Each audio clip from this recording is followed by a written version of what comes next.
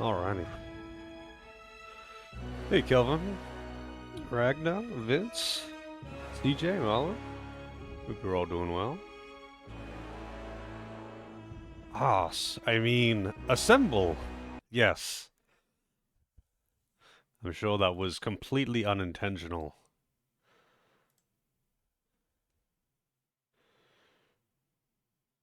Re-downloading War Tales. I saw a bit of War Tales. It looked pretty good.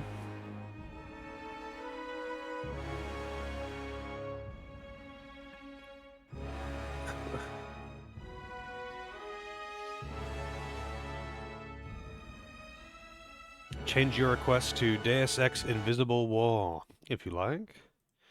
What's your current request again? Borderlands 1.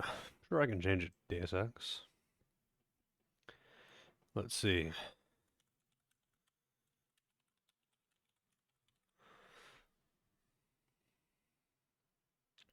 Deus Ex was pretty cool. I definitely had a good time with that game. Hey, Loza. Oh my god.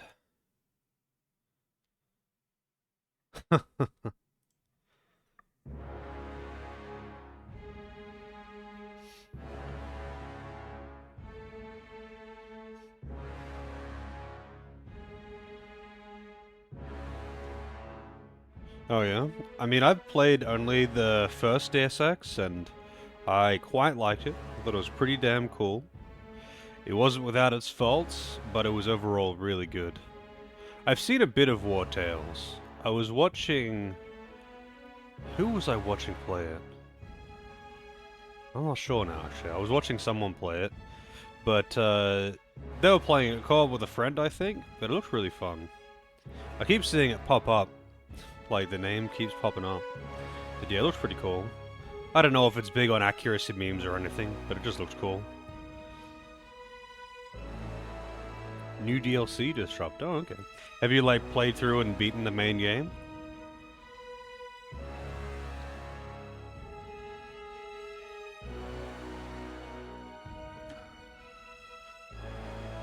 Ugh. No, not big on accuracy memes. Well, that's good to know.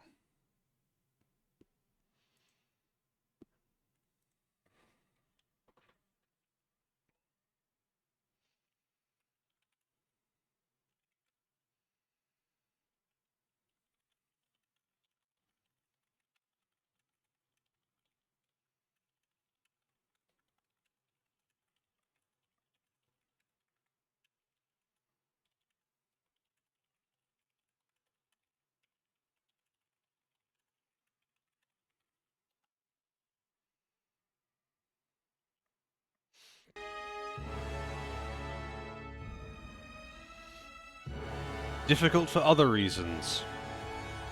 Like strategy reasons. You gotta, like, min-max your builds, that kind of thing. I quite like it, when games like that are difficult for, like, strategy reasons, you know, like, you can't leave your back exposed, you can't just, like, walk out into the open and fight everything, because you'll get wrecked. Oh, okay, interesting. I didn't know it had, like, survival elements. Like, Divinity Original Sin, for example, when you're playing on Tactician difficulty, you have to be really careful in how you approach things.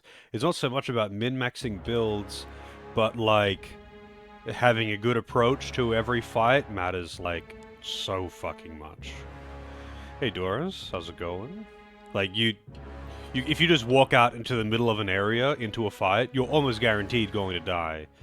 But, like, you know, if you find choke points, if you use crowd control, if you use line of sight, if you create smoke screens, if you do all the things that you can do to, you know, level the playing field, then you can get around any encounter, and that makes it really interesting. How's it going, Fox?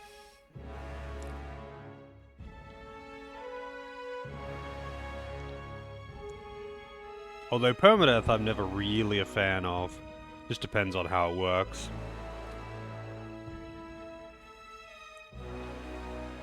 Sounds like a fun stream. What does? War Tales.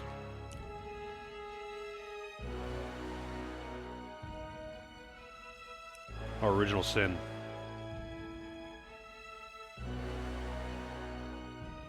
I've considered doing Original Sin 2 on stream. Since I like that game so much. I've played it so many times, though.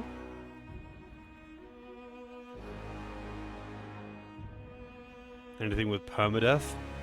I don't know. Permadeath, I find, is 99% a useless and kind of shitty mechanic. Sometimes it can be interesting, but that usually is only in very short roguelike type things. Because, like, in anything else, it just means, oh, someone died, reset. Like, reload, rather. Retry the encounter where they don't die. So it's just another retry point for an encounter. And then otherwise, it makes no difference. It's just, oh, they went down, okay, we retry the fight. Cool.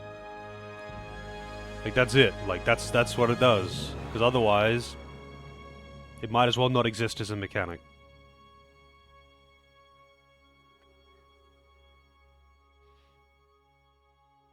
And if it's a game longer, and if a run is like longer than 1 hour, and you've got the potential to just lose all your party members, like it's not a roguelike basically, then fuck that. I'm not playing a 20-hour long game with permadeath where you can't do anything about it. That's just fucking trash.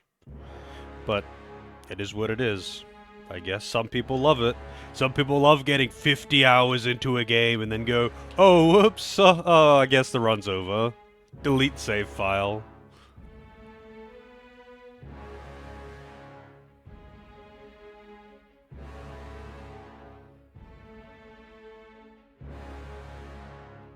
Yeah, Darkest Dungeon.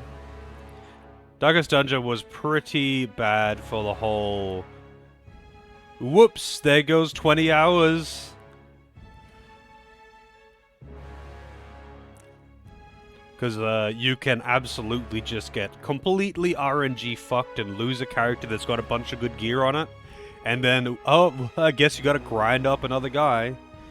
Have fun. Hope no one else gets RNG fucked while you're doing that. Because when you're doing the final dungeon, you need to have at least the bare minimum. The bare minimum for the final dungeon is you need 12 people.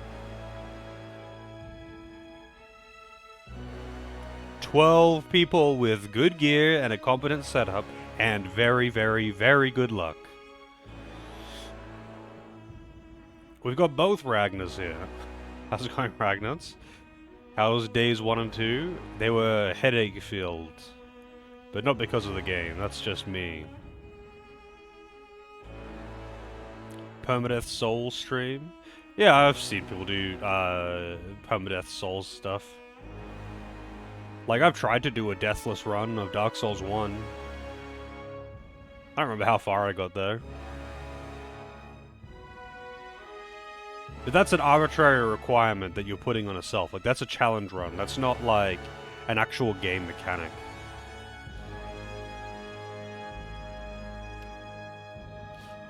Although, also, you're not gonna get...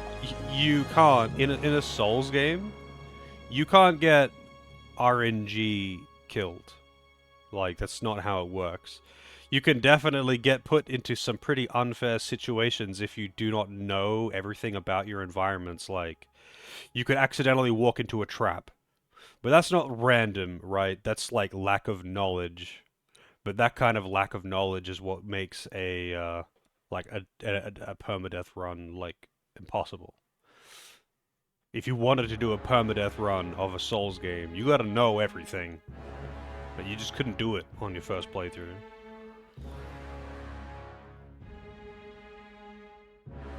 Permadeath randomizer. Funnily enough, though, even with randomizers, though, it is largely still about game knowledge. Like, randomizers don't make enemies spawn in different locations. They swap... The enemies spawn in the same locations, it's just that they are different enemies.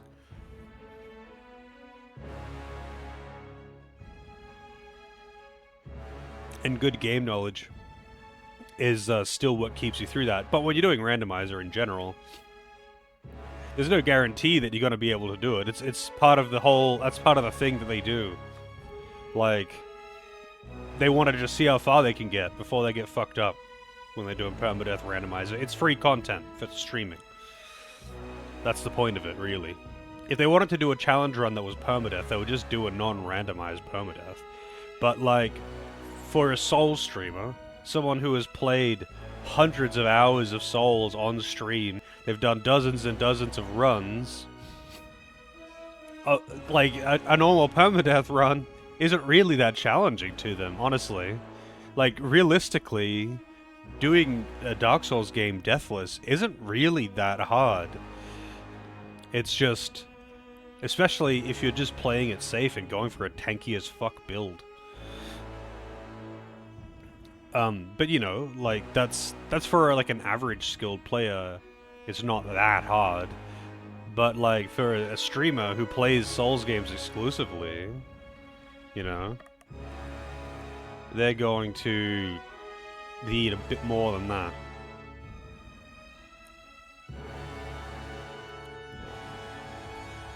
Sent anyone to bed without supper? Not yet, but I've definitely pissed off some people. The thing is, though, I feel like this is going to be one of those games where, since I can't, like... I can't just, like, say one thing and then do another thing and be like, yes, I lied to you. It doesn't really work like that. So I feel like I'm probably going to get railroaded into doing some things that I don't want to do. That kind of thing. It's really difficult to be underhanded subtly in a computer game. Like, I can't just be like, you know, helping a faction out for motives that are not listed in game, right? I can't help a faction out to bring them to power with my own designs of undermining them and taking over them when they are better equipped. Because it just wouldn't give you that option, right?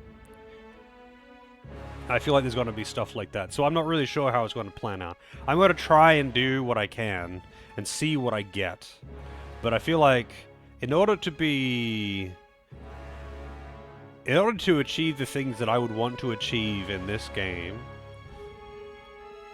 well, I don't think they'll give me the option. I guess. I don't think they'll give me the options that I want. And, you know, you can only do what it gives you the options to do.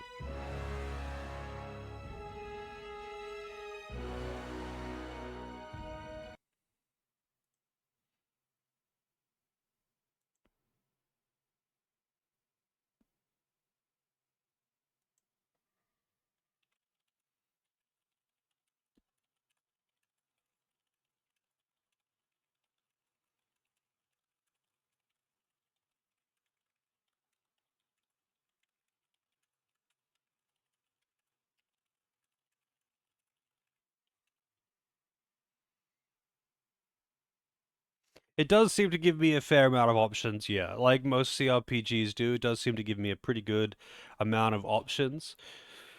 But like, for example, that Bronze Brotherhood or whatever. For example, the Bronze Brotherhood.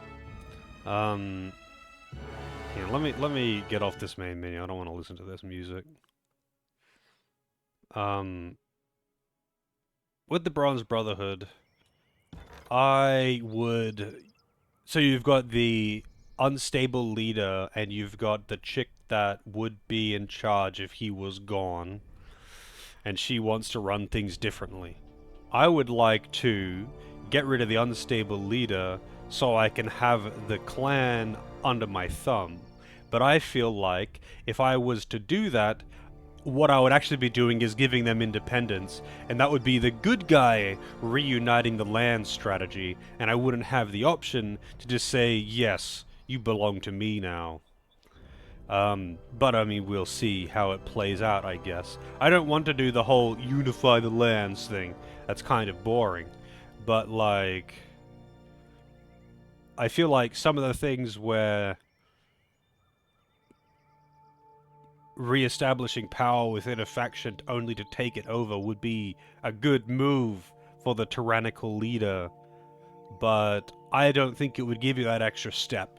Most of the time in games like this, they don't, because most of the time they're trying to be pretty clear cut in you are the good guy, and there's only really one path for you. But, I mean, we'll see how it goes. We'll see how it goes. I don't know just how much these paths can diverge and how many options you really have when it comes to dealing with people and all of that good stuff.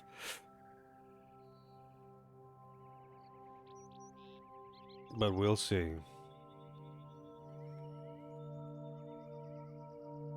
No Legion of the Bunny Girls. I mean, as Overlord, technically, I would have the capability to say, this is your new uniform.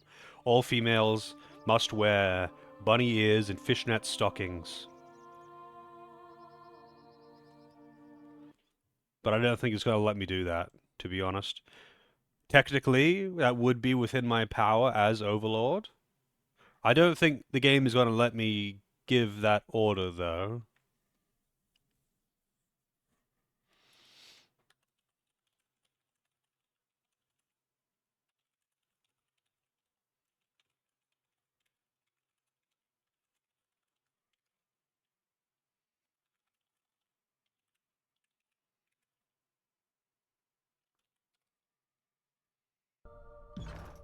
Alright, I have to go through all this dialogue again. Can't do that. I'm curious how this will play out if I go this way first.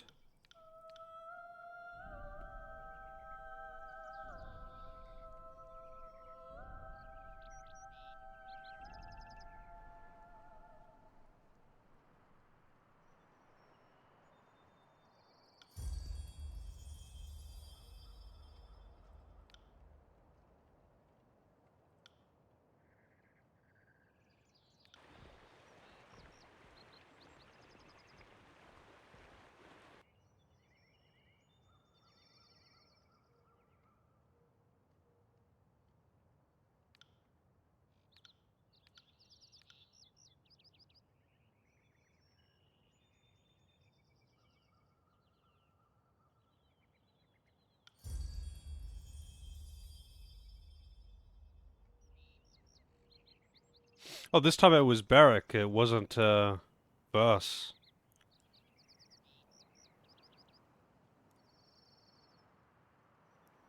That's kind of funny. Last time, Verse stepped forward and, opted to insult this guy, but this time it was Barrack. I guess it's just random which one steps forward to do it.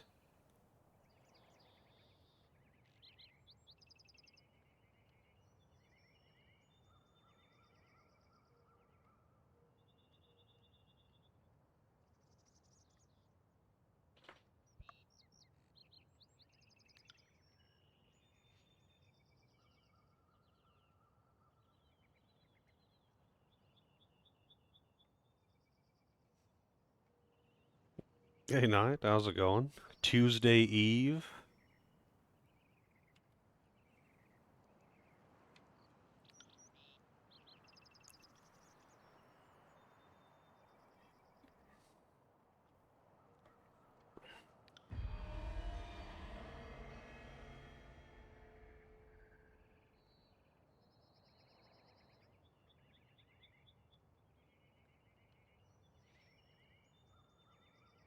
That can't feel good. Getting backhanded by a, solid steel glove.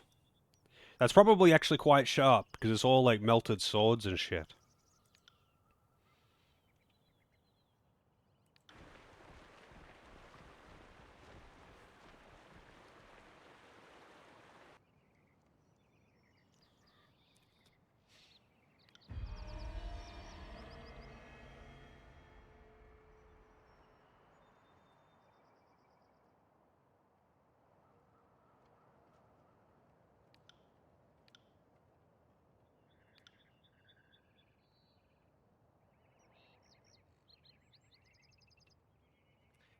I have not been hit in the face by a car door, no.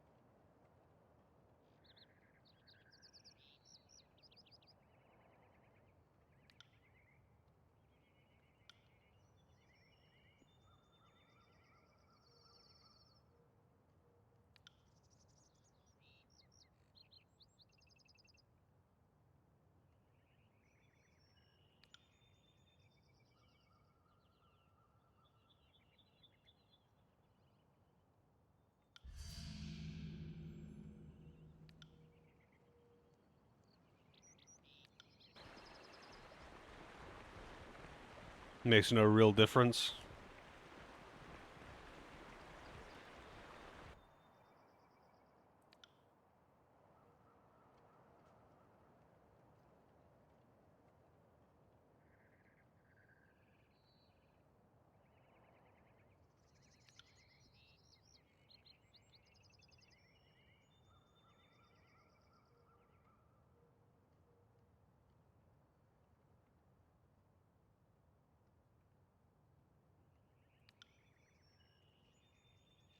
Yeah, you can attack them, but so I don't want to just wipe out this faction because I feel like they would be useful to me if I get rid of that leader and put someone else in charge and have them under my thumb.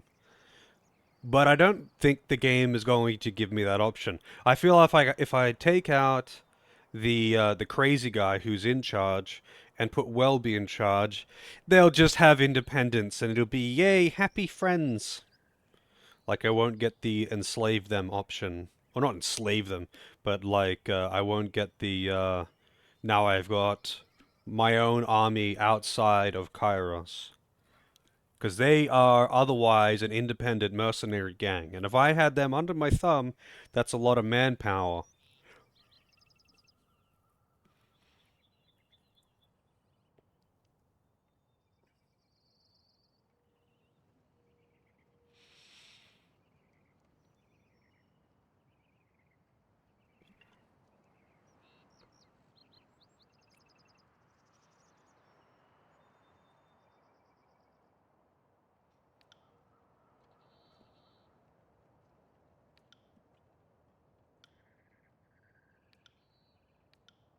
Okay, I've already read all of this, but I'm going to go through it all anyway.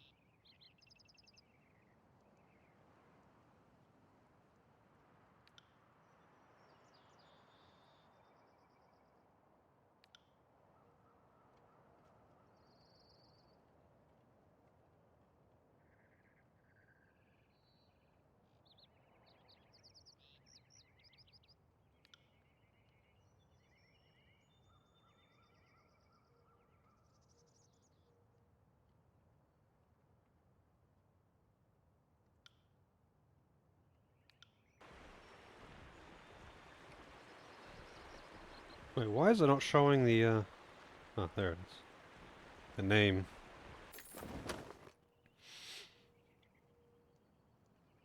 Sigil of Cyclical Energies.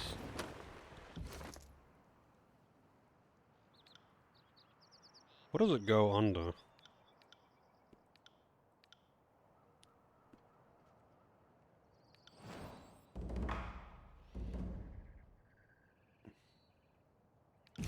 Spell creation. Alright, so I got a Sigil of Cyclical Energies. It's an accent, though. Hang on, so let's see. Frost.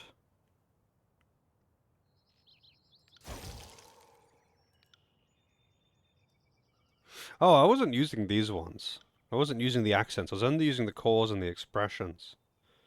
Strength.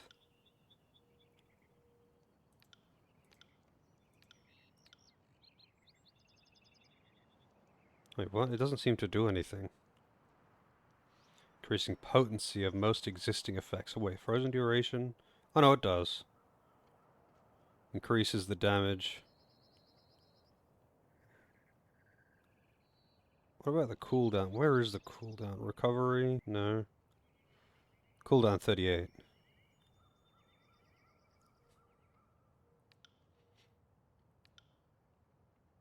Increases the range. Law 60. This is a new one. Oh, this reduces the cooldown. Interesting. But it would require higher law than I have. Oh.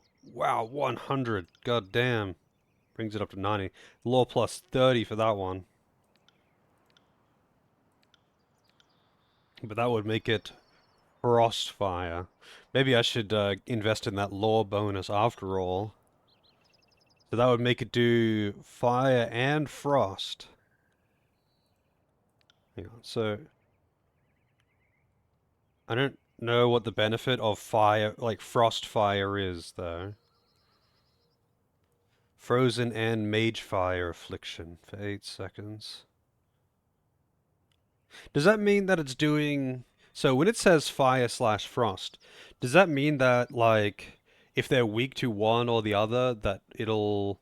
Like, that it'll deal whichever one they are most vulnerable to? Or does it mean that they're doing both of them at the same time, and, like, it's just effectively doubling the damage? Like, how exactly does that work?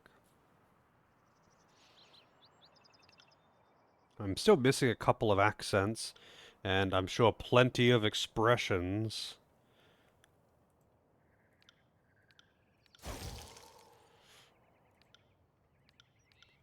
Enhancement sigil, recovery sigil, range sigil. If they're immune, yeah, like that's what I would think, right? That if they're immune to one, that it would just nullify the entire thing. So it's like, if they were neutral to everything except for fire, then that means that they would take extra damage. Or if they were immune to everything except for, or if they were neutral to everything except for frost, then they would take extra damage. But if they were weak to fire and resistant to frost, then or immune to frost, then it would just nullify it entirely. So it's kind of like a double-edged sword kind of thing. Well, not a double-edged sword, but I don't know what the expression would be. It potentially covers more bases, but that also means that their defenses can cover more bases as well, because they only need to be they can be either weak to only one of them or resistant to only one of them. At least that's how it works in a lot of games. Like in Final Fantasy, it's notorious for it. Like, for example, Magic Breath in Final Fantasy, which does like fire, lightning, and ice. And it means that if they're weak to any of them, then it'll do great damage. But if they're resistant to any of them, it will do no damage. So it covers more bases, but in both ways.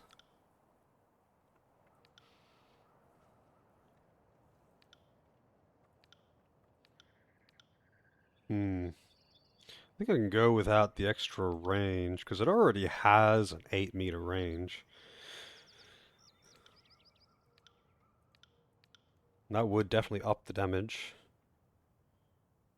Yeah, and if they absorb one, then they absorb all of it. That's how it is with Magic Breath. It does fire, ice, and lightning damage. And if they're weak to any of them, then it does great damage. But if they absorb any of them, then it absorbs all of it, 100% of it. It doesn't just like only it doesn't like reduce a part of the damage. It reduces all of it. And resistances go over weaknesses, and that was the downside to it. So it was fantastic in certain situations, but it was also completely useless in others.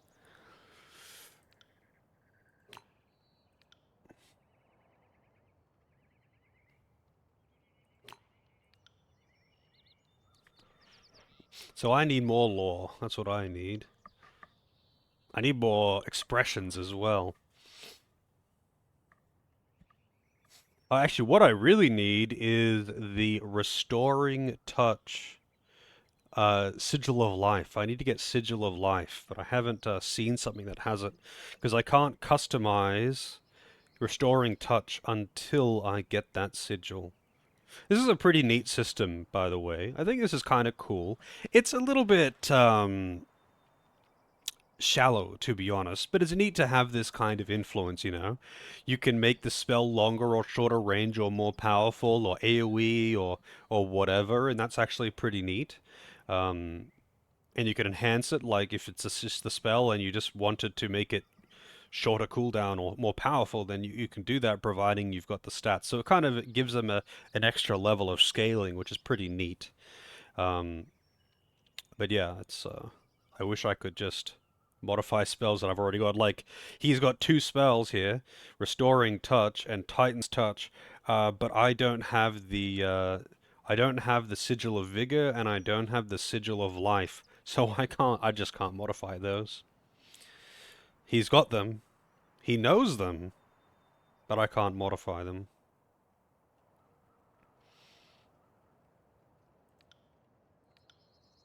Too bad I don't have 4 more lore, because I could get that. But anyway, this one.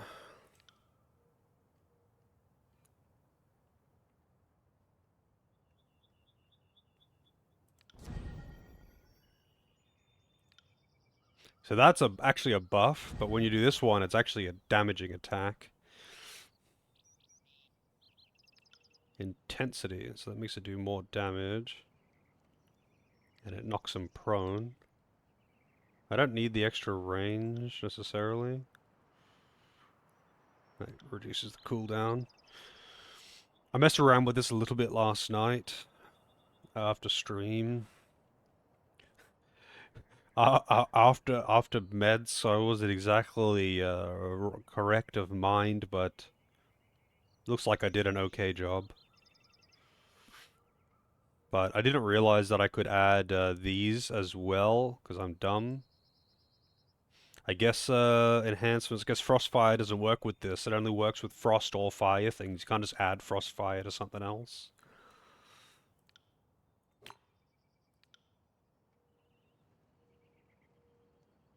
Wait, he doesn't even have this one.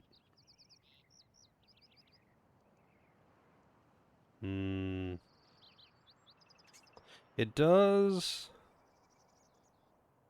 Hey, Freeway, how's it going? It doesn't do that good of damage, but it is a knockdown, and I kind of want to give it, but...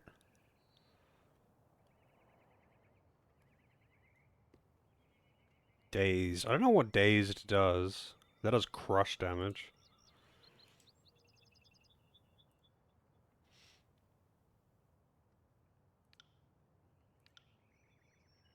Sigil of Lightning. So that's a short range.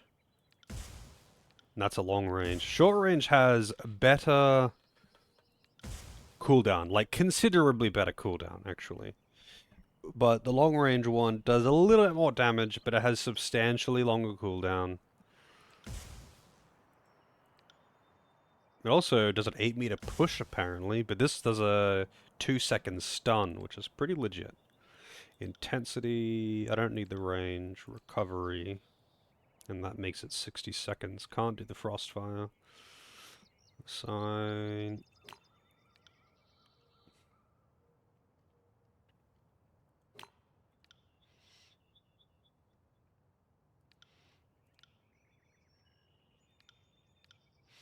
And Sigil of Force.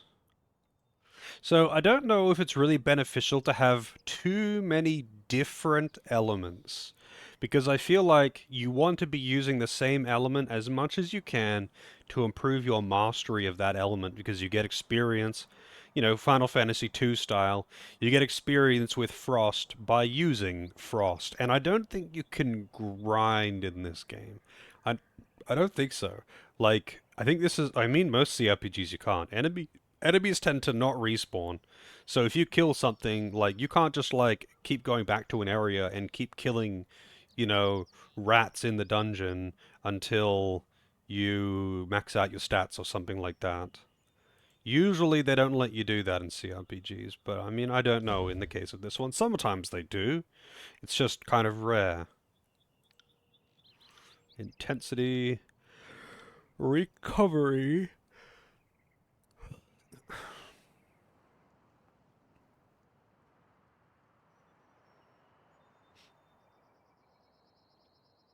So that's 14 to 24 crush.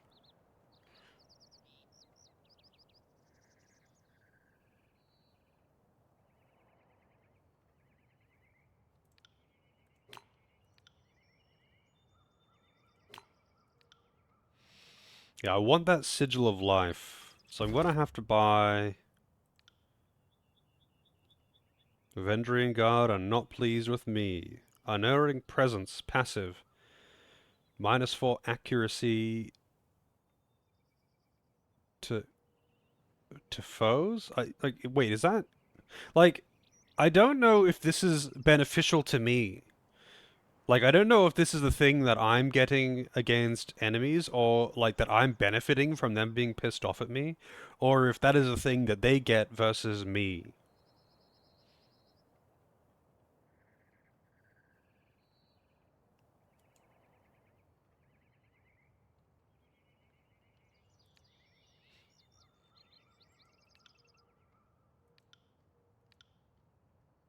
Lethian's Crossing doesn't have a favor or a wrath ability. Interesting.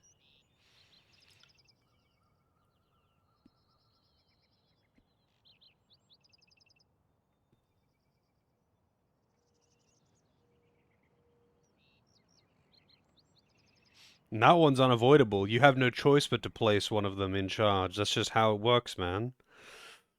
Oh, there's the cheap viewers.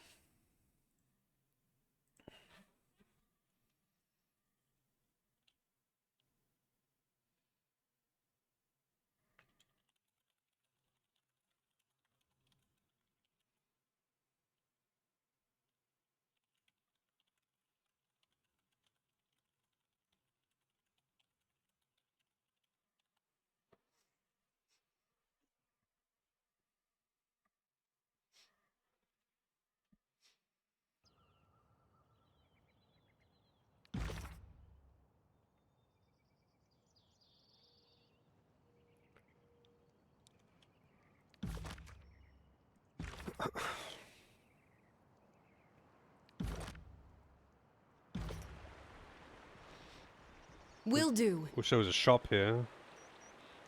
I can sell off some garbage. Sorry, I can't. Sorry, I can't.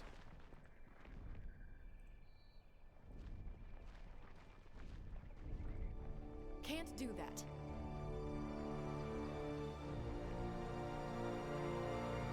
Kinda tempted to try and kill this guy.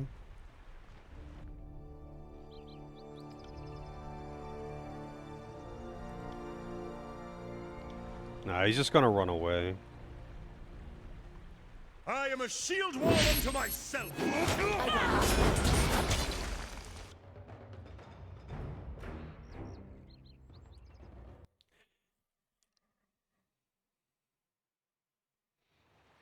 On it.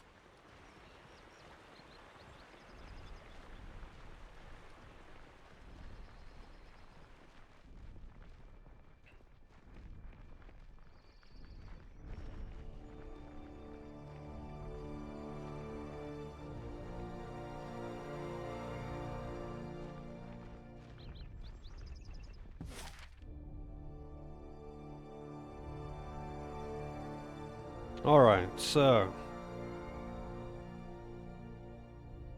Wait. I'm on my way to... Well, I need to go to Cacophony. But I also needed to go to Sunset Spine. I need to go to Lethian's Crossing, and I also need to go to Cacophony.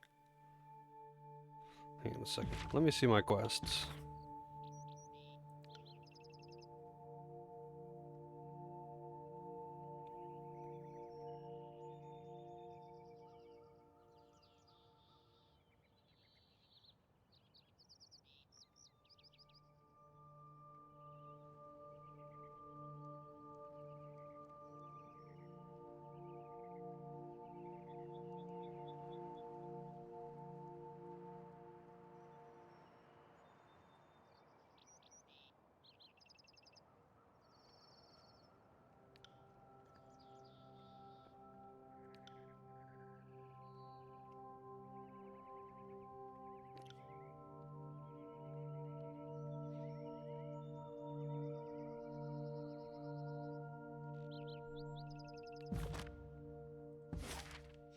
I was on my way to Lethian's Crossing, because I thought that's where I was going to be seeing the voices of Narat.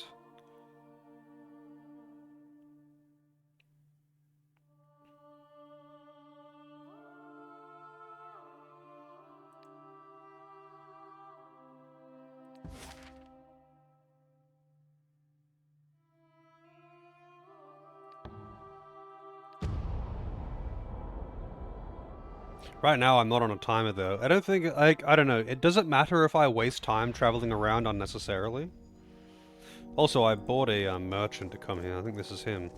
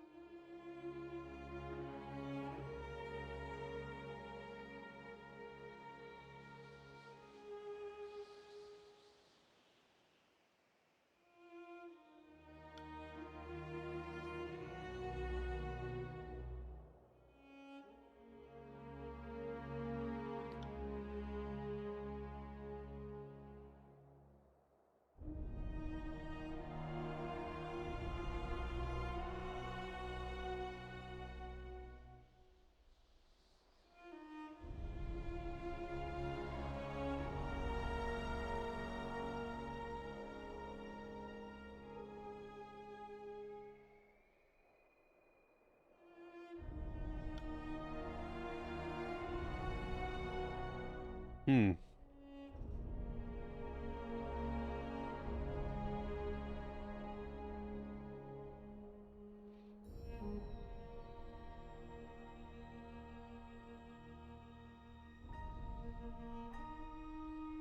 I mean, this stuff is reasonably good, but holy shit, is it expensive?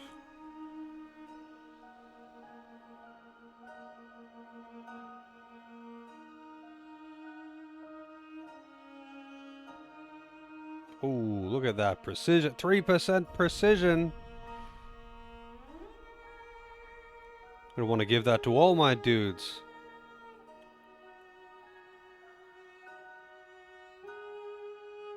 6 accurate, 9 accuracy on that. Holy shit. This is some godlike gear, but it's so expensive. Oh, here we go. Maybe I can get some sigils. But these are accents and expressions. I don't want those. Wow, I don't even have the law required. I don't really have the money for that shit either, though, to be honest. Bronze ingot, scrolls, hides, iron ingots, alchemy supplies. Okay, I need money, but I can sell some shit to him at least, which is nice, I guess. I can get rid of. I think I already went through all of this gear, and I didn't want to use any of it, so.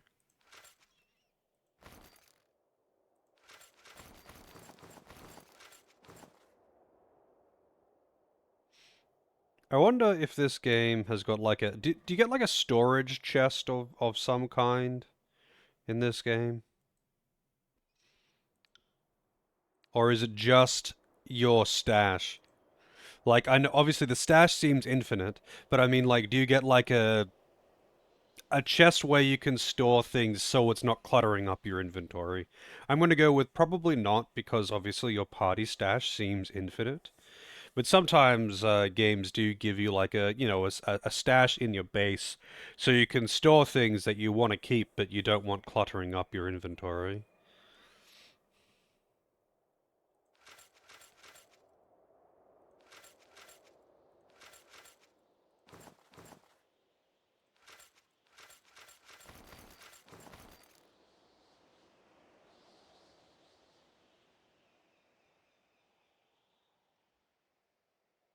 Actually, this is a pretty good amount of money that I'm getting out of all this. Oh shit. They give a buff to law and magic skills. Interesting.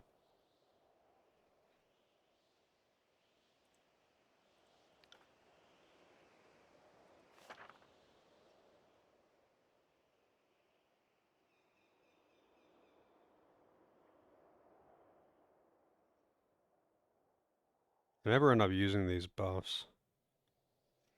I should, but I don't. Ooh, that's worth a lot too.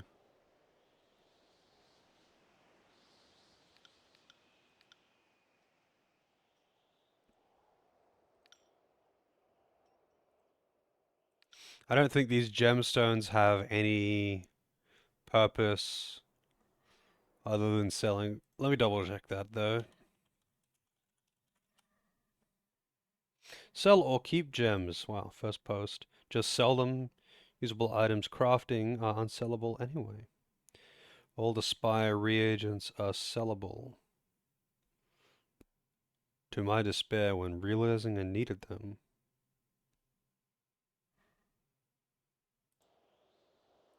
Oh, I see. So, other.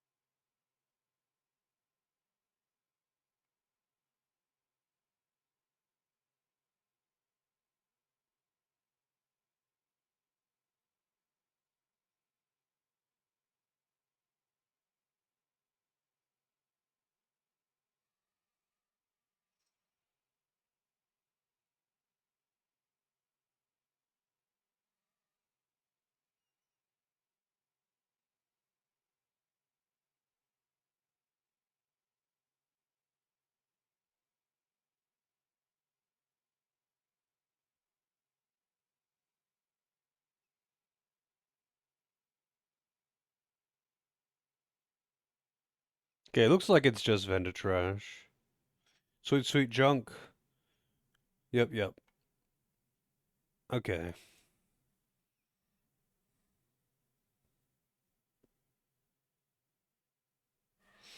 Looks like someone asked if the storage boxes in the training ground are safe. It seems to be affirmative. No further replies from the 7-year-old thread. Okay, that's good to know. Thanks for looking that up, by the way. It's kind of awkward, like looking up stuff myself when I'm streaming, but I guess at this point I do it so much that people are just used to it.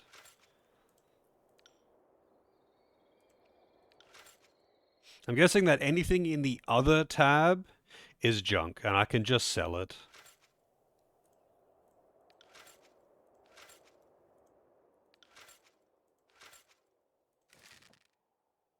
Training ground spire upgrade. Okay. Trade. Oh, all these weapons too. Hey, Helica, how's it going? Oh yeah, no, I'm aware I can do my whole spire upgrades thing. I actually already this guy here, I paid for him to be here.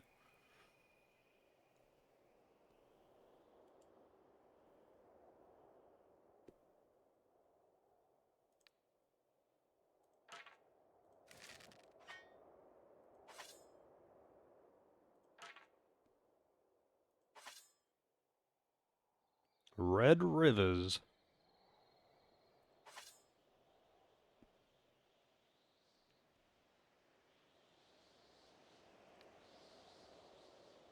I kind of want to keep, some of these unique weapons, but I feel like it's kind of pointless.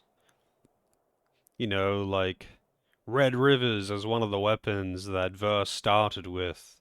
I've replaced it. Obviously, I'm not using it anymore, but it's unique. So it's like unique weapons and stuff. I usually like to just store them for the sake of it?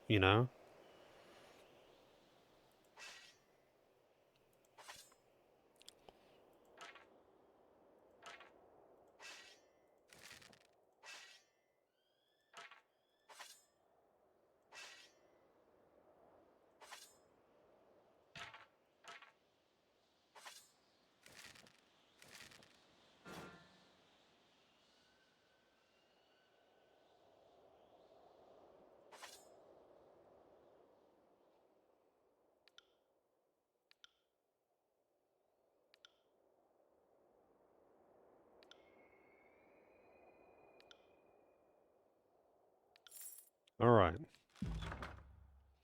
He does have lots of stuff that I would like to buy, but I don't want to spend the money on it right now.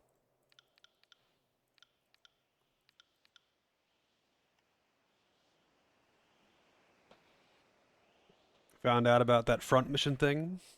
Which front mission thing?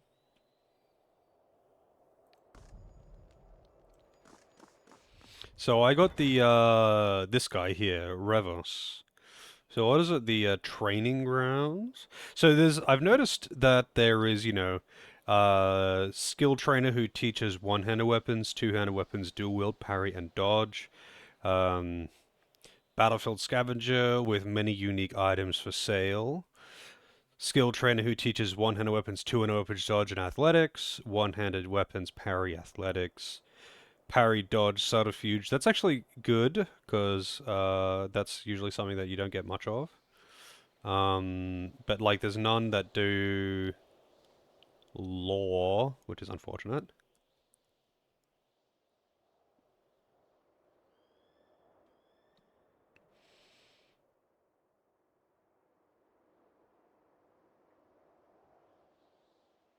Oh yeah, yeah. I think I usually just opted for whatever gave me good mobility.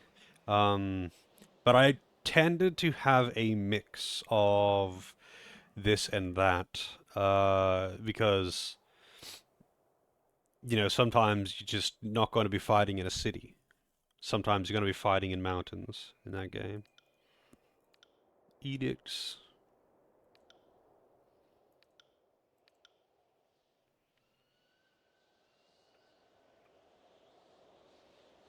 So, training ground spire upgrade. How do I, that's obviously not a recruit. So how do I do that? Is that just something that I'm going to get access to later on? The training grounds?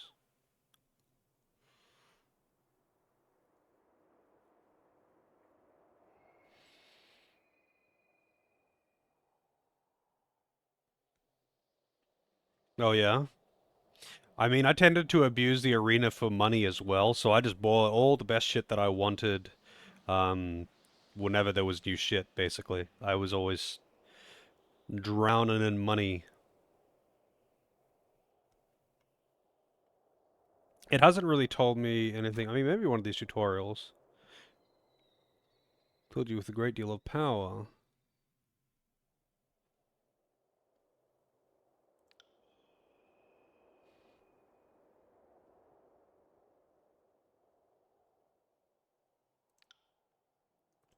I never noticed these tutorial things popping up on the side. Nice. Yeah, money is just not really much of an issue in Front Mission 1 because of the arena. You can always make more money. Especially if you like abuse save states and only win. Or if you just save between every match and just keep going until you're loaded.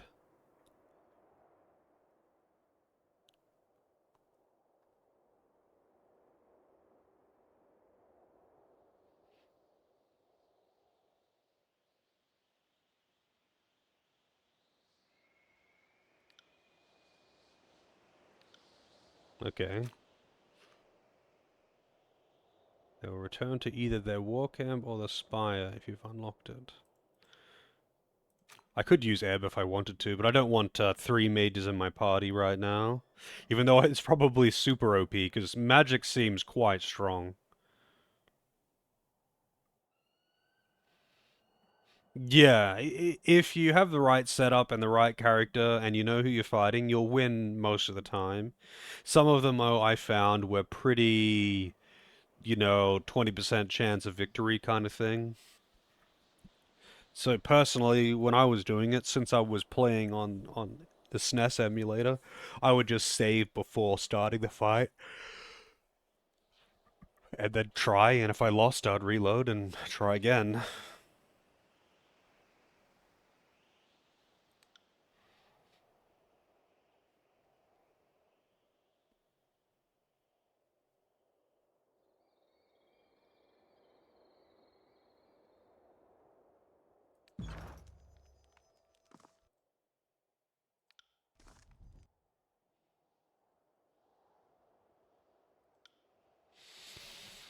Alright.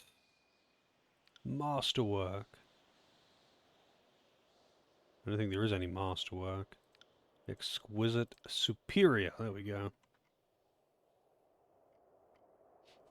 Kind of wish I could filter out things that I've sold to him. So there's a good shield there.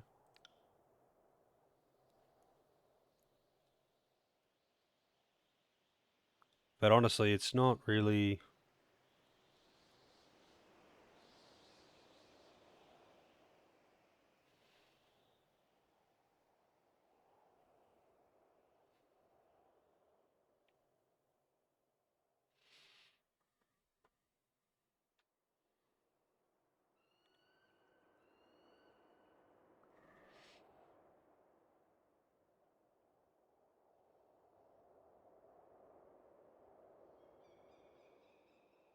Hmm.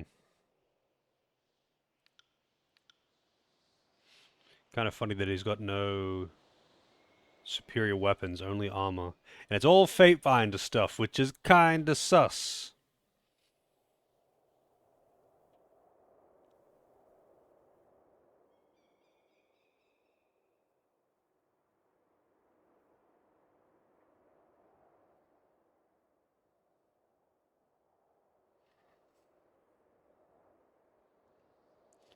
Fatebinder of Tunon gloves.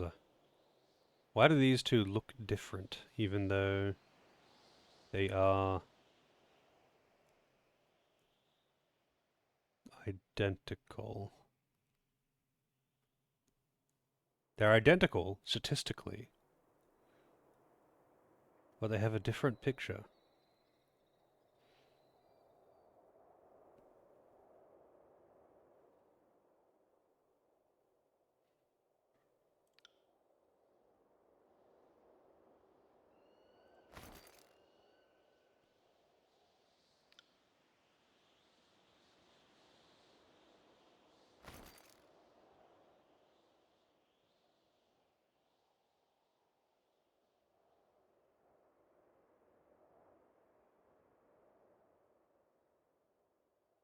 What were these? 3 precision. These ones are different.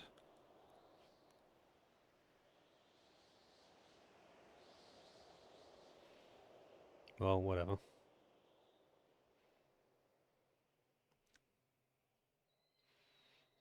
Got all that accuracy.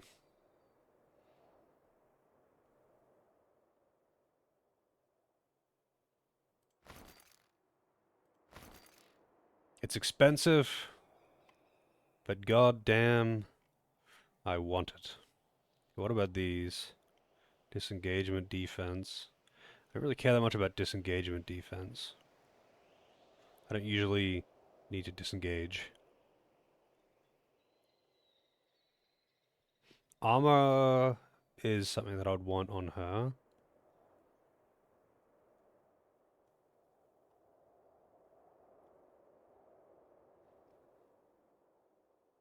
But I don't think that matters really that much right now.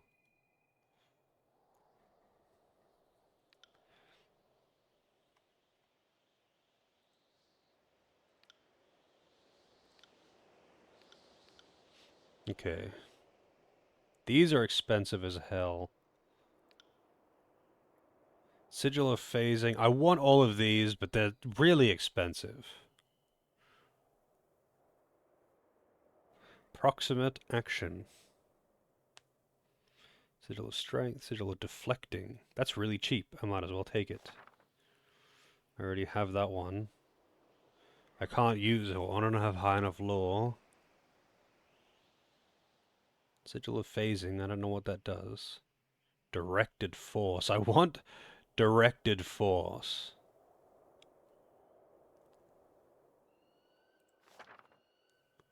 It's expensive. And I have basically no money.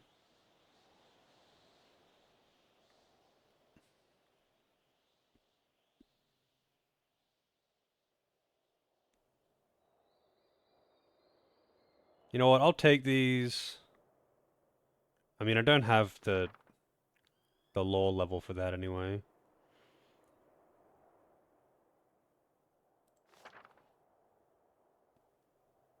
And now I am broke.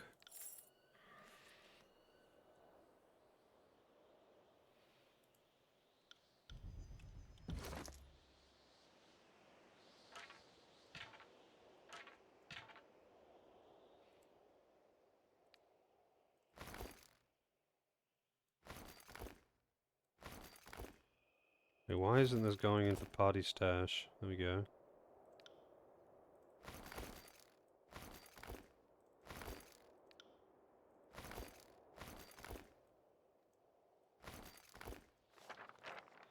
Learn, and learn. Alright. So I got Sigil of Material Force, which is apparently pretty expensive. It's 50 lore to use it. So this...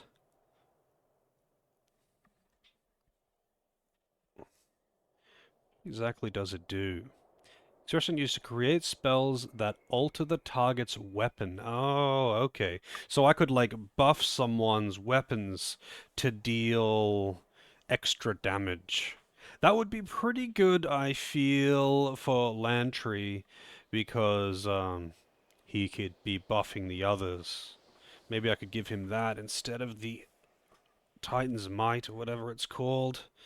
Or just give him more spell slots. So I don't want to have a shitload of spell slots because you only have a few slots on the bar, and otherwise you have to manually open submenu after submenu to be able to individually fucking cast spells.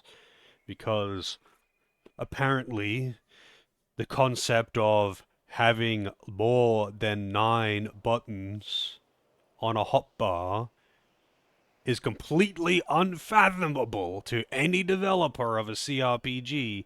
And when you go on Reddit, of course, it's Reddit, because Reddit is a shithole.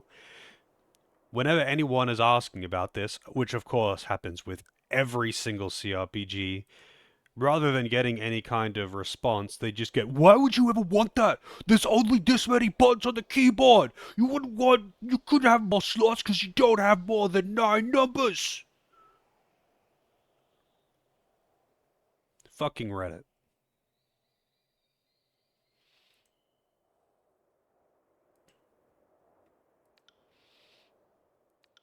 Hmm. Increases range. Wait, what is the race range? 4 meters. Increases recovery. I mean, I would really need the recovery. How long does it last? It lasts for 45 seconds. Which, taking 12 seconds off of a cooldown doesn't really do much. But... oh, that intensity one, though. Oh, but it costs 70 frickin' lore. Damn, that sucks. That is pretty good, though. I could give that to him. But I won't right now. So I got a new expression sigil. I didn't get a new anything else. Actually, what was the other one that I got? Is it like a log or something? Where is the log?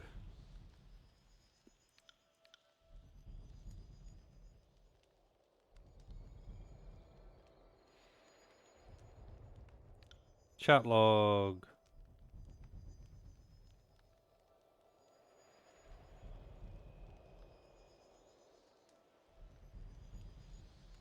Oh, he's Vendrian God. That's kind of funny. He does not like me. Combat log, maybe? Minimap? No. I don't remember which ones I learned. Because I learned 3, but they were... oh, they were these ones. Here we go. Sigil of Deflecting and Sigil of Phasing. Accents that causes Terratus and illusion spells to leave the target in a stasis. And Sigil of Deflecting, accent that causes guarded form spells to reduce the damage a target takes from critical strikes. So I think that would be, so illusion, maybe, could have this, right? 100 PT stasis shield for 12 seconds. No idea what that means. No idea what that means. But, like, you can put a evasion buff. Like, I could put an evasion buff onto my tank that lasts for 45 seconds. It has a 24-second cooldown. I might actually do that, yeah. Can I give it, like, intensity as well? Oh, yeah. What's the range on this thing? Range 2 meters. What about range? Nah, that makes it too high of lore cost. You could lower the cooldown, even though the cooldown is already shorter than the duration. I guess so you could cast it on others. I don't know.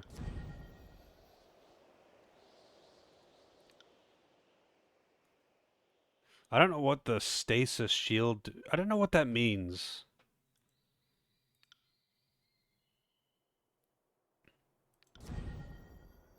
Maybe I'll give this to him. What could I replace though? I guess I could just replace Concussive Bolt. It just does daze. I don't know what daze actually does. Man, I've been sitting here messing around with my spells for ages before actually doing anything. Let's go power.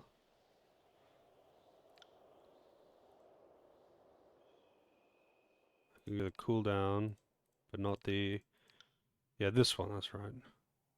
The stasis shield. I don't know what that means.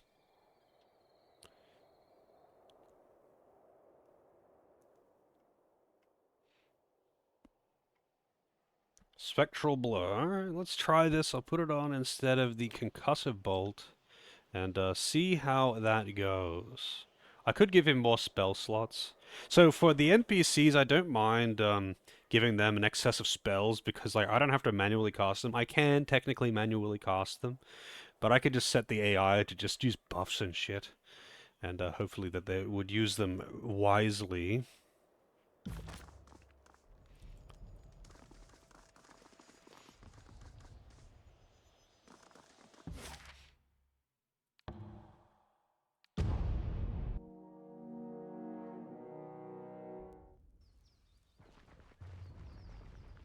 Yeah, I don't know how to do the whole training grounds thing. 1 second. I'll be right back.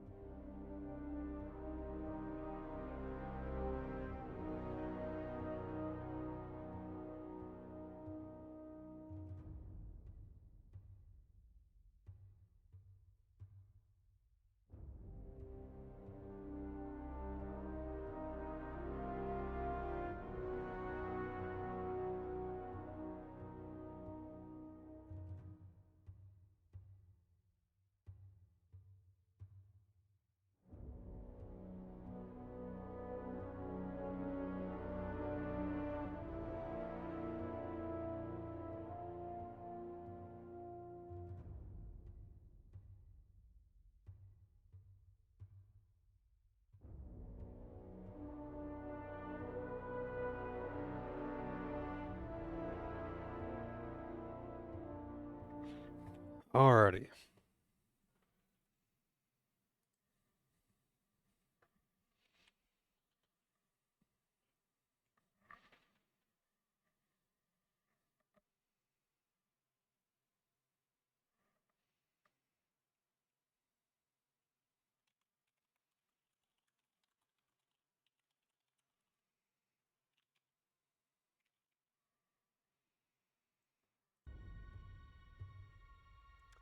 Off to Cacophony, I guess.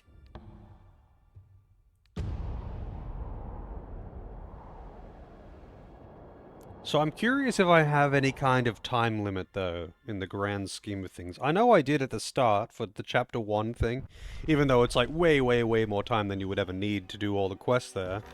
But, like, Do I have a time limit for anything else, or can I just fuck around and do what I want and it doesn't actually matter? And the time is mostly just a matter of day and night cycle.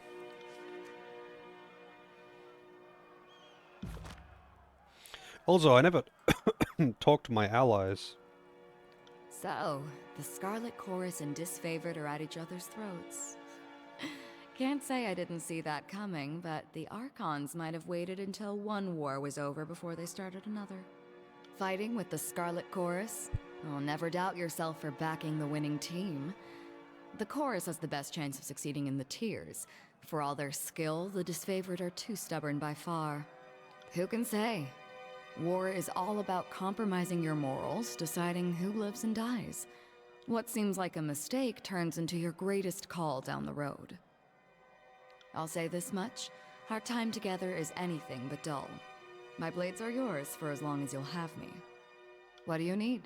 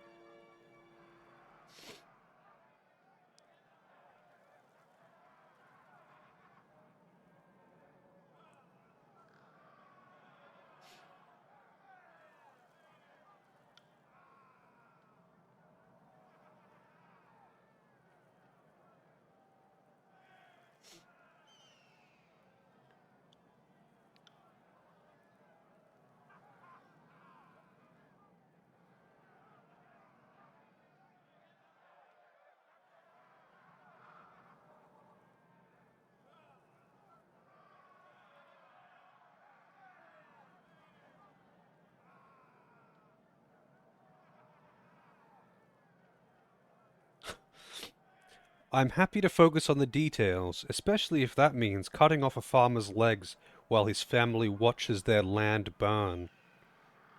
She smiles at a pleasing memory. You know, I like verse.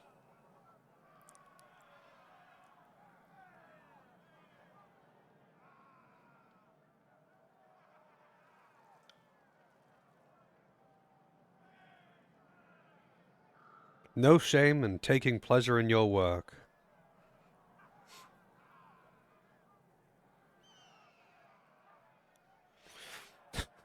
I suspect that we're going to make something great together. A line of bodies stretching as far as the old walls. It's going to be beautiful. She looks at you with renewed interest. Yeah, I definitely like verse.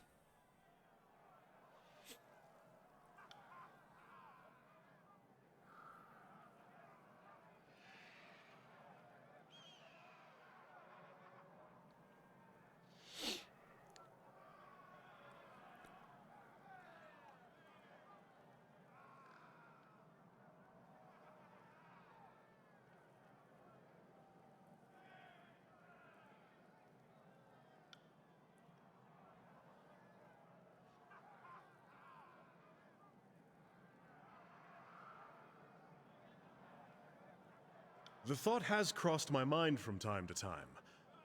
During the many battles of the Conquest, we found ourselves standing back to back with enemies on all sides on more than one occasion. The big guy here is as useless as an empty scabbard without his phalanx to keep him alive, but I move fast enough to compensate for it. And it's nice having a living wall of rusted iron I can use for cover.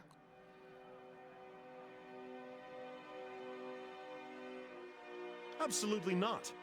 Our fighting styles are incompatible, and any disfavored lieutenant will tell you not to join at the hip soldiers who can't stomach each other. I'm inclined to agree. If you want to pair up fighters, there has to be some great passion or magnetism between them. We don't have it.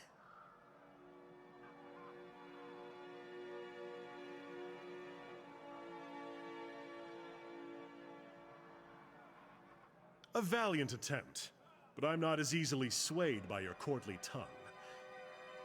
Neither am I. At least, not in this context. What does that mean? I think that because I don't want to covers it pretty well. Training alongside this self-important braggart is likely to sap whatever patience I have left. I can see that you're out to serve the best interests of the war, but we are accustomed to handling ourselves as individuals rather than as a pair. So I can if I have the appropriate reputation. But I would have thought I already have it. Maybe not with Barrack, but with Verse, because she's got a really high rep here. I guess she needs even more. But I guess I would just need it with both of them. Technically, I could just max them out, but I would rather do it naturally. Knowing that you could just straight up console command anything is kind of tempting, but I don't want to abuse it. Unless I'm really stuck. But it's just, you know, I know that it's there, and I know how easily I could just type in to max out all of their affinities. This is how I feel when I play Elder Scrolls.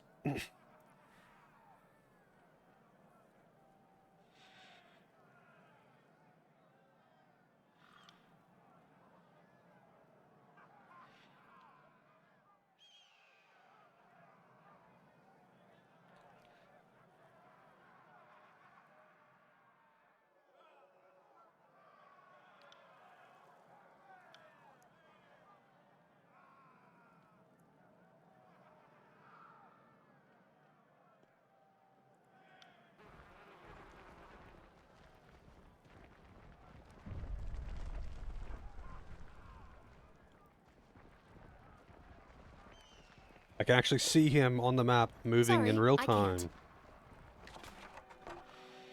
Grain. Can't do that. I'll take a look. How hard could it be?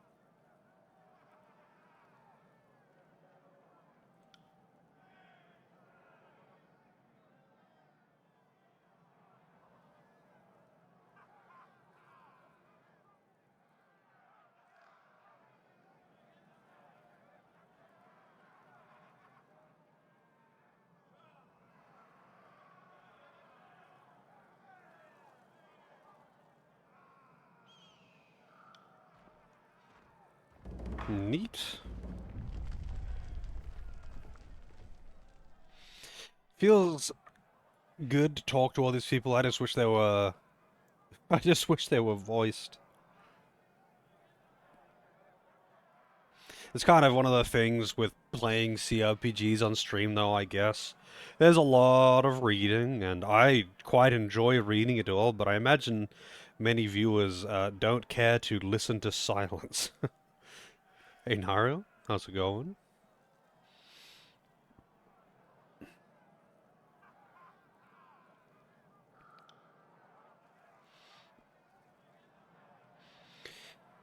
I'm doing alright. The general bullshit from recent history aside.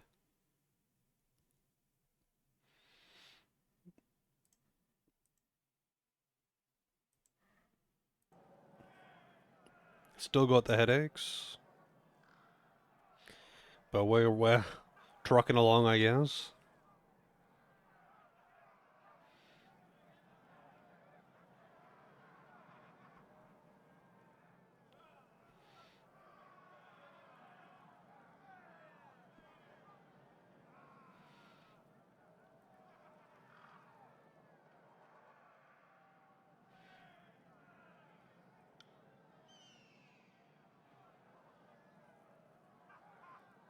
General bullshit? Hello there.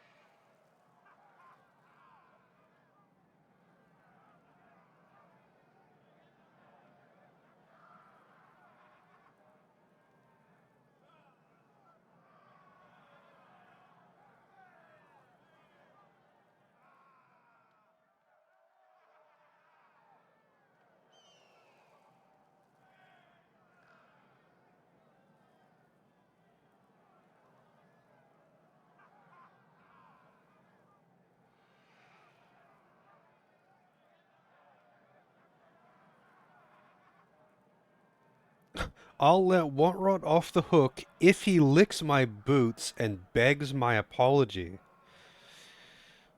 Nice. I find both of you guilty of wasting my time. 50 lashes each. Tune on minor wrath. But Scarlet Chorus, average favor.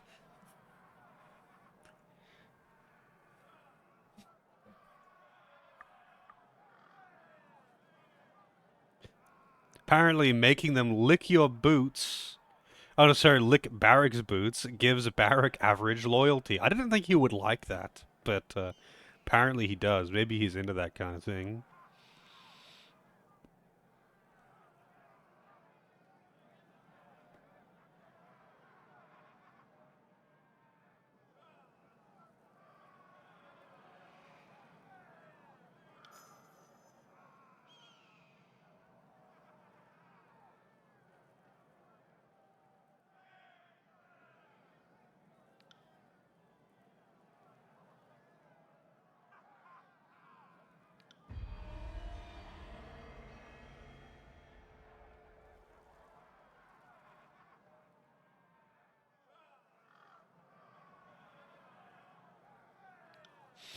I wanted to just scare him, not actually. Hang on, I have to reload now.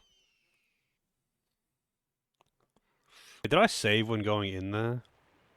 No, I saved back here. On it. God damn it, that means I have to do that shopping again.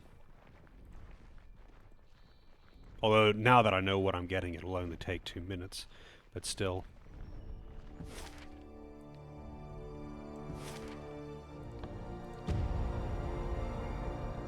I gotta remember to quick save every time I enter a new area for that exact reason.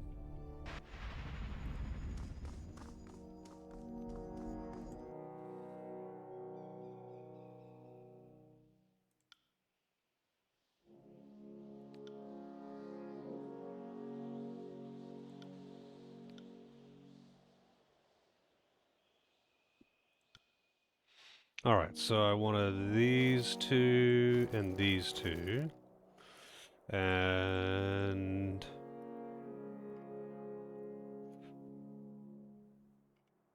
wait, they're under... here. I wanted... phasing... I mean, I want directed force or another thing. Material force? What? Deflecting... I want both of those, but I don't have the lore for it.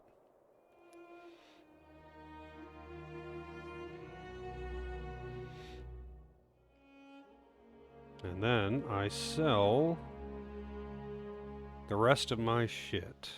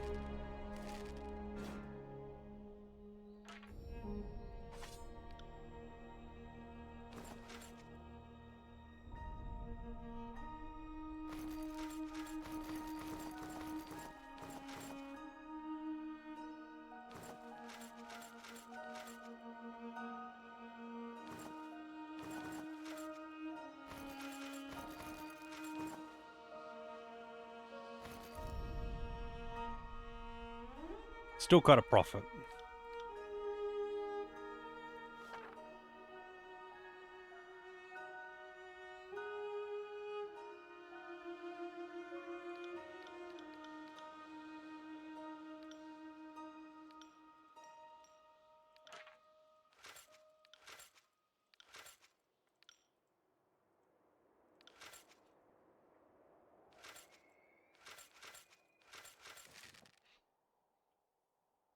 None of that was worth very much.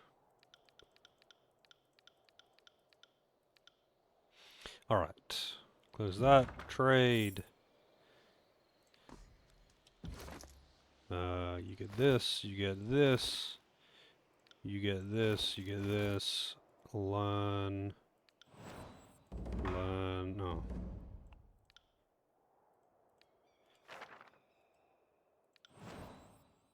Learn. I'll sell this other shit off too.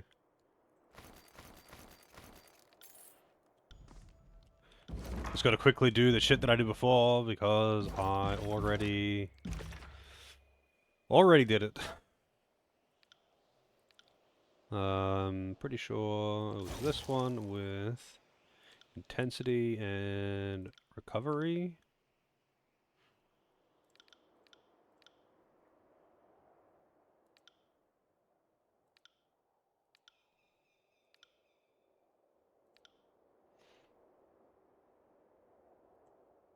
Why can't I assign this?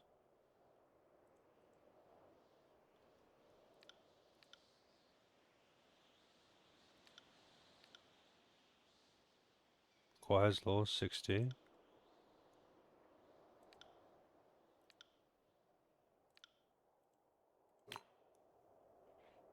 Yeah, that's the one. This is the way. What does material force do? Oh, that's right, that's the weapon buff one. I'm going to give this one to him. Intensity and not recovery. I think it was range that I gave it. No, it was just that because he couldn't afford to have intensity as well because it takes too much law. Assign this one to concussive.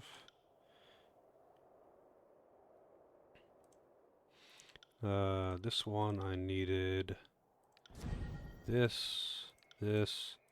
I don't know what that does for that. Leaves the target in a stasis. Like, I don't know what that means. I don't know what that means. I don't know what a 125 PT stasis shield for 12 seconds means.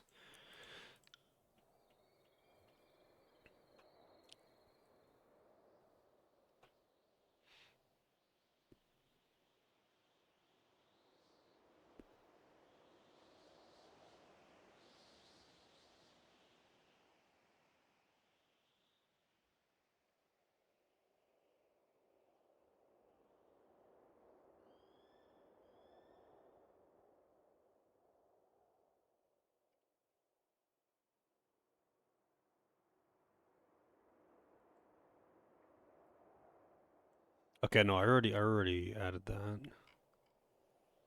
I must have saved after doing these. Electric Jolt. So this one is... Yep. Can I add anything more to this? I would add shock to the weapon. No, I don't have any of those.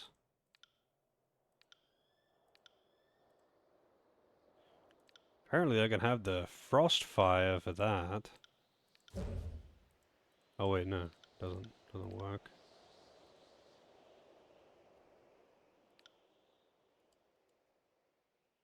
Alright, I don't need to fuck around with these anymore then. I wish I could fuck with the restoring touch, but I don't have that one yet. I probably could have purchased that earlier in the game from one of the vendors in one of the camps, but I didn't. I have to talk to them So, again. the Scarlet Corps is fighting with the Scarlet... Who can say? I'll say this much. What do you need?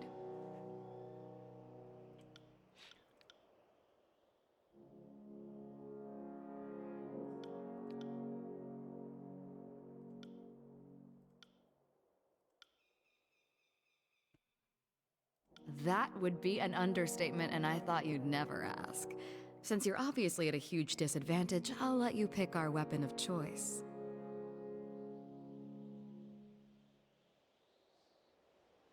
I would not be able to beat her in a 1v1 with those weapons. I'd have to be able to use spells. Feel free to draw iron or bronze anytime. I'll be ready. What did you have in mind?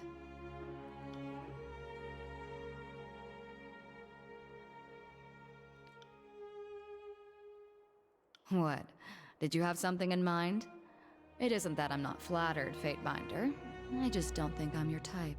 I don't have a gang anymore.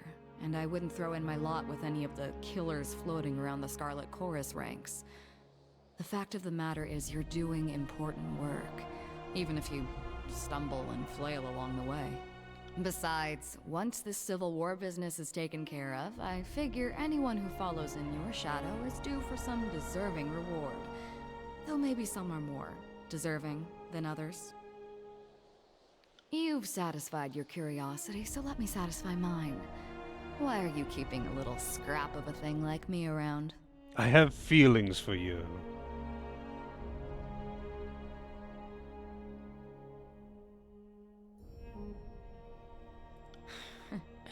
I wonder what makes you so sure I won't cut your throat some evening just to hear you gurgle. It's taking a risk when you travel with someone like me. I suppose time will tell.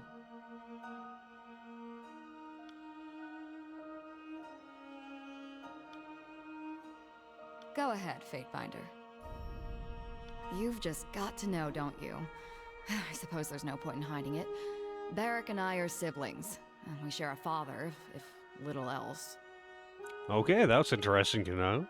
I try not to think too much about some northern merchant dropping anchor in my mother's port, but it happened, and the fortunate result stands proudly before you.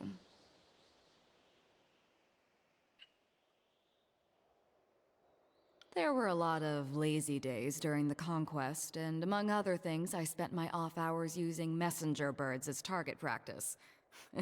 You should have seen Ash's anger when he heard that was going on.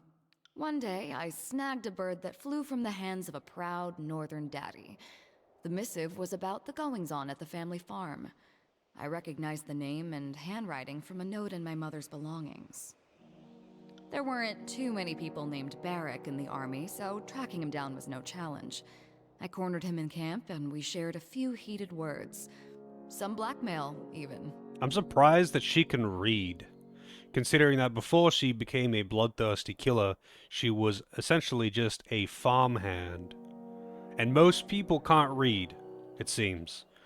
Like they make a point of they have made a point of saying that most people can't read. You know, sages can read, scholars can read. The average soldier most definitely cannot read.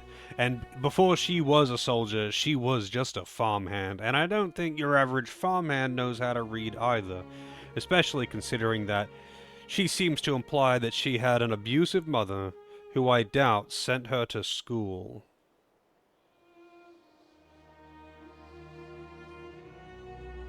She tried to extort rings from me, and I was having none of it. Not even Graven Ash would think less of me for our father's indiscretion. I like your confidence, but my ring belt is feeling a little light these days. Maybe you want to take me up on that offer, or I can start whispering in disfavored ears. Think about it. I've tried to get along with that ironclad knot of repression, but it would seem he's having none of it. Good riddance, then.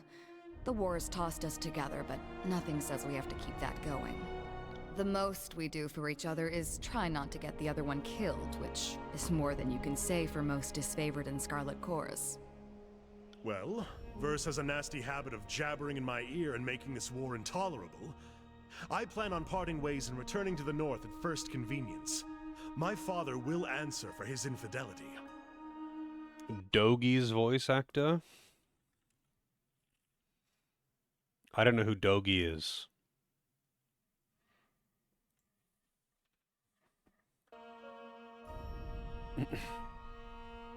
Beyond that, I am happy to consider myself in every way unaffected.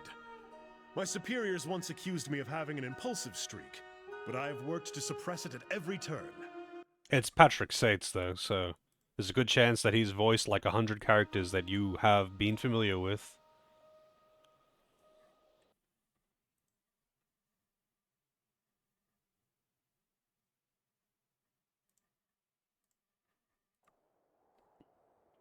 When you go back home, send Father my fondest greetings and thanks. If he hadn't gone to ground on my mother's dry dock, I might not be here today. She really likes using naval euphemisms for her mother getting fucked, but alright. Yeah, I don't know if that's how you meant to pronounce the name, Ragnar. Seitz, whatever. That guy. He's done a lot of fucking work.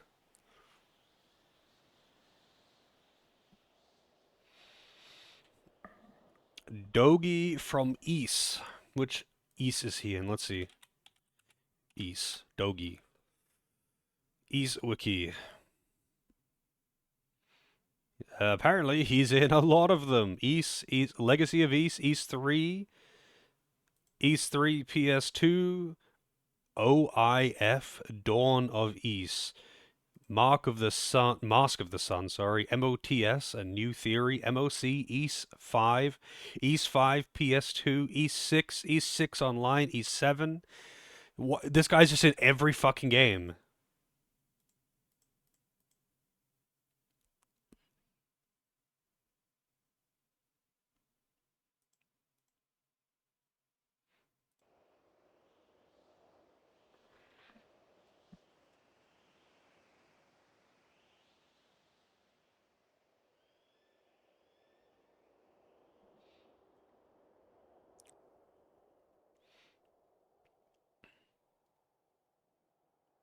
My heritage was a point of pride and distinction before I met you, Verse. Not that you would care. I've asked myself about that several times, but unfortunately I don't have what you'd call a definitive answer. The Northerners put a lot of meaning behind family and blood. Seems arbitrary to me, but I don't want to discredit it entirely. I told you about what happened to my Scarlet Fury sisters. The hesitation I experienced. Sometimes I wonder if that wasn't because of my connection to Barrick. He's stubborn, regimented, everything I'm not. I suppose there's no telling for sure, but if I had to guess... Yeah. Sometimes I get messed up in my head, and learning I had a brother has helped me understand that better. What do you need? Alright, I'm kind of curious as well. Are there romance options in Tyranny?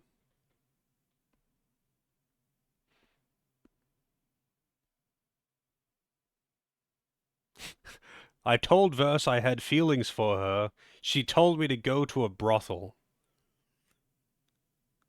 This game just got too me IRL.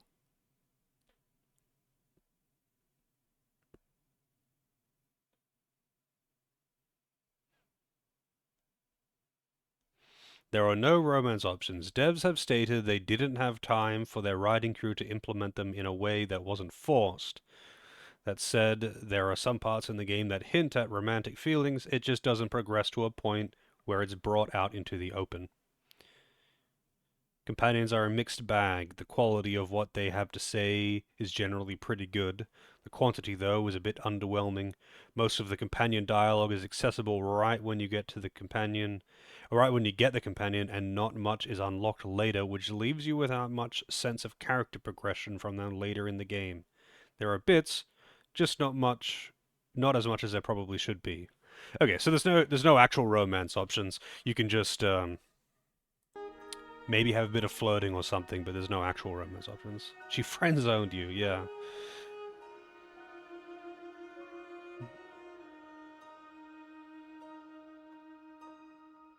It's come out in 2013? No, 2016. 2016.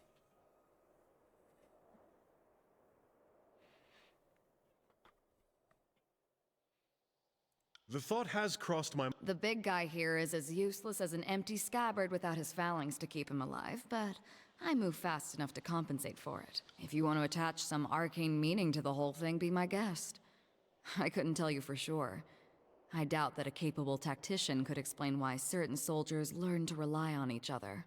In the disfavored ranks, the Oathbound seem to know more about synchronizing their efforts, and the same could be argued for the Scarlet Furies. I don't know how they pair up their units, but it isn't by virtue of blood. I would suggest that our fighting styles complement each other, but they do not. I would suggest that we get along, but we do not. We don't even finish each other's Sentences? Okay, that was strange. Did you hear that? The next time I catch a whiff of Barrick's meaning, I'm keeping my mouth shut. Absolutely not. Our fighting styles are incompatible. I'm inclined to agree. If you want to pair up fighters, there has to be some great passion or magnetism between them. We don't Oh, damn it. I can think of 100 reasons to refuse, but if this will serve the war effort, I can swallow my pride. Verse, if you even try to cut my head off, we're finished. I make no promises. Tricky idea, Fatefinder. Old Ironclad and I might not stand each other, but maybe a few sparring sessions and a battle or two will be good for us. Barrick, shall we get started? Arrow Storm unlocked. Barrack and Verse have gained a new combo ability. Interesting.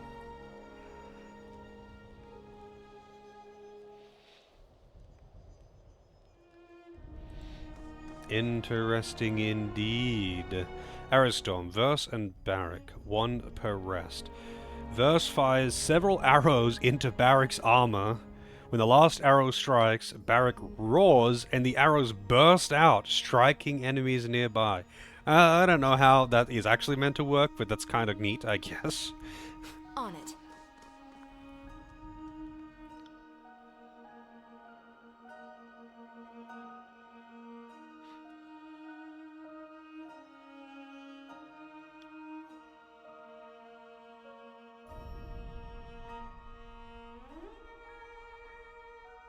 You betrayed Graven Ash, the Legion, and our northern countrymen. As far as I'm concerned, you are a traitor to this campaign.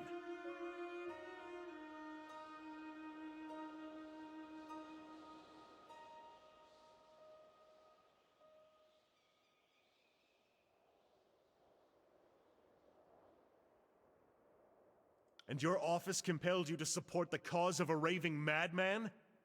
If you have no better excuse than that, then I have nothing further to say to you. Let us be clear on one point. You have my blade, but my heart belongs to Ash and the North. I am a weapon bound to you only by duty, nothing more. It's kind of funny how hostile it is when you talk directly to him, but when you talk to him indirectly through someone else, he's actually pretty jovial, I guess. See if I talk to him again. You look as if you have something on your mind. By all means. But I guess it's like, I was probably meant to have that conversation immediately after the decision earlier, but I actually have reasonably high loyalty with him. So that was just like a essentially scripted dialogue that was meant to be much earlier in the game.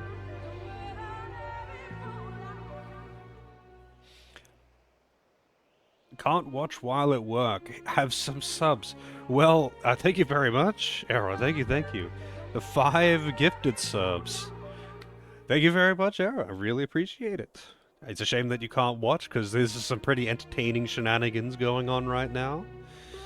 But let's see. Phoenix, Liratov, Jindra, Virus of Life, and Vacuum Tech all getting a sub. I'm not sure if they are all here right now, but they are all regularly showing up. So I hope they enjoy their emotes. But thank you very much, Arrow. I really do appreciate it. It means a lot. He salutes me! So look at this shit. After saying that he has no respect and he is only bound by duty to serve me, he now salutes me. And he's like, you got something on your mind? Like, I have reasonably high loyalty with Barrack. What can I do for you?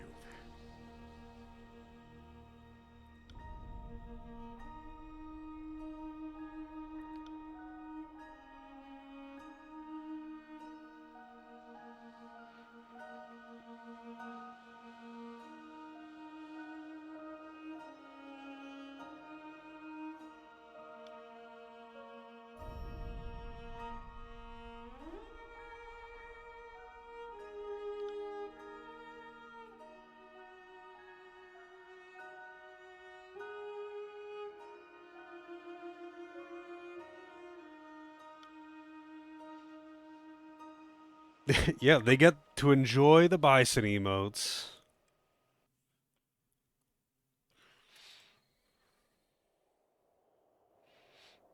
I really wish this game didn't pause the audio when you tabbed out. I really do.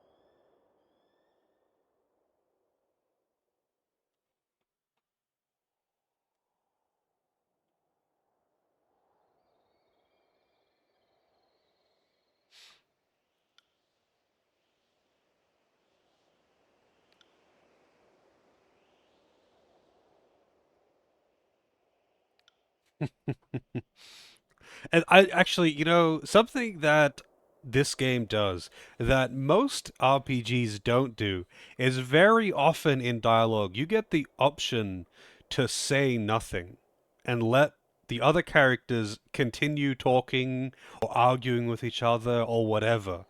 And it's a minor thing, but it's pretty rare for games to do that, and it's just funny. There's been quite a few situations where you have the option to just sit there and keep your mouth shut and watch the other characters awkwardly argue, or in some cases, they'll be talking to you and expecting a response from you, and you get the option to say nothing and just stare at them, and then they get uncomfortable and end up blurting something out or something like that. Although sometimes when you do that, it doesn't end well for you. But it's kind of just a minor thing that I wish more did, because sometimes there might be two characters arguing and you have no choice but to intercede. But in this game, a lot of the time you have the option to just not and just sit there and watch them argue with each other. And sometimes that means that they'll start fighting each other or something.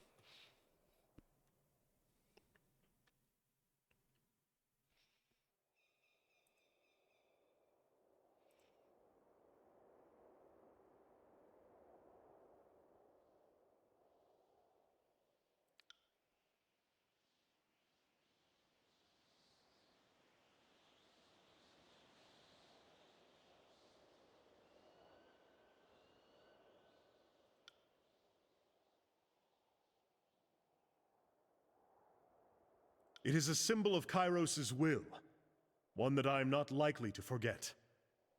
I found this armor. Perhaps it would be better to say that it found me during the Edict of Storms.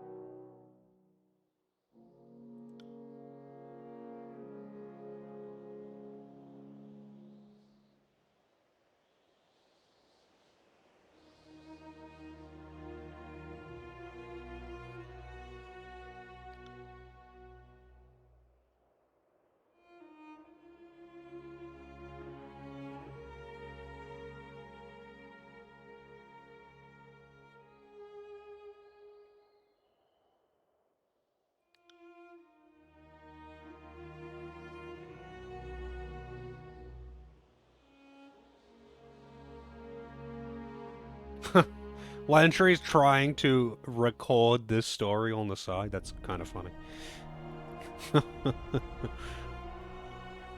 I'm quite liking the character interactions in this, but Obsidian is pretty known for their good writing, so I'm not surprised.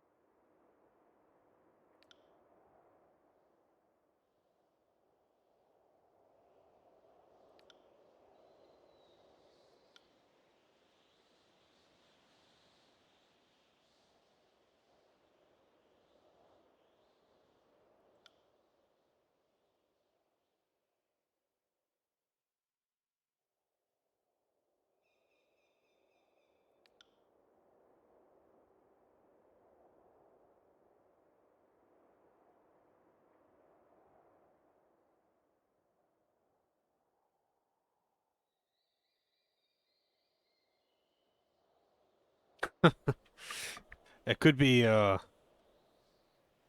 interesting outcome, like you say there, Lozo. Sorry, I didn't see that message till now. It's mostly when there is it mostly comes up when there's two characters talking and you're walking up to them, right? You're interrupting them. And often you get the option to just let them continue and not actually interrupt them. And that's usually where it comes up. And I think that's good because it's just rare. It's actually just quite rare for games to give you that option. Sometimes you would want to walk up and say, "Shut the fuck up, I'm in charge here, and do as I say." But then other times you might want to actually listen to what they have to say, and it could be entertaining, or maybe you'll get some information out of it, you know? Sometimes you let them keep talking, and they let slip something that otherwise you wouldn't have got.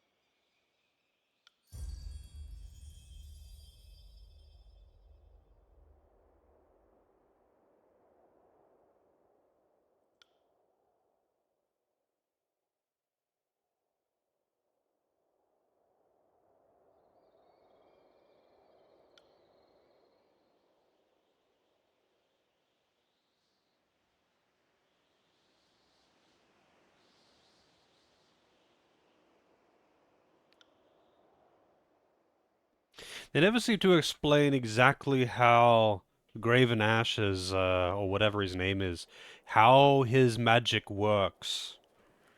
He seems to have some kind of healing connection to all of his dudes.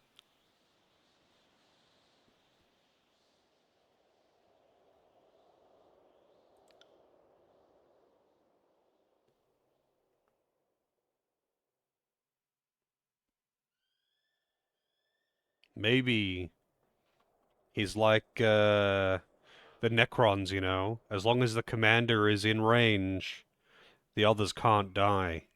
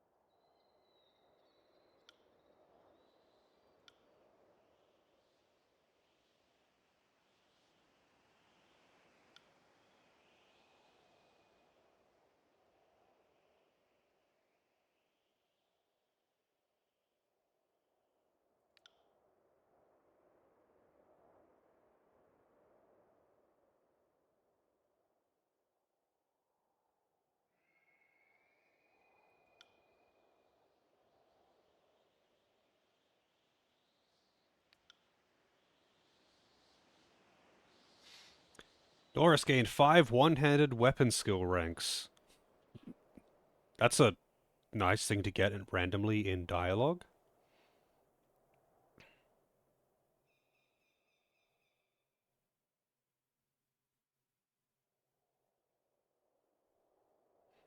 Hey Celine, enjoying the game? Yeah, it's pretty good. I mean, today I've fought literally nothing and I've just been talking to people. Uh, but that's how it is with CRPGs. I'm quite enjoying the writing. It's pretty entertaining. I forget. Have you played this one?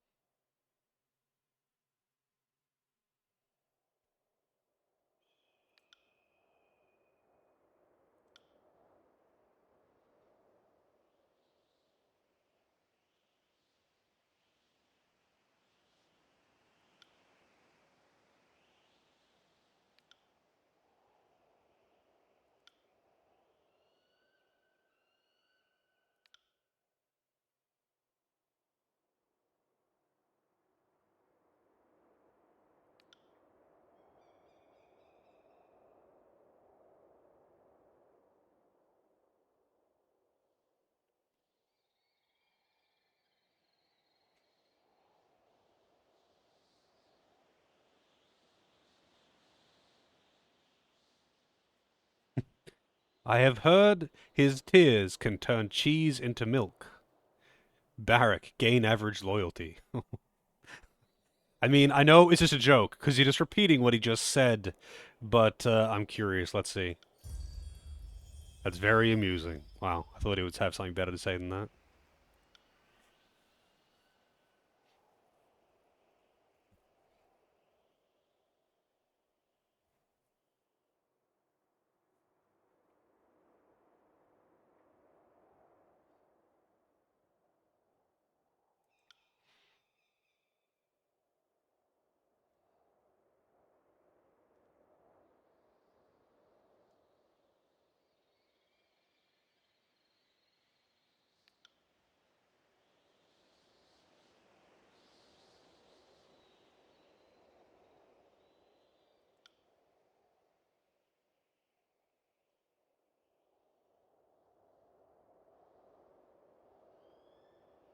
The voices of Narat seems like an interesting character, but you just at this point anyway don't have really any information about how exactly he functions. He seems to absorb people's minds, but like he doesn't just inherit their memories. Like he's just got a whole bunch of mind in his head, and he could just add more to it. But he also seems to be able to remotely control people and I guess see through their eyes and hear their thoughts or whatever. Or at least that's how it seems. I could be wrong here. But he's had outbursts where it seems like some other mind has just, cut loose and started talking shit.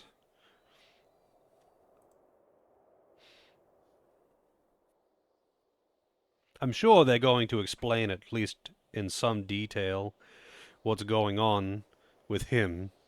But, yeah, I'm curious. Yes, that's probably what it is, Knight.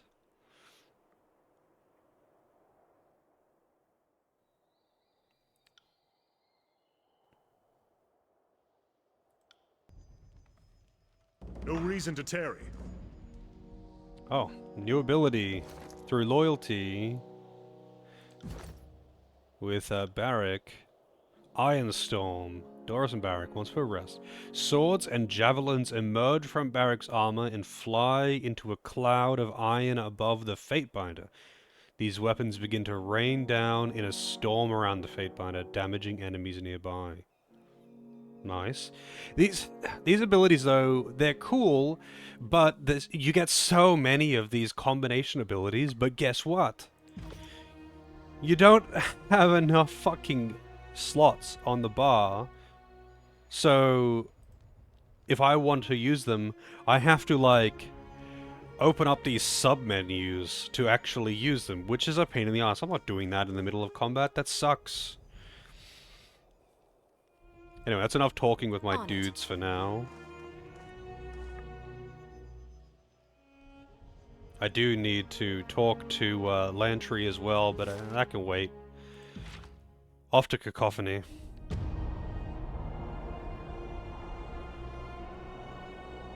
Burning library entrance. I can't go there right now, though. There's lots to explore. As much as I do want to... Like, this is actually kind of a prime example of a game where, like... I want to really thoroughly explore everything and fuck around with all the things and spend half an hour just fucking around in menus and looking at the things that I can do. But that's really not exciting or entertaining stuff to do on stream. And so much of the dialogue isn't voiced, so it's kind of... Like, I don't want to sit for ages in dialogue because it's not voiced and I'm not narrating it. Fuck that. So it makes it difficult to stream. I've already read all this stuff.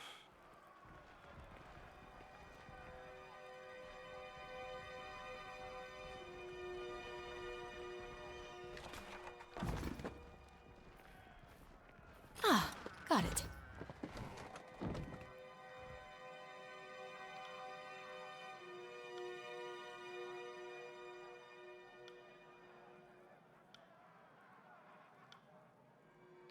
I've already gone through all of this.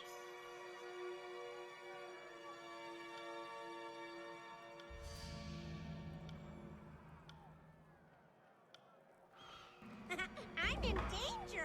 But just revealing all the dialogue and locations and all that, getting the quests. Also, Blackthorn with the raid.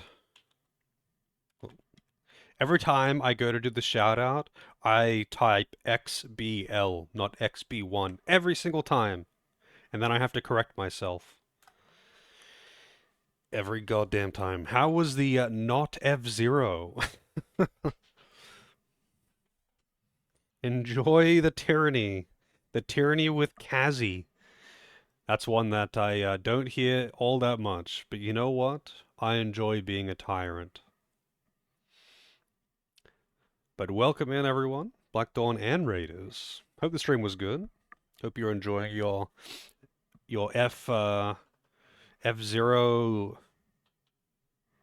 I mean, not F-Zero, TM. Kazi, that's a new one. Oh, I've heard... Believe me when I say this. I have heard every way that you could possibly imagine to mispronounce my name. I am almost certain that you couldn't come up with one that I haven't heard. But you know what? I'm all about it. I love it. I'm actually quite happy to just have people call me by whatever the fuck they want. Like, if I could tell that they're talking to me, I'm good. Because even for, even when for me, I didn't even pronounce the name correctly for the longest time. Because I had only seen it written and I was like, oh, that looks cool. I'm going to use that because I needed a name for RuneScape back in the day.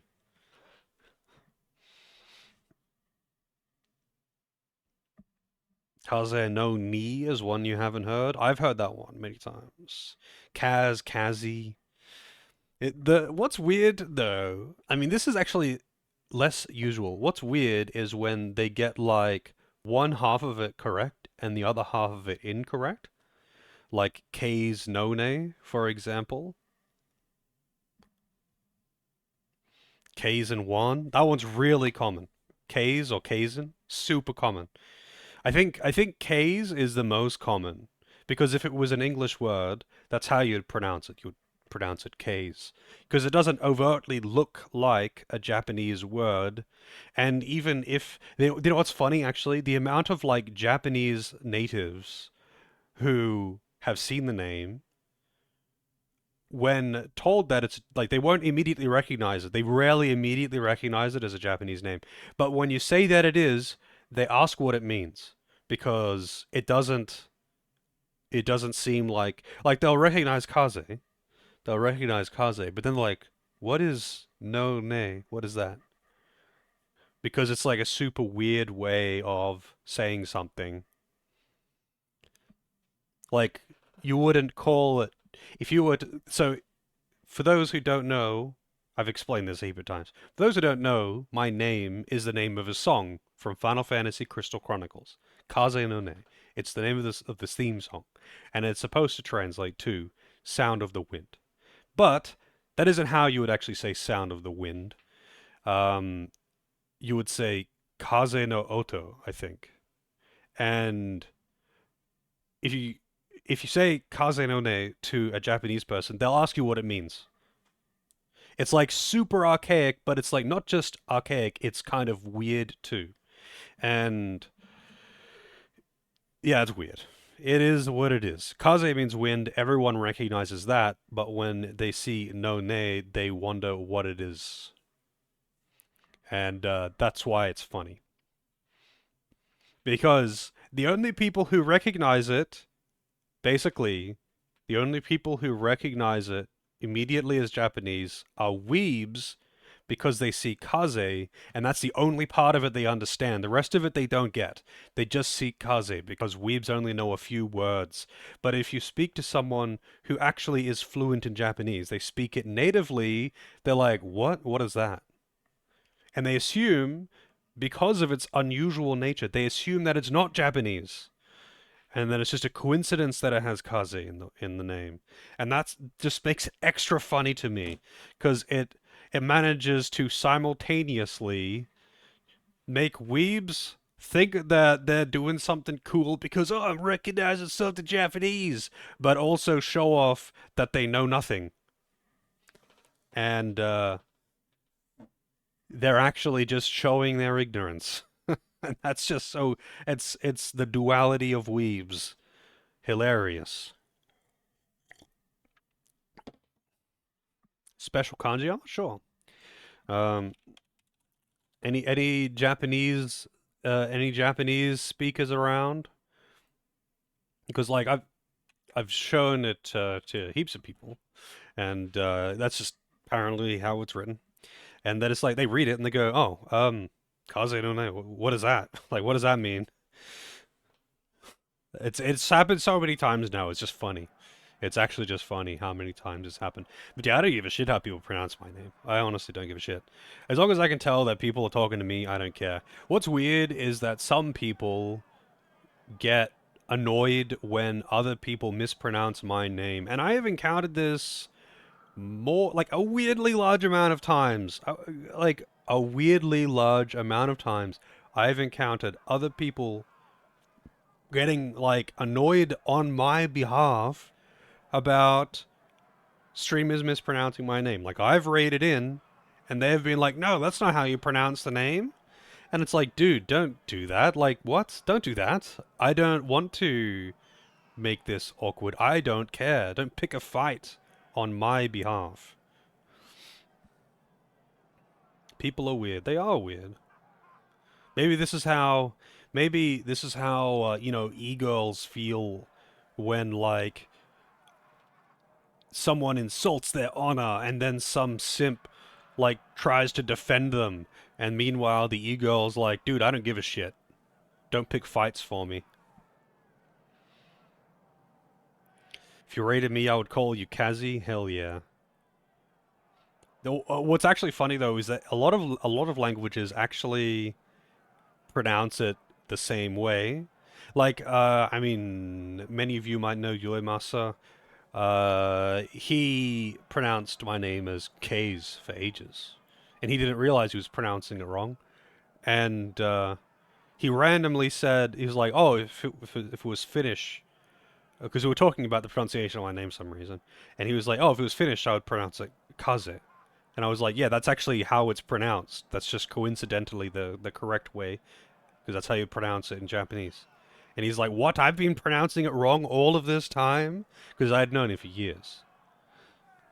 We'll call you Kazi from now on. I mean, heaps of people do. The most common ones are Kaz, K's, or Kazi. I think by far the most common one. Some weird white knighting. Dude, white knights are fucking weird. I think that's as simple as that. White knights are just fucking weird. People need to learn to, like, I think it's just weird. Getting offended on someone else's behalf is just fucking weird, man. Like, I understand. I understand, you know, the whole standing up for justice or whatever. I get it. But, like, it's not your fight. Like, if it's not your fight, you shouldn't jump into it. Like, unless you are on the street and you see some old man getting beat up by some thug and you feel like you should intervene because old man's gonna die, like, it's kind of, it's none of your business. It's none of your business. Because sometimes, especially when it comes to things like this, like, you know, maybe the person doesn't care. Maybe the person doesn't want to fight. Like, if someone's talking shit to me on the street, I don't give a shit. I'm walking away. Unless this person is jumping up and punching me in the face, I don't care if someone is talking shit about me. But if someone decides to jump in and intervene, they're kind of picking a fight that I'm kind of inadvertently dragged into, you know? And this kind of thing happens pretty often. But it's like the thing that often comes to mind is the whole people, the whole social justice, whatever, and the example being Speedy Gonzales, the character, cartoon character that I'm sure many people are aware of. And people in the US getting offended on behalf of Mexicans because it's a racist stereotype or whatever. And it's like, yeah, I mean, you're right, technically, but like, they fucking loved him. Like, the character, he was really popular in Mexico, and they were annoyed that it got cancelled because they liked it. They didn't care. They didn't care that it was technically an offensive stereotype because they liked the character and they thought it was funny. But then people who had no business getting involved in this decided to tear it down because they wanted to be offended on someone else's behalf, someone who was not actually offended by this and in fact liked it. And that's like kind of like, dude, don't don't pick fights for other people. Don't pick fights for other people. That's dumb.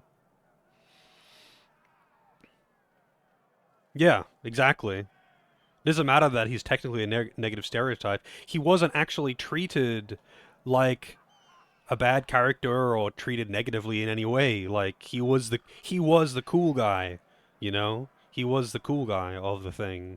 And people loved him. I loved him when I was a kid. Yeah, exactly. As far as like Looney Tunes racist shit, Speedy Gonzales is pretty low tier offensive.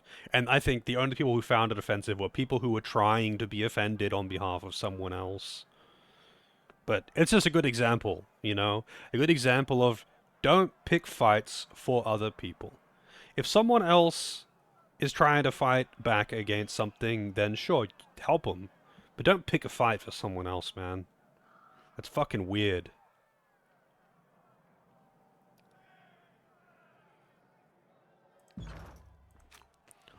Power, I've already seen these tutorials.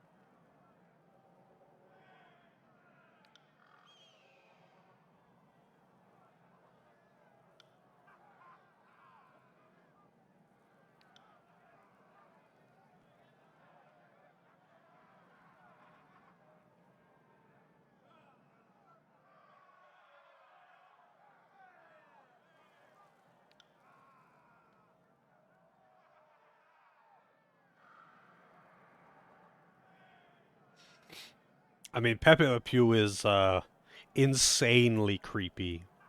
It's funny though. When I was a kid, I thought it was hilarious. It was just like, hey, it's just the funny skunk man. But yeah, as an adult, it's like, holy shit, he is mega rapey. But I guess they're going hard into the French stereotype, right? The stinky, creepy guy. But I guess there's a reason why they're not making Pepe Le Pew cartoons anymore, right? But it's funny because the like Looney Tunes, pretty much all of their characters are negative stereotypes. All of their old characters are negative stereotypes.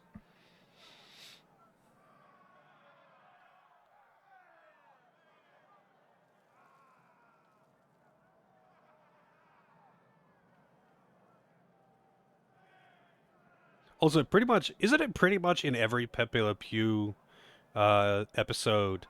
There's that cat. It's just a cat that accidentally gets white paint on its back somehow. So Pepe mistakes him for a skunk, or mistakes her for a skunk. Isn't that like the plot of pretty much every episode? And then it's just him chasing her around. I don't know how many episodes they made. I only had like I think I had like one VHS of Pepe Le Pew. I had heaps of old Looney Tunes shit. I watched a lot of Looney Tunes when I was a kid. I had a bunch of different VHS uh, tapes of different characters and all that. I yeah, I don't know how many episodes there is revolving around him though. I had way more Daffy Duck and Bugs Bunny.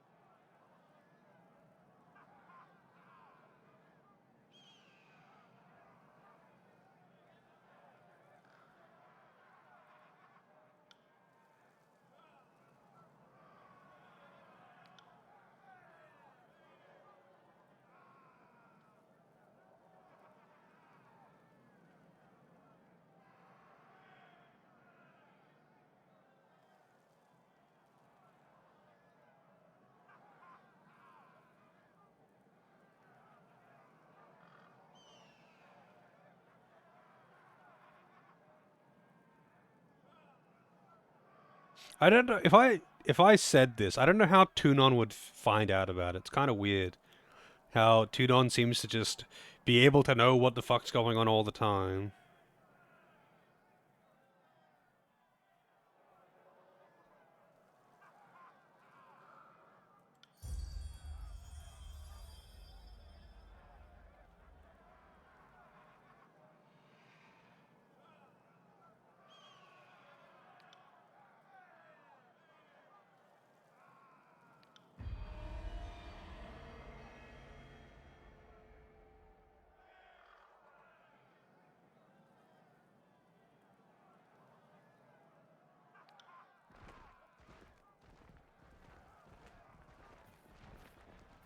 Oh, and they're both gone.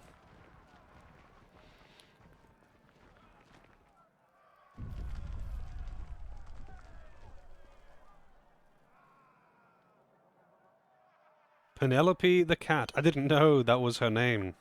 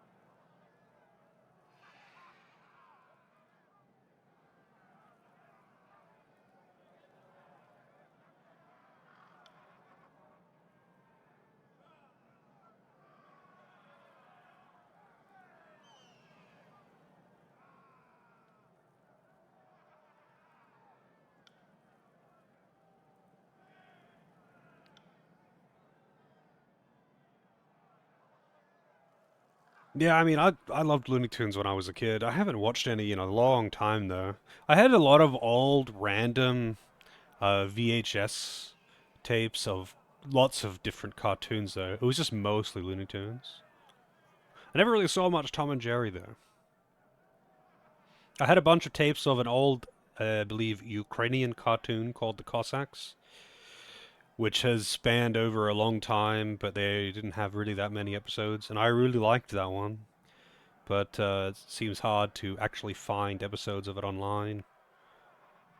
None of the old cartoon hosting sites seem to have them, not surprisingly. But I also had like a bit of Felix the Cat, Popeye. What else did I have that wasn't Looney Tunes? Oh, I'm not even sure now. A Roadrunner? Roadrunner was always entertaining.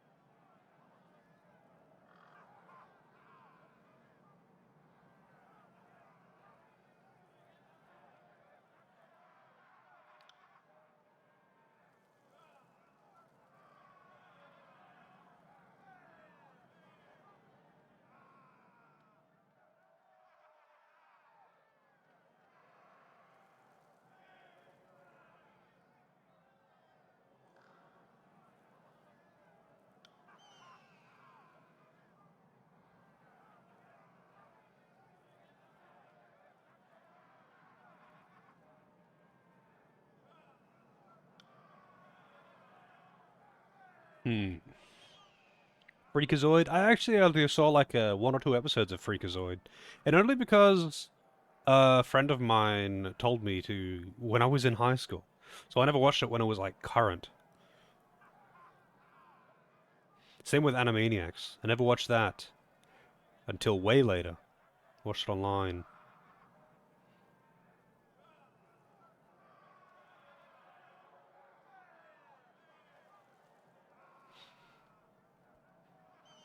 I did see a whole bunch of the old Disney movies.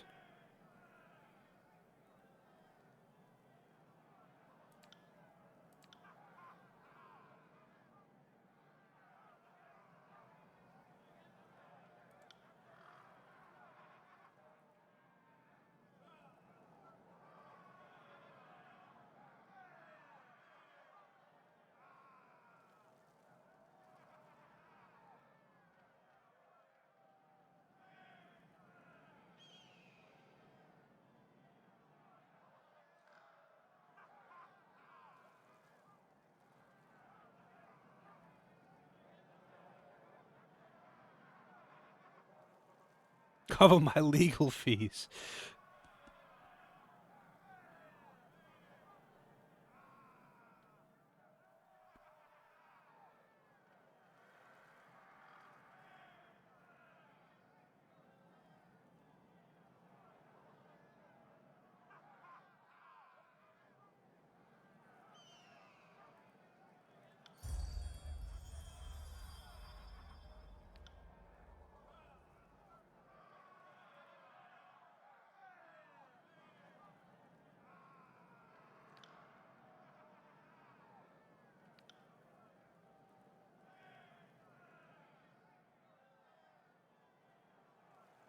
There was also, what was it called? The Lunatic or some shit?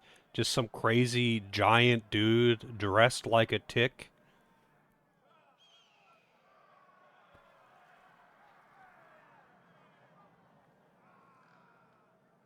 I didn't really watch that much in the way of, The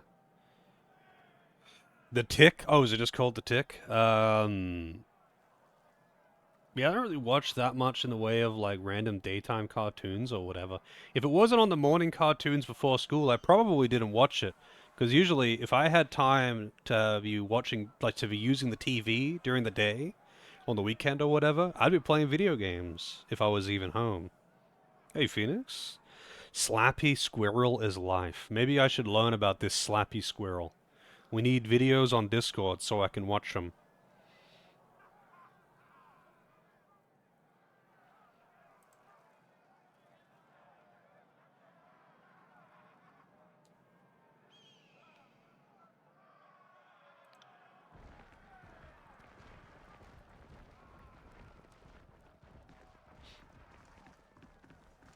Yeah, I've only seen a tiny bit of Animaniacs.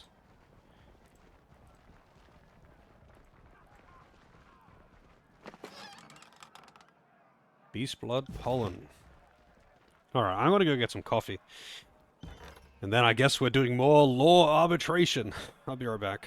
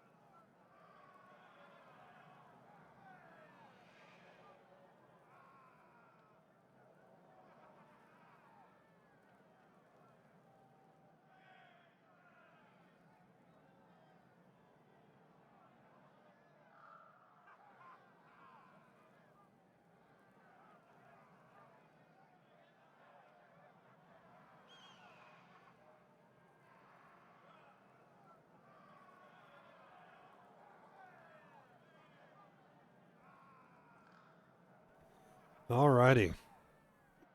I just realized I didn't put the coffee thing up there, whatever.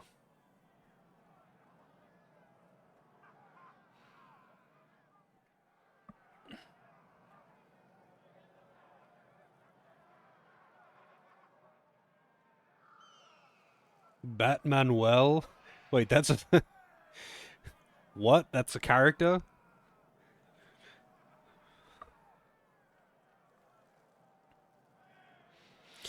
Weird to just have no sound during break. I mean, there's sound. It's just like it's quiet. It's just the dudes in the background cheering and fighting and whatever.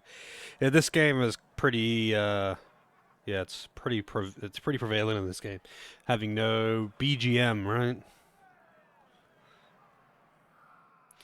How's it going, Misty?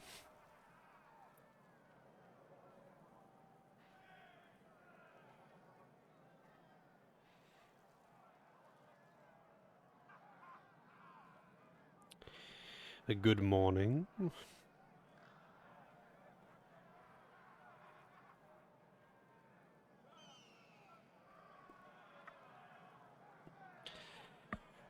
All right, back to it. How's Tyranny? It's pretty good. A lot of talking.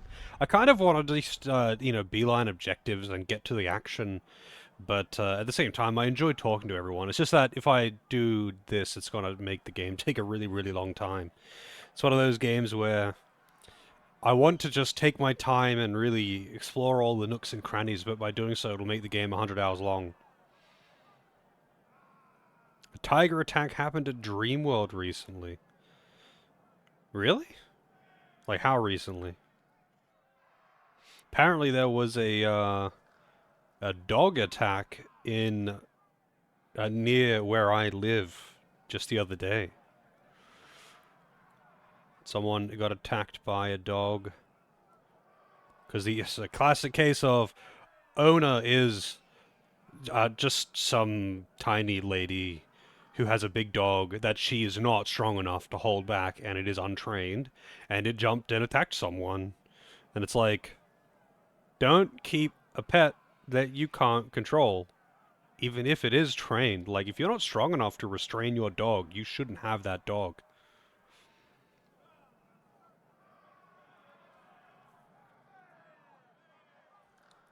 And yeah, the magic system in this does seem pretty neat.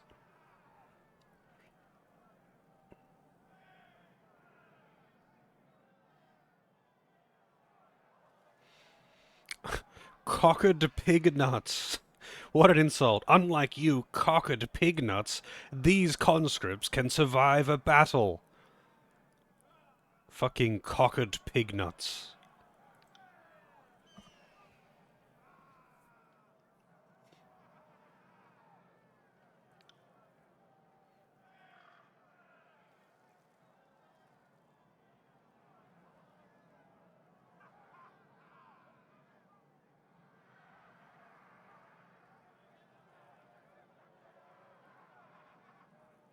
Is cockered a real world? A real word? I mean, let's see.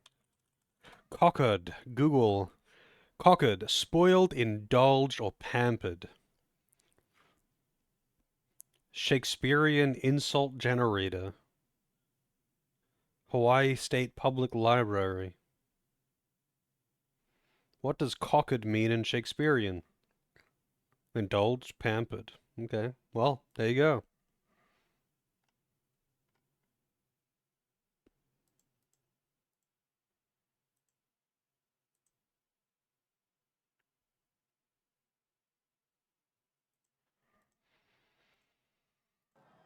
I'll write that down.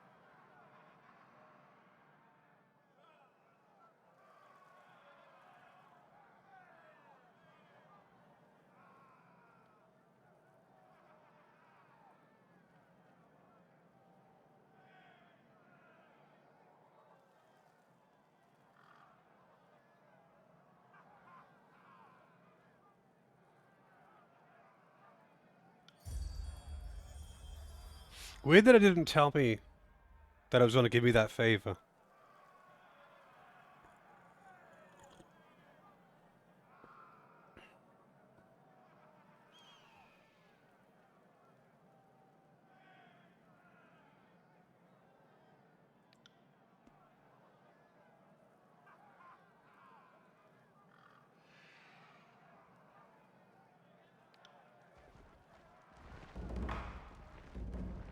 And there's a lot of people to talk to.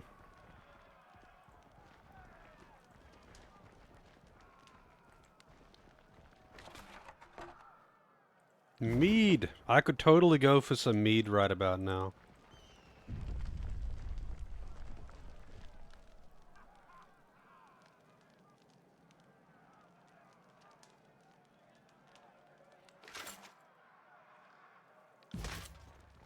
Can't do.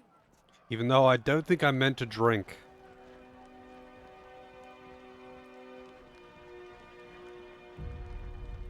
No, I don't want to rest.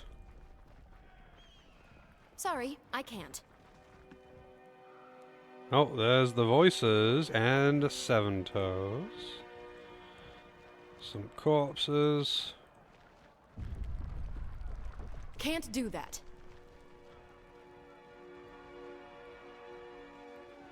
Curious. Oh, a hidden chest behind the throne. Opal and elixir of quickness. Wait, is that just a permanent +1 quickness?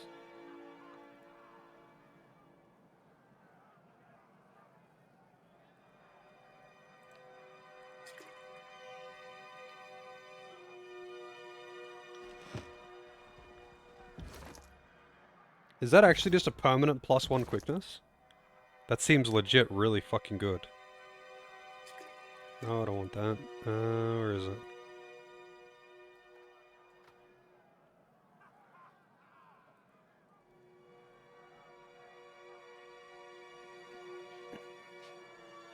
I don't want to feel like a fat ass. I just want to do things that will make me a fat ass. That's fair enough. So, hang on a second. I just saved. So she's got... Which one's quickness? 12, which is a +1.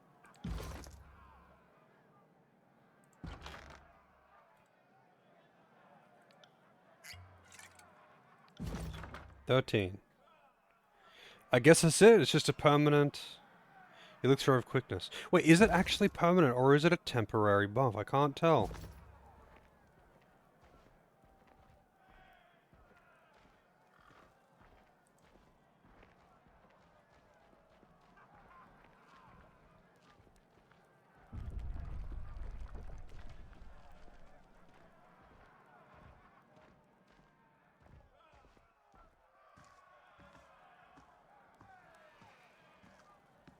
I guess I'll just Google it.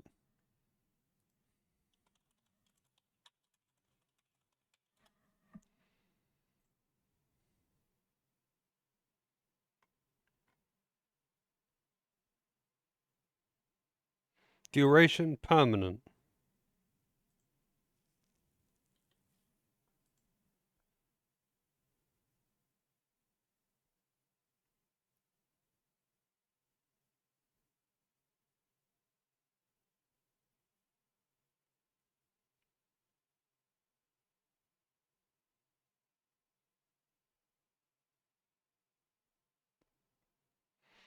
Nice. They're just permanent stat increases.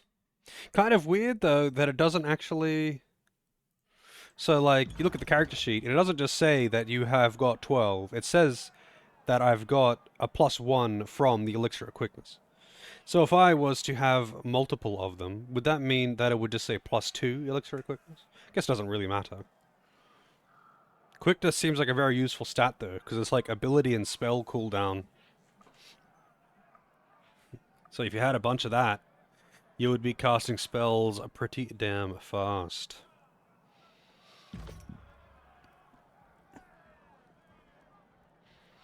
Rage and Cage and Redneck Gators is an American classic. I remember seeing that on Right. Discord.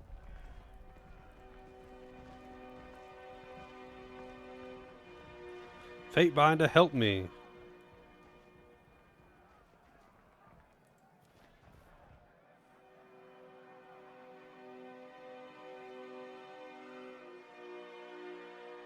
Part of the disfavored. Interesting.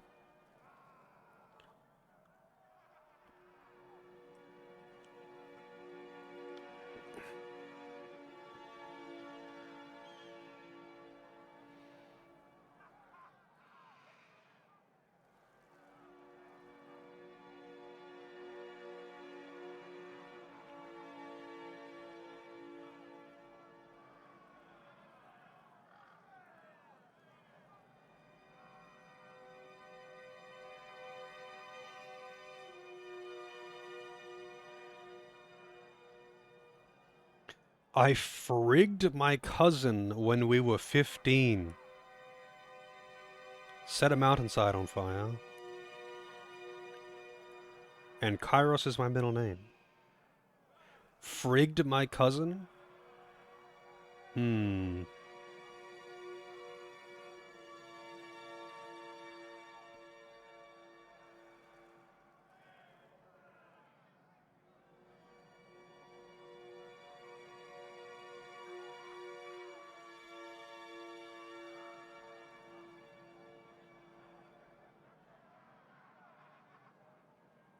Wow.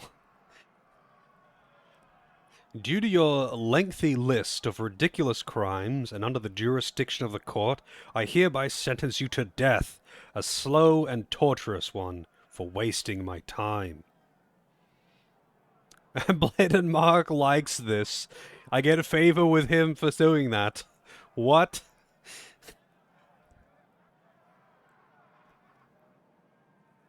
Tyranny set in the southern states? It is. It actually is set in the southern states.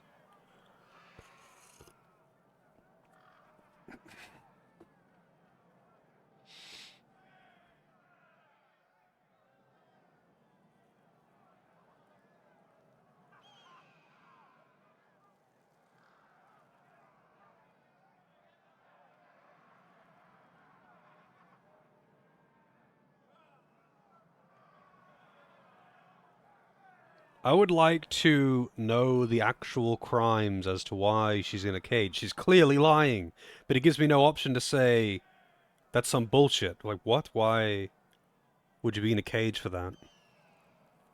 Something tells me that the Scarlet Chorus wouldn't imprison someone for fucking their cousin. They wouldn't imprison someone for fucking a corpse.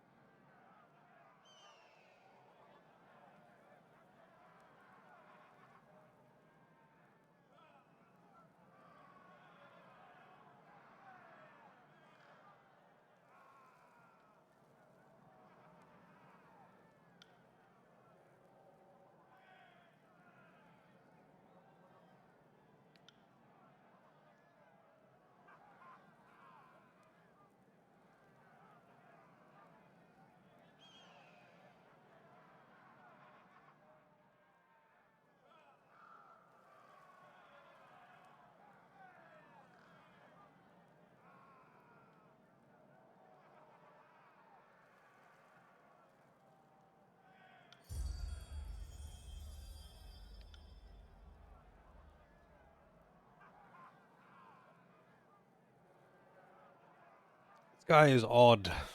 I really wish this was voiced, though. Like so much of the dialogue in this, I really wish it was voiced. There's so much reading and just like, not much to say.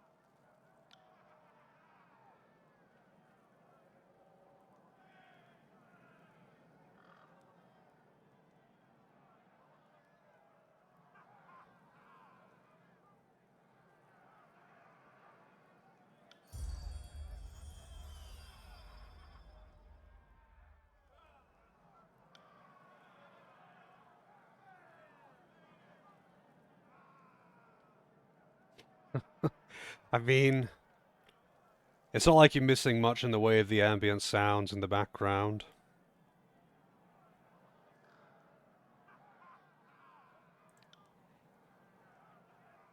Like, this is definitely all interesting to read. I just wish it was voiced, because, like, I'm not going to read it all out. So, as a viewer, you would have to be reading it all, and I'm assuming that most people are not, right? The only bits that you'd be catching for most people would be what I quote myself, and it's like, you know, as much as I'm enjoying this, I can't imagine this is great for the viewer, right?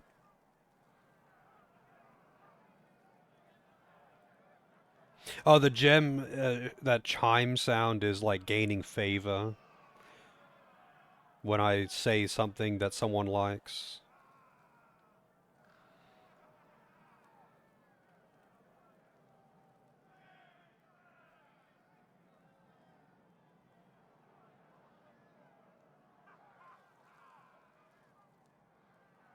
There's another sound it makes um, when you gain wrath, which is less common because I usually don't do things that gain wrath.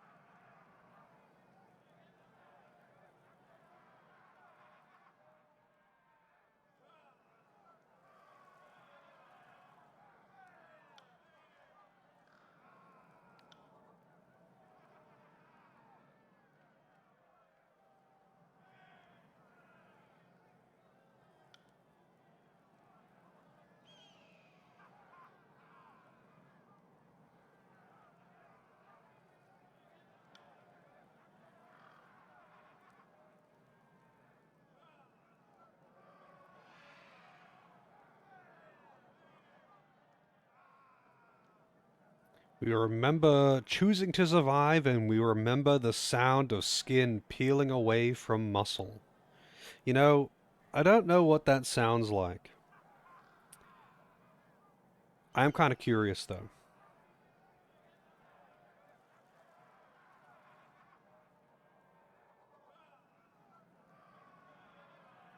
I imagine you wouldn't really hear it over the sound of them screaming. Like wet Velcro. Hmm. Sounds like Hog's Breath Cafe. I've been to one of those once. Had a really nice steak.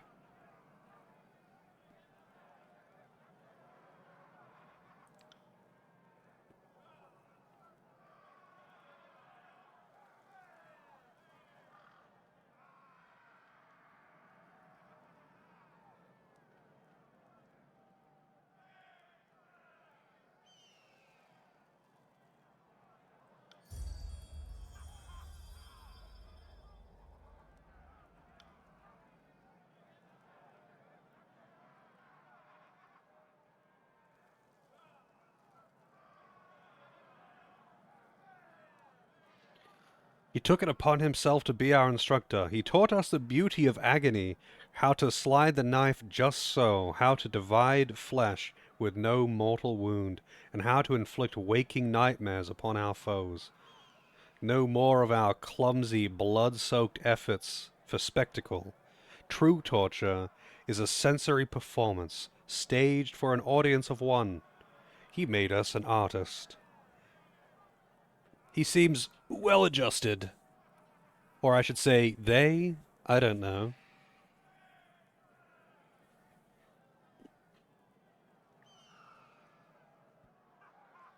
Hog's Breath Cafe is a yeah, it's a restaurant chain.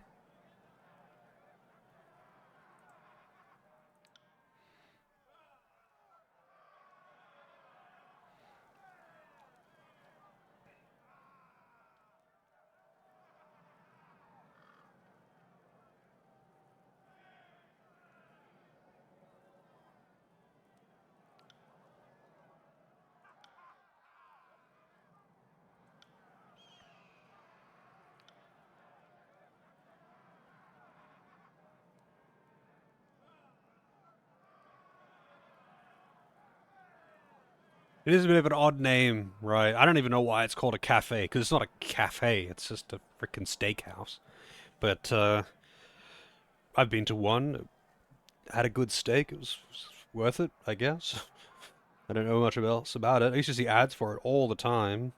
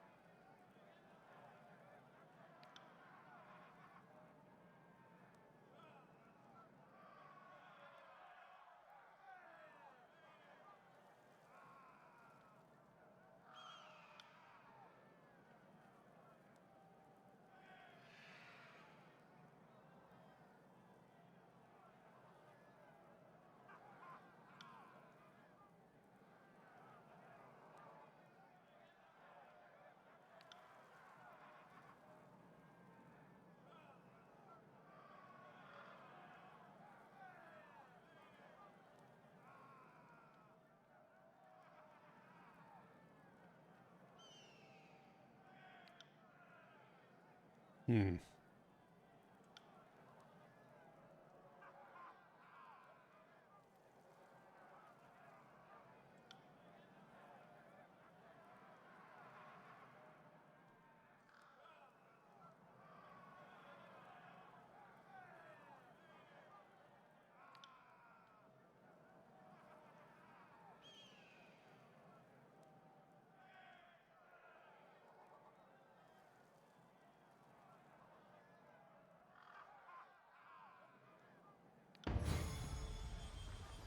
I leveled up from that conversation, apparently. Or at least Verse leveled up. I don't know why my characters have all got uneven experience. It's pretty unusual. Usually they just, like, make the EXP even.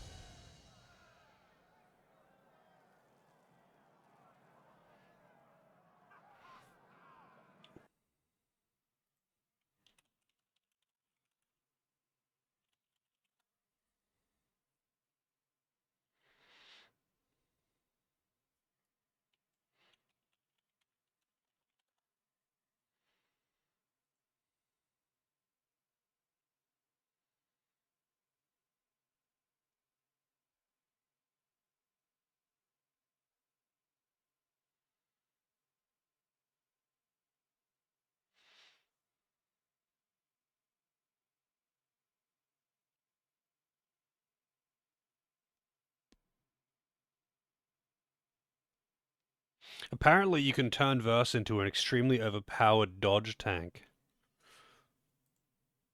Especially if you give her enough lore to be able to cast the evasion buff on herself, get all of the passives for stacking evasion, and the counterattacks from parrying or dodging. Kind of funny.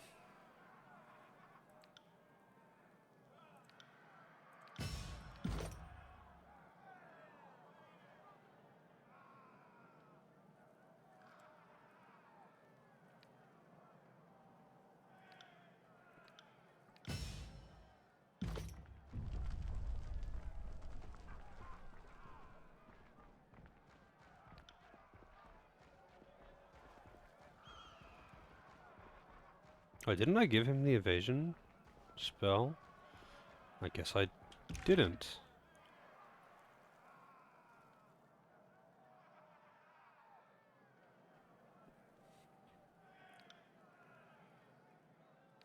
Was it this one? No, it was this one. Blah.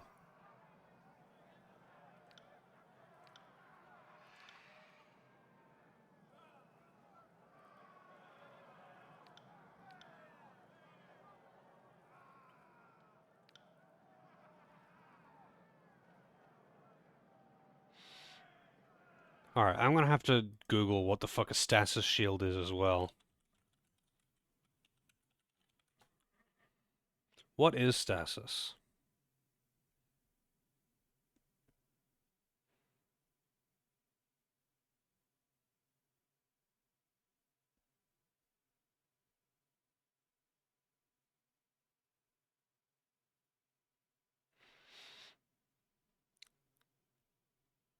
So it's basically a stun, but it gives them damage protection as well. So it freezes them, but also protects them. That's kind of dumb. I guess like you could use it as crowd control on an enemy, but why would you want to add that as extra effect on a buff that you would cast on yourself?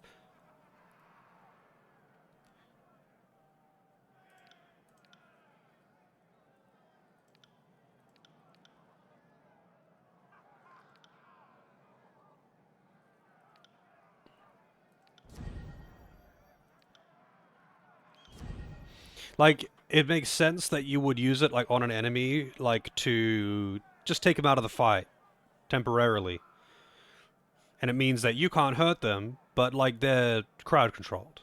That's good, because long duration. Whereas just stunning someone, yeah, you can still attack someone when they're stunned, but the stun's only going to last for like 2 seconds. But if you wanted to just temporarily get rid of them from the fight, you could banish them 15 seconds, and yeah, you can't kill them, but they aren't going to be killing you either, you know?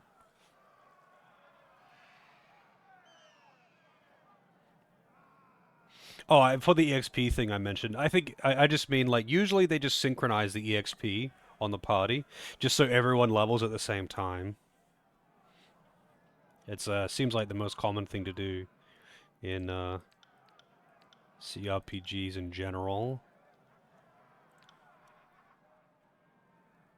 Let's go with this one. He doesn't need that. He needs more spell slots though. I'm definitely gonna do that when I get the chance. Now I've really maxed out his loyalty. Sorry, I can't. Alright, so can he actually cast this on anyone else though? So Blur. That's one. Damn, he can. So that gives her pretty crazy evasion. That's like an extra 37, not 70, 37% hit deflection and graze deflection. Sorry, I can't. Which is pretty wild because she's already pretty evasive. I could put that on either of them and make them very beefy. Also, pig.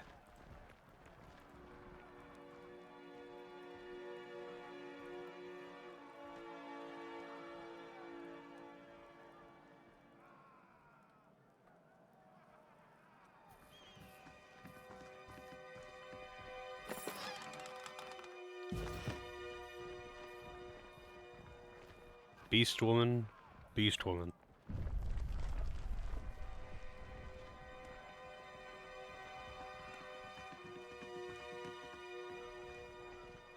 Alright, I guess we're done here for now. Wait, what's down here? I'll take a look. Oh How hard shit. could it be? Exquisite. Frenzy. Negative 15% recovery time while has wounds. Interesting. I'll take it. Who can I give that to? Guess I can give it to him, even though he doesn't have wounds. What does this one do? Plus parrying. Actually, no, I'll give him this.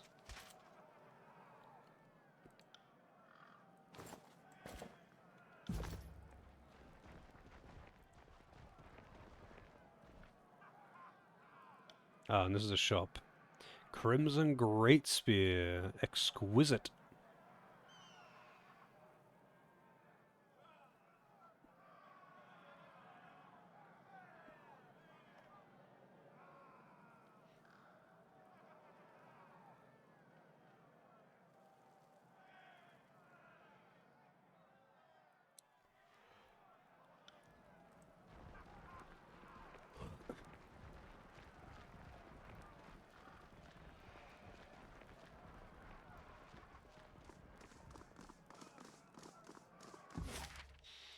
Alright, where will I go to? I think I'll go to... I mean, what is this? Broken Plain Wilderness? Oh, it's a Bronze Brotherhood shit. I'm going over to Alethian's Crossing first. 3 days, 11 hours. Interrupted by the feral howls of a hunting pack of beastmen, their leader is an impressive specimen. Her mane black as night, and her body scarred from battle. I do like a bestial woman scarred from battle. I feel like all of these are not actually random encounters, but rather, oh, beastman titty or beastwoman titty. But they're just like scripted encounters where it's people that you gotta talk to or potentially fight. Know this scent. Stench of blood, sweat, battle, iron and death. Stench of human called Fatebinder. Smells like alpha. Smells of strength. You hear that? She called me an alpha. Hell yeah, dude. I'm a true alpha now. I have been recognized.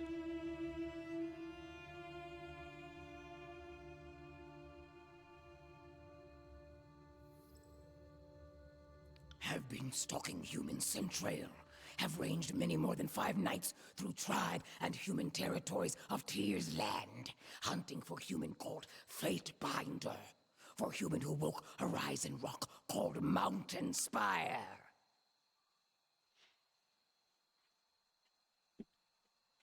I mean, maybe they don't mind. A bit of hair on the tongue. Have hunted hot high, cold low, wet dry. Traipsed far until paws bled, but always human who smelled of alpha evaded beast woman. Had to slink through shadows, fast, fast, quick, without rest to catch delicious prey at last. Fatebinder knows tribes of beast women. Curious human. Human who smells of alpha and knows of shadow hunter tribe. Best tribe. Lost tribe of kills in shadow.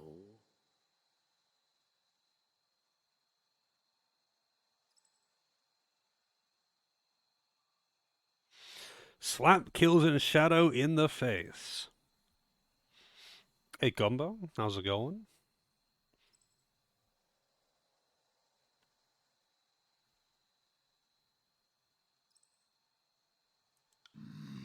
Beast woman did not range so far, chasing scent and tracks of Fatebinder, only to step aside and watch human leave Beast woman behind. Nope, nope. Will not move from way.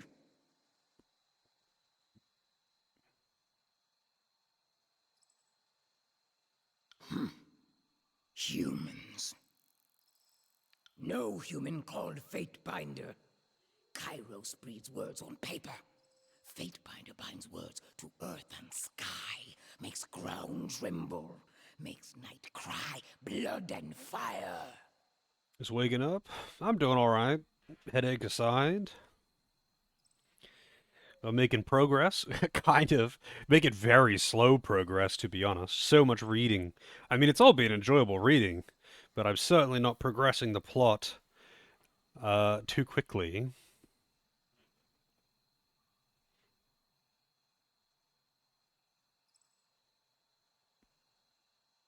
Human is not first Fatebinder. Kills in shadow has hunted.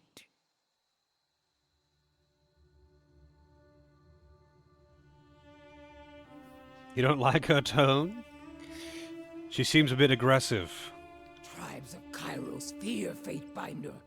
Human Alpha claimed Horizon Rock called Spire, and Archons did not kill Fatebinder.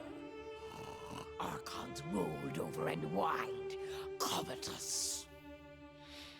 Have fun at work, Elgar. Good luck.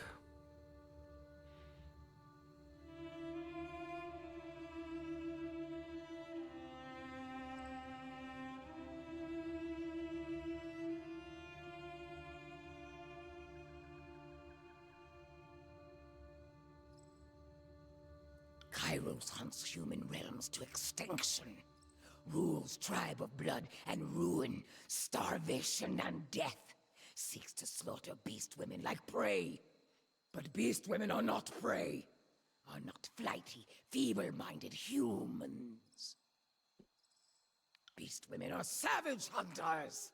Bred to fight Erroratu, like Fatebinder who smells of alpha.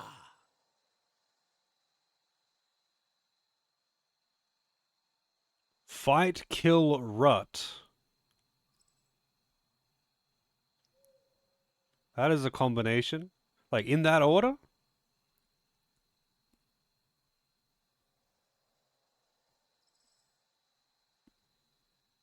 Strong always kill weak, then grow weak. Nor killed is migration of life. But kills in shadow is not weak now. Will not be weak for many long seasons. Will join Fatebinder and survive Kairos' tribe. If you want to join me, it'll have to be as my beta. I feel like that would be really insulting.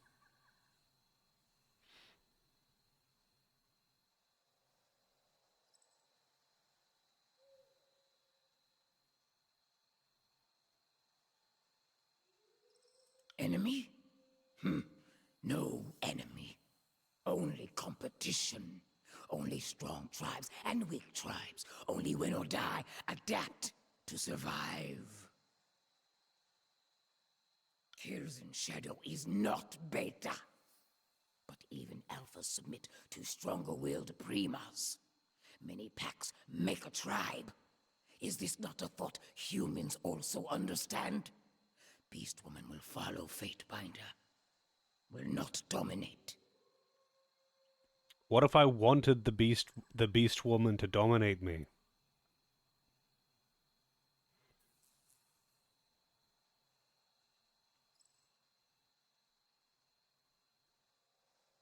Unless Fatebinder begins to smell weak.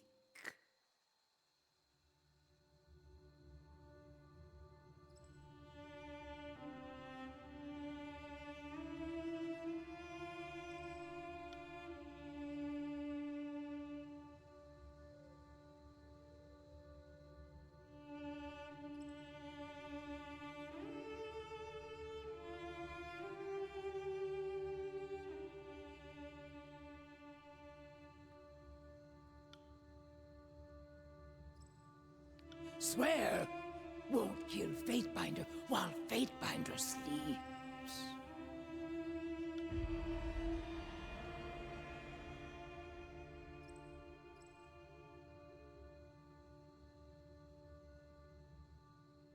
Yep, fine. Have already buried more than 5 brood, more than 5 mates, and 1 pack of stone whelps. Can lose another. Beast Woman will do this. Beast Woman will do that. Such whining and begging makes Beast Woman think Fatebinder fears kills in shadow. Will not follow Alpha, who trembles at shadows, even killing ones. Challenge accepted. Another.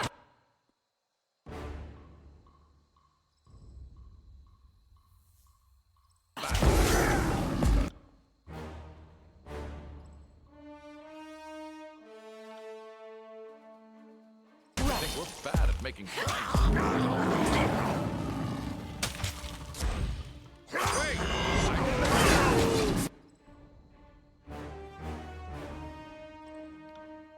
Felt nothing. Terrible. I'll tear your skeleton out by your ass!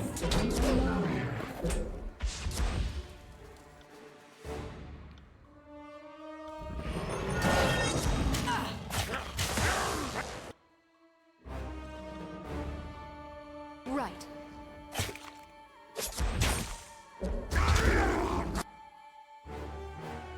It is. This is the first combat I've had today.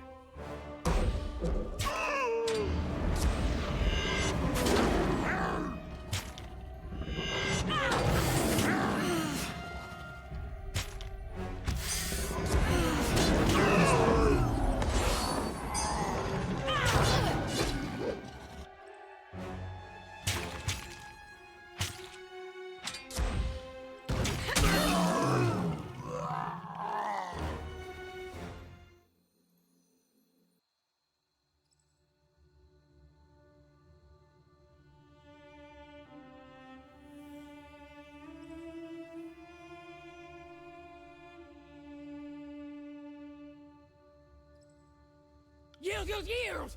Kills in shadow yields to Fatebinder. No human called Fatebinder. Kairos breeds words on paper. Fatebinder binds words to earth and sky. Makes ground tremble. Makes... Fatebinder speaks and storms rage. Humans wail. Sun dies.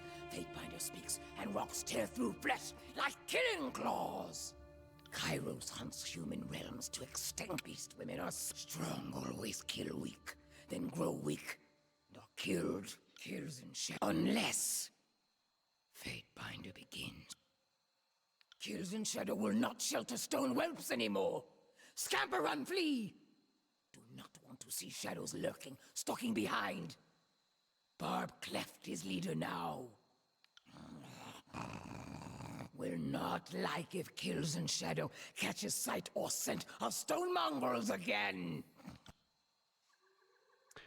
That's quite the portrait she's got there, but I guess I've got a beast woman in my party now. In fact, I've got an almost entirely, or rather, not an almost entirely, but I've got a heavy majority female party now.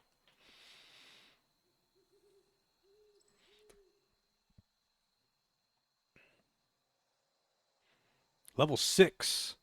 She's actually... Well, not... She's tied for highest level.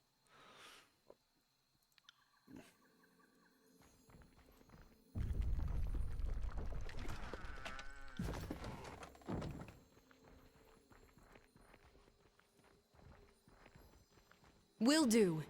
So I guess she's back at the Spire now or something.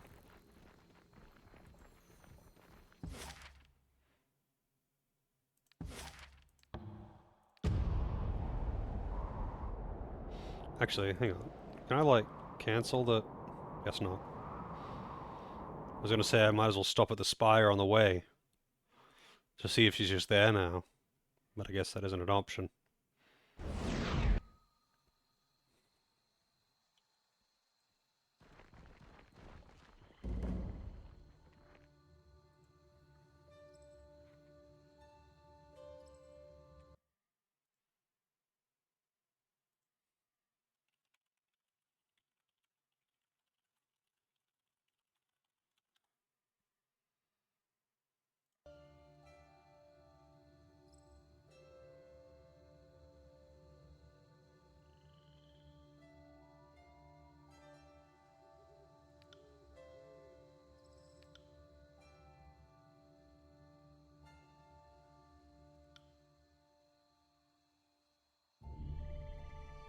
Athena's crossing...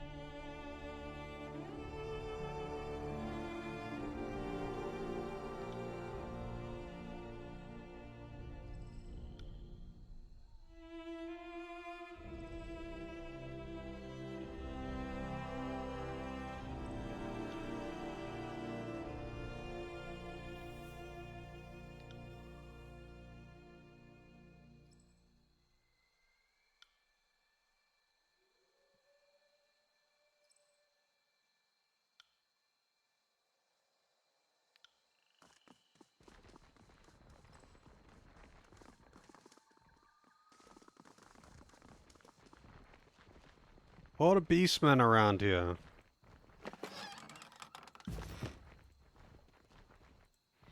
And merchants.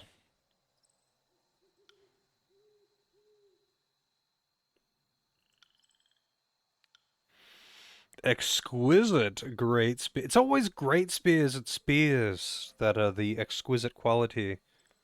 Vile tongue, poisonous. On weapon crit, poison for 8 seconds. Interesting. That's pretty good. It's quite expensive though.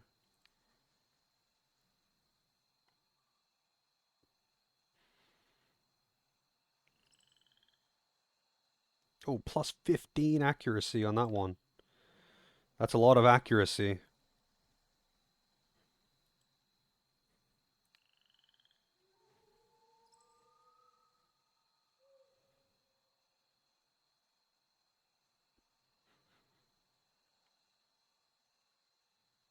So that's a weapons merchant. Merchant Praxis. Merchant Can't do that. Basilo. Merchant Tychus.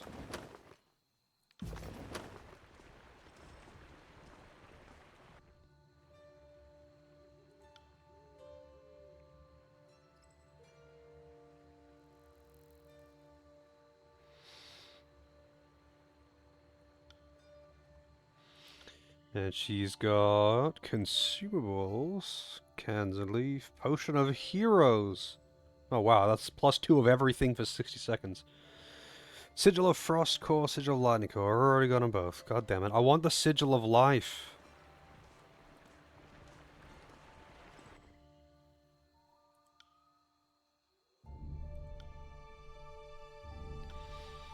Uh, two-handed. Is that a bow? Volley. Fires multiple projectiles. Ooh, that would be quite good. I don't really use her as a ranged attacker though that much. Javelin, Oathbound Dagger. That's really good.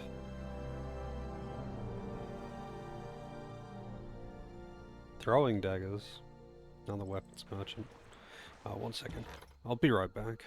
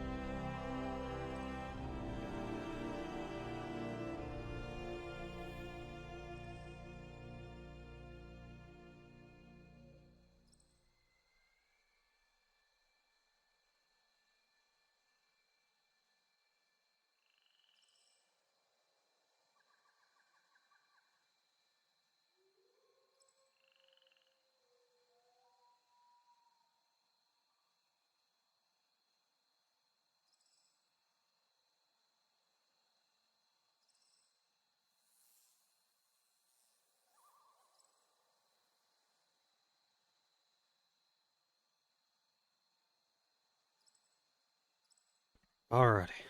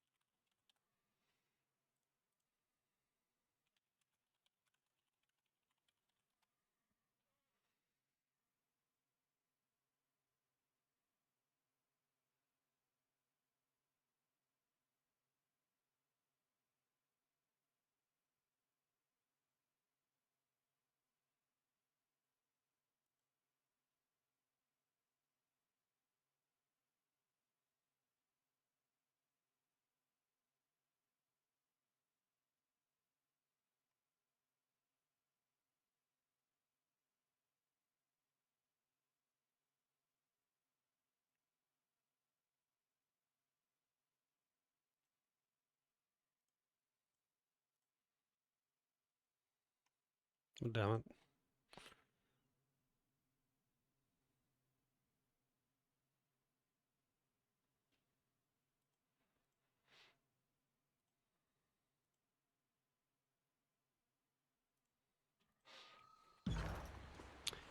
Merchant Tychus. This guy, I think. Oh wait, who the hell are these? I want to talk to these guys first. Graven, Droop Eye, and Rip Throat. Such creative names. Which act am I in? I have no idea. It doesn't really have like a Act 2, Act 1, or whatever, but I guess Act 2?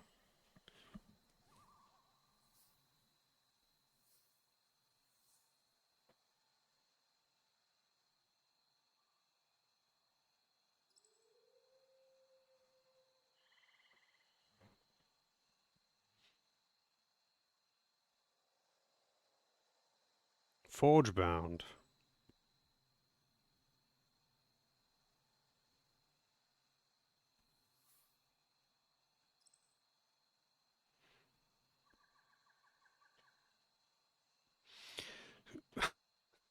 What the fuck? Fatebinder, I need your help. These chorus fools are dominating the brothel workers' time, and I can't get the stud of my choice because he's always occupied. My work isn't getting done. Fix it, please. This guy is complaining that he can't get fucked, so he's not working well enough. Dominated, you say? Let me get this straight. You want me to help you have sex? Go be a virgin elsewhere.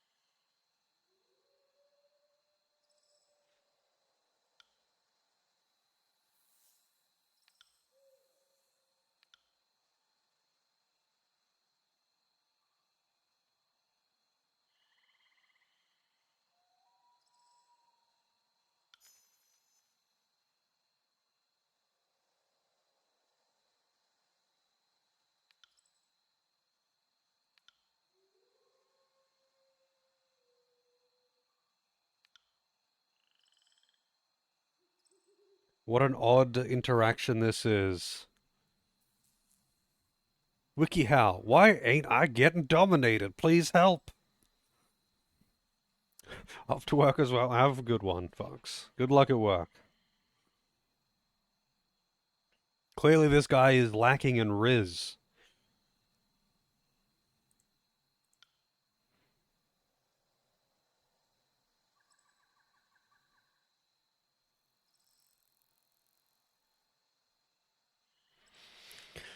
So he has a... Okay, there's a prostitute that he likes, and this one dude apparently fucks him just right. And apparently no other dude can do it the same. But, like, he's saying it's malicious because other customers also like this one dude. Book it in advance then. Shit, I don't know. How girl get pregnant? How's it going, Archie? Yes. How is baby formed?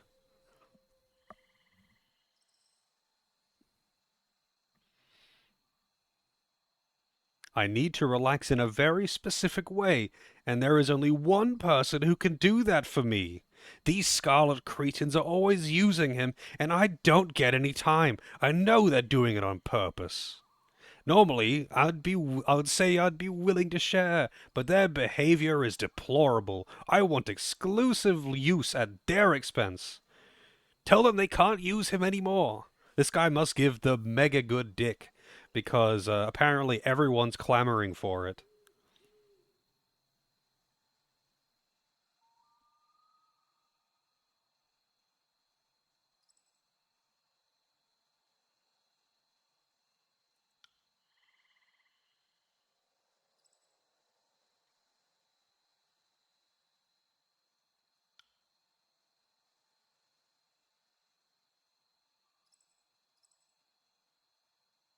Like, this is exactly right. They're just paying for the services like anyone else. Apparently they like this dick just as much as he does.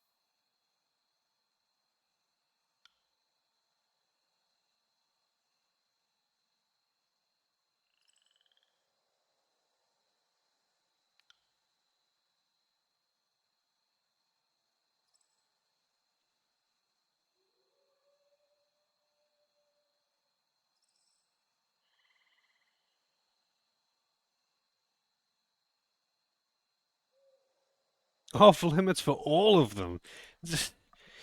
I don't know. I don't see why he couldn't just, like, book the dude in advance. Like, what? Uh, Why would this ever be an issue? They can't occupy the guy 24 hours a day. Surely, Gravin can just be like, hey, yeah, book you for next week. I'll even pay a little extra. This guy must make decent money because he's a forge bound and they're, like, highly sought after. Is the prostitution part of business expenses? I mean, technically, I guess it would be. He says that he can't work without it. I don't know. I'm not his boss, and I'm not paying for it, so who knows? Must be the best dick in town, though.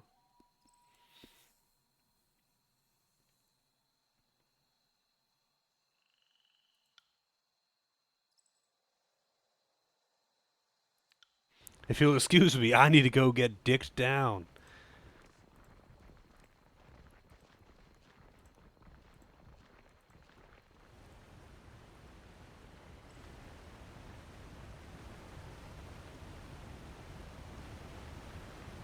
You see that? No.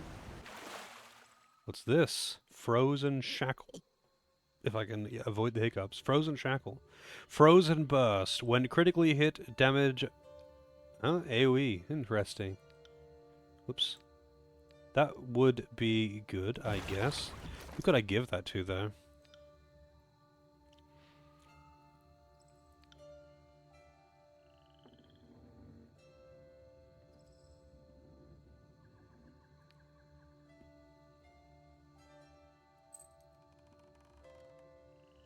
I don't think I really want to actually lose either of those things. Actually, no, I guess I could put it on here.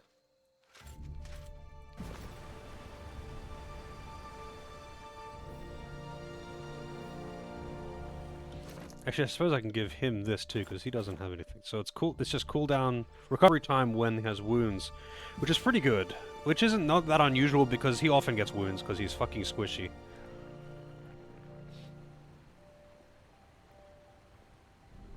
Yeah, what about the other? What about the other dudes there? Like, surely there are other prostitutes. I mean, maybe this one dude just has like an absolute monster cock, and like that's what it takes to satisfy this particular blacksmith. You know, he needs only the biggest of dongs, and that one prostitute is the only one who can satisfy. But it's like, what about the rest of them? What makes them so inferior? What's so special about the one guy? And like, what would make tormenting this guy so worthwhile, right? Because these other two are taking up all of this guy's time. Like, they are booking him solid, day and night. Like, apparently they just really like that dick too. Must take a toll on all of them, to be honest.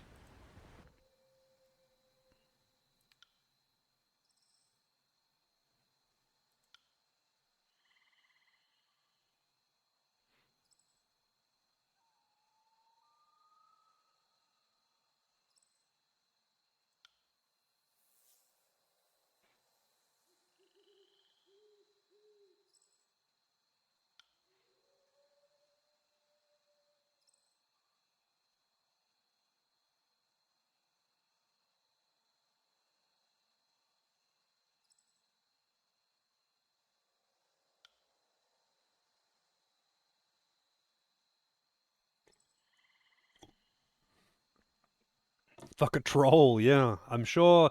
I mean, maybe the Beastmen, you know? But maybe they've got, like, barbed dicks or something. You never know. I don't know enough about the anatomy of the fantasy creatures in this world, but apparently that one dude in town, he's the only one that can satisfy.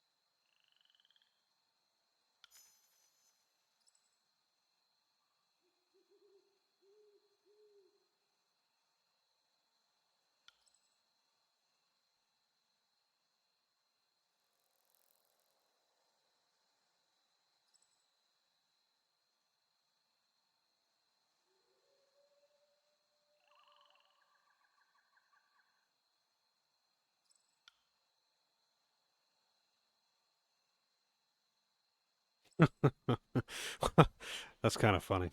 I love it when I can be an asshole like this.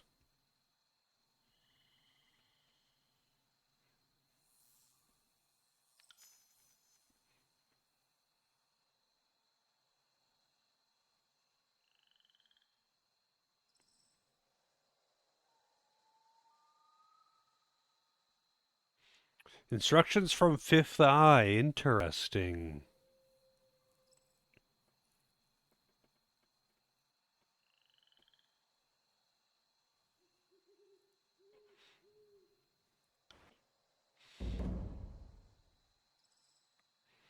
Mercy.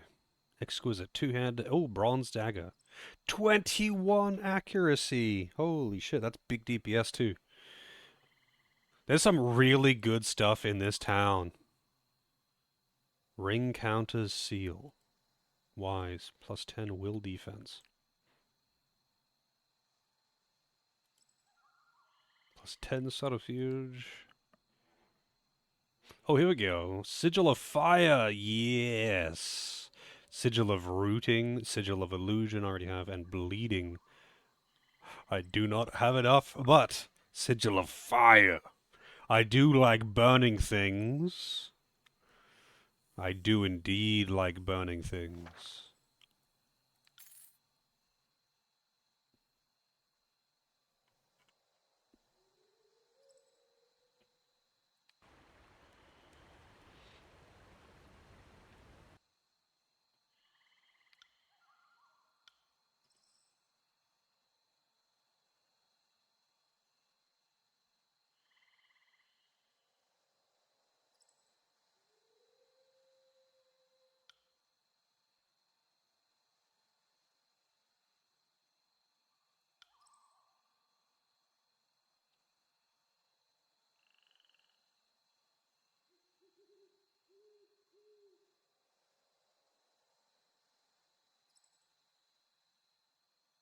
Hmm. Interesting. Sigil of Fire. Hey, who leveled up? You leveled up.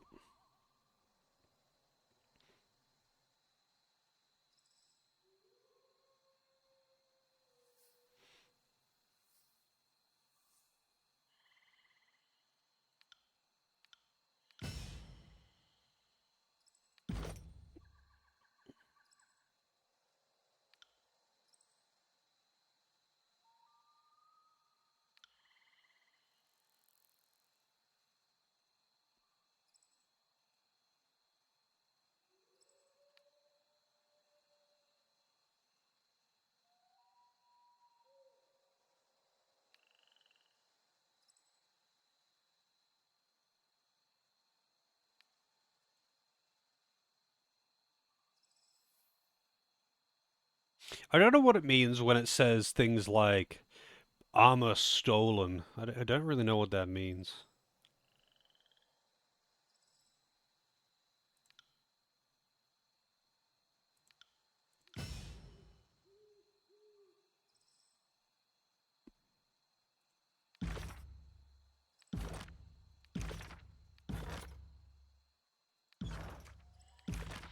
Alright, so let's see this. Sigil of Fire.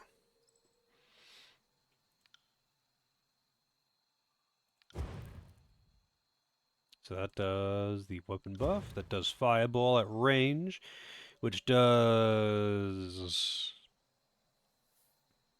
fire damage. Fire damage to them and nearby enemies. That's it. Doesn't do a damage over time. This does Mage Fire Affliction though. 2-meter range, Mage Fire Affliction. Explicitly bundled sets of status. Oh wait, that's just a description of what afflictions are. Mage Fire causes burn damage over time. Kind of weird that the long-range Fireball, Searing Palm, and the Fireball don't do the same damage over time effect. Whereas with the Ice, the long-range and the short-range Ice do. But anyway, Searing Palm.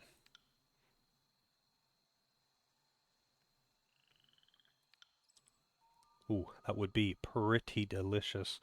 Range sigil 55. Intensity 75. That's too much.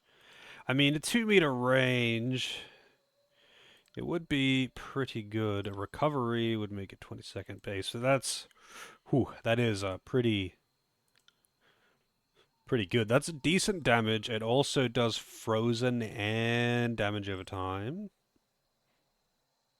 Attack skills, control fire, and law. Maybe I will give that to her over concussive bolt.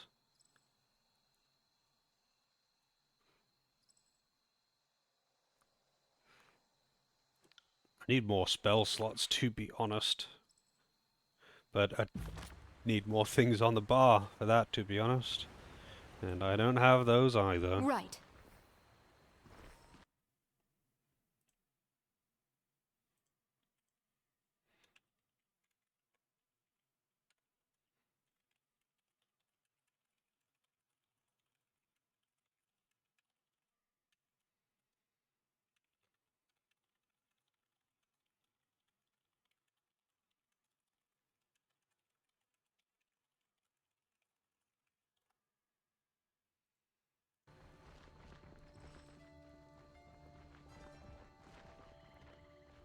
Alright, that's where I came in.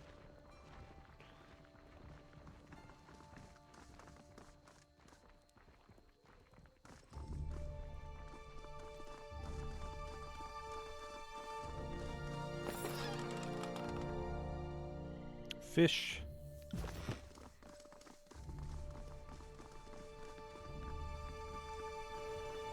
Can't do that.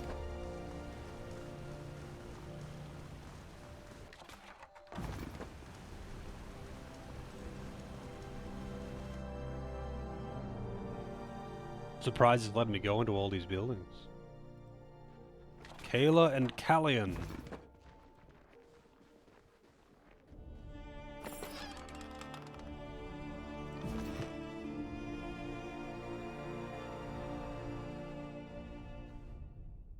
Damn, so rude to a Fatebinder.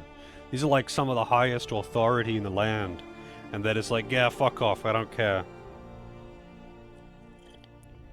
I probably have the authority to have them killed for that. Ah, got it.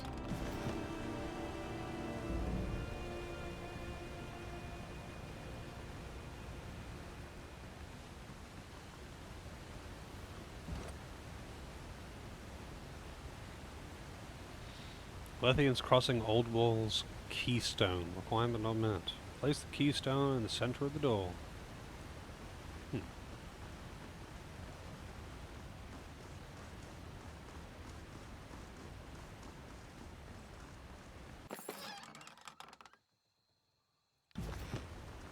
It's only 10 p.m. Time flies. It feels like I've done nothing in today's session.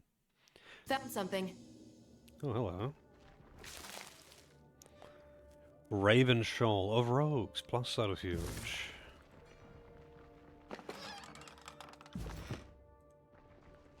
Can't do that.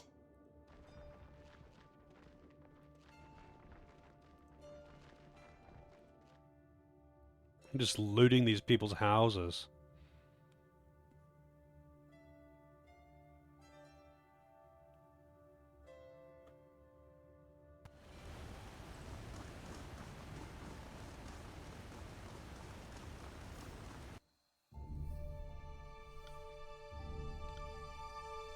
Iron Javelin, exquisite. Iron Great Axe. Sigil of Fire, Sigil of Volcanic Weapon Accent.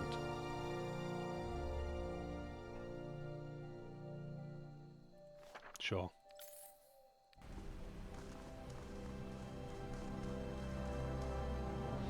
Xenia, Wenhaver, and Halfscar. There's so many of these random, like, things. It's just, like, arguments for you to step in and deal with.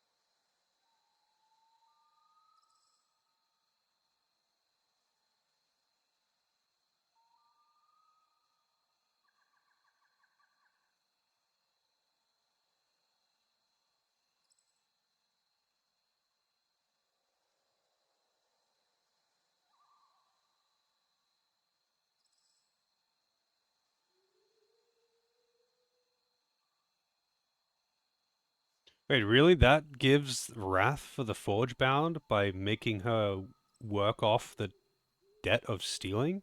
That seems weird. They just want her to be punished rather than actually pay it back.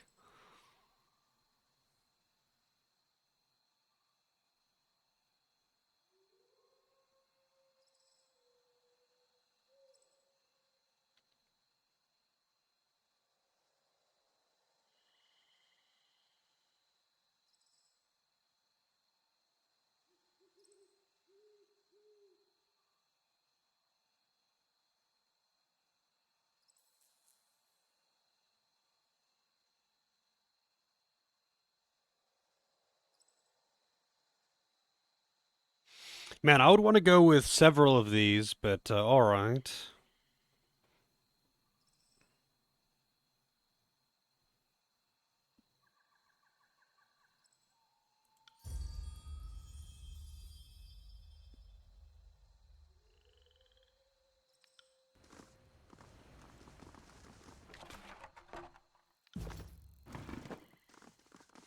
Tear Smasher. That's who I There. gotta talk to. See that? Sorry, I can't.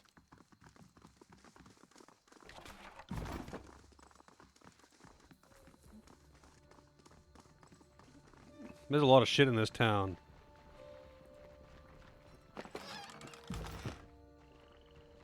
Hog. Pig. Bloodhound. But is this more... Oh, they're just, like, fighting? I can't even join in the fun?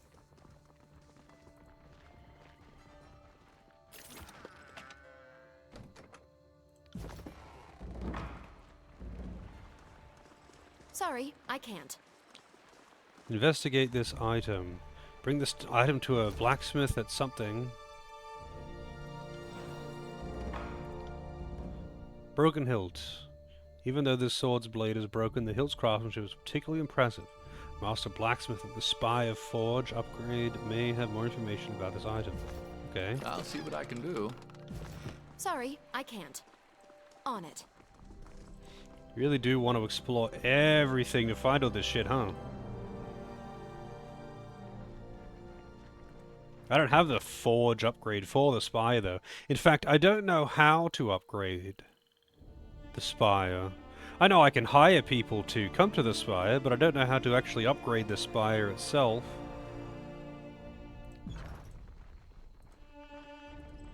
Hasn't told me about that just yet.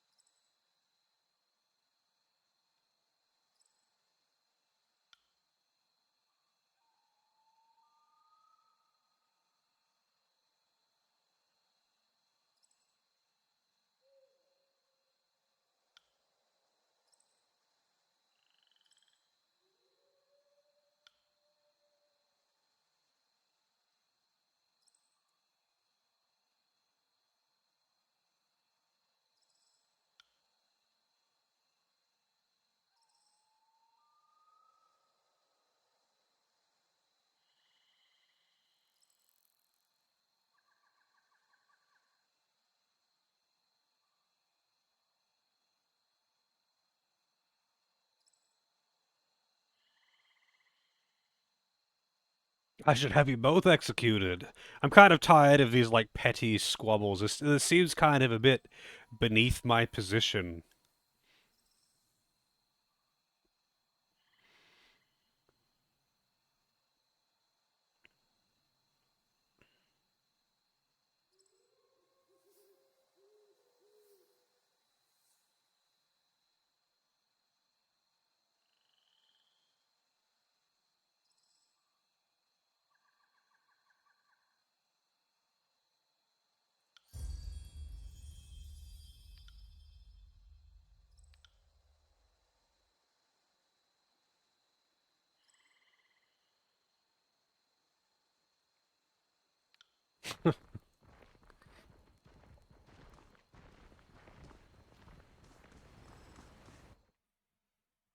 The 2-hour countdown for Tuesday begins. There's Siren. Now what is she doing? When I get the chance, I'm killing her. As soon as I get the chance, I'm killing her. And why does she want people to take off the helmet? I get the feeling that the helmet is some kind of inhibitor.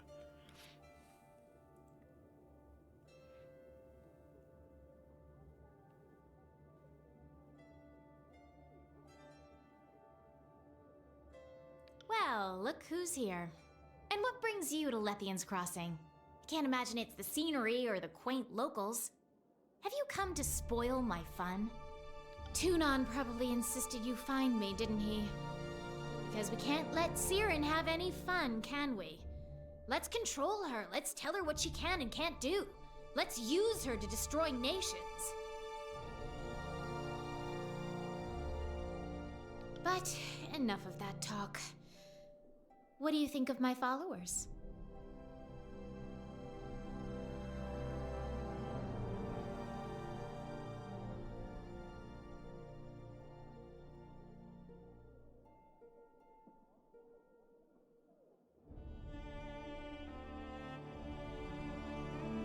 Don't worry, Fatebinder. I'm just practicing.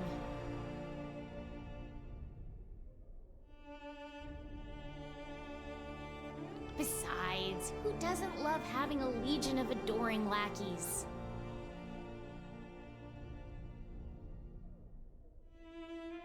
Are you going to disband this group too?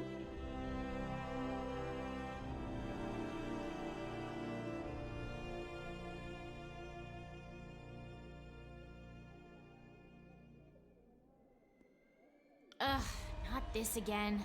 All anyone wants is for me to control myself. Why doesn't anyone want me to let loose? I know. You don't have to answer. That was a joke. I have a little more self-control than that. But maybe you're right. Perhaps if you were to allow me to accompany you. You did activate one of the spires, so your power is something I could learn from. You'd be able to teach me how to control myself. No, I'm good. I don't want you in the party. I want to kill you. Fine. I'll be here if you need me. There are worse situations to be in. Running out of bison gifts. I need to get someone working on some bison emotes or something. I don't know. I could definitely use some new emotes, but I can't make them myself. And, short of, like, commissioning randoms, it ain't happening anytime soon. I only know 2 people who have done emotes for me, really. And I don't like asking Blah to do emotes, because she's always very busy. Even though she does great work. I don't want to be like, hey, I know you're real fucking busy. Can you just, like, do all this shit for me too? Just pile it on top? Thanks.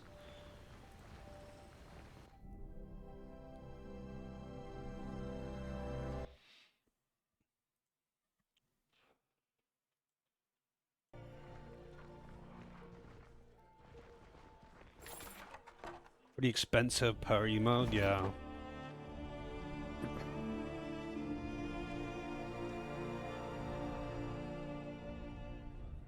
I found the brothel.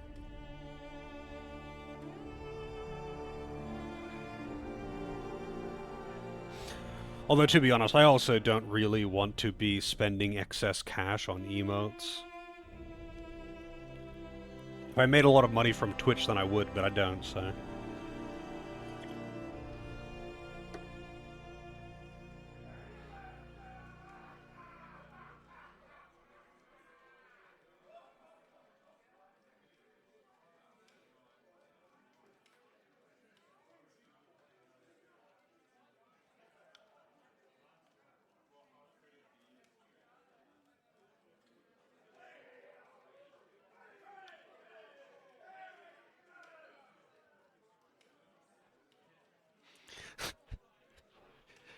If you're looking for something particularly saucy, let me give you the dirty Lethian. Her voice drops to a whisper. She was a filthy, filthy woman. Oh, how we miss her. What is... what? That was a very disjointed way of saying this. But anyway, I kind of want to know what a dirty Lethian is. How much for your company? 50 for the night. That was a sentence. I'll come back later. And by that I mean I'll quick save, and then I'll talk to her again. How much for your company? Alright, I'm game. Let's get going.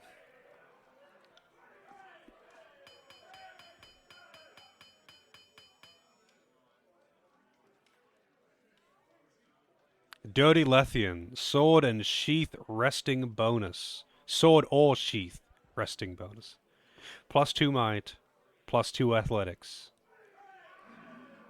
Well, that was disappointing, but it gives you a buff until your next rest. Her sheath is satisfied.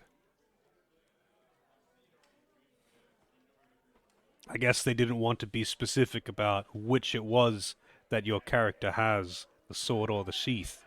Maybe both. Yeah, and why did it make like a hammer clanging sound, by the way? That was a little bit,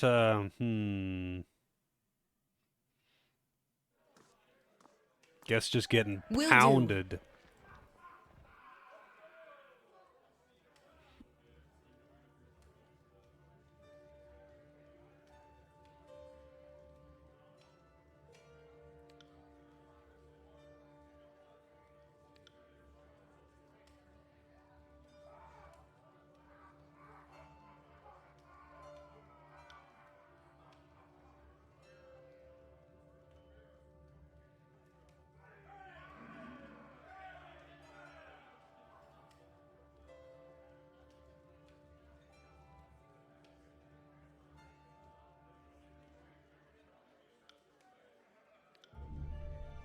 Buy cheese! Do I want to buy cheese from the brothel? Not really. Is it normal for sex to sound like a broken washing machine? Good question. I thought it was meant to sound like, macaroni.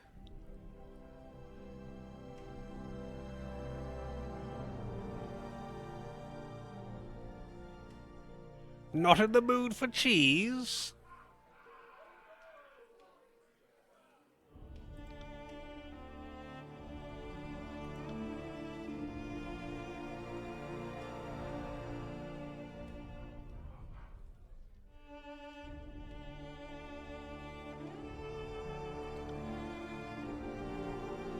I want to know, okay, so that dispute earlier with the guy who insists that he cannot work unless this particular prostitute pounds his ass.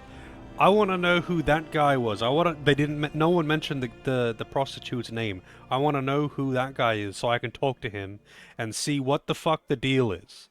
Is his nickname the Third Leg or something?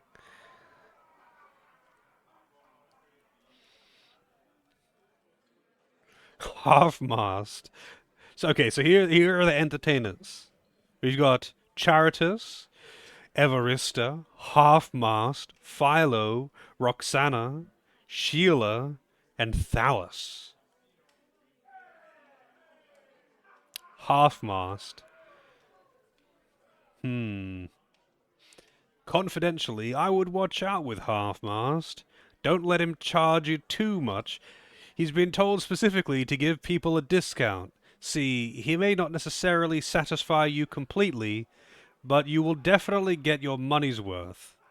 Look at all that fur. So much to grab onto. Only Beastman available in all the tiers right here in the sword or sheath. Okay. Let's see. Philo. Used to be a contortionist, that one did. If you're looking for someone to hit all the right spots, he's the one for you. If you're looking for a particularly good time, ask him to do the thing with his thumbs. You won't be able to stand for 3 hours. Ew. 3 hours! What is he doing with those thumbs? What is he doing with those thumbs?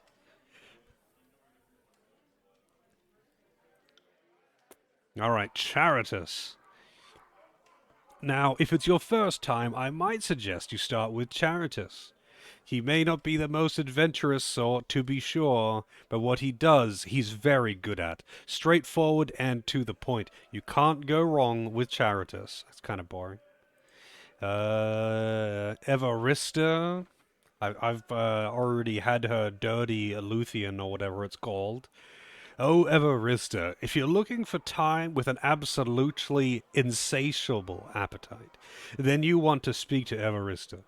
She won't want to stop even when you're done. And as an added bonus, if you are tired and don't want to do any work, she'll do it all for you. Just lie back and let her do her job. You will not be disappointed. Roxana? You want to try something a little more, shall we say, outside the norm? Then sweet little Roxy is exactly who you're looking for. Beastman style, pulling the shades, splitting the river, lifting the banner, she will do it all and more. I've had more than one patron come out of her room crying with joy, having done things they never imagined.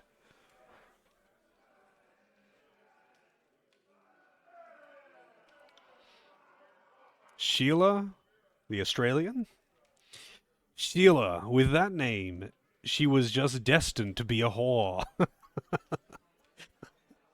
Know what I mean? No, I don't know what you mean, but anyway. And if you want voluptuous, she's the lady for you. Curves, sister, curves. I'm a breast man myself, and you can't go wrong with Sheila. I know the entertainers like to tell patrons their signature moves, but if you hire her, make sure you try the Tidecaster's flow. You'll thank me afterwards. I just like that line. Ah, Sheila, with with that name, she was just destined to be a whore. Know what I mean? And Thallus, the last one on the list. Ah, yes, Thallus. Thallus with the phallus. If you're looking for something a little, shall we say, shit, why am I even being discreet? He has an enormous dick. Seriously, it's gigantic. Trust me, you won't be asking, is it in, with this one. I'm getting the impression that Thallus is the one that the blacksmith was the fan of. And I guess I was on the money. Thallus the phallus.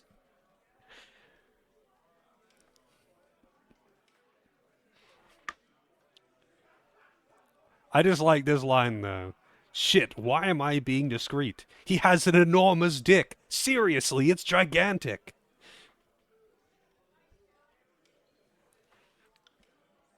Let's talk about something else. I'd like a little time to myself, please. Agree to price, I'll do it. Alright. What's in here? Oh, really? You just go... Quality alone time, +2 one-handed, +1 vitality.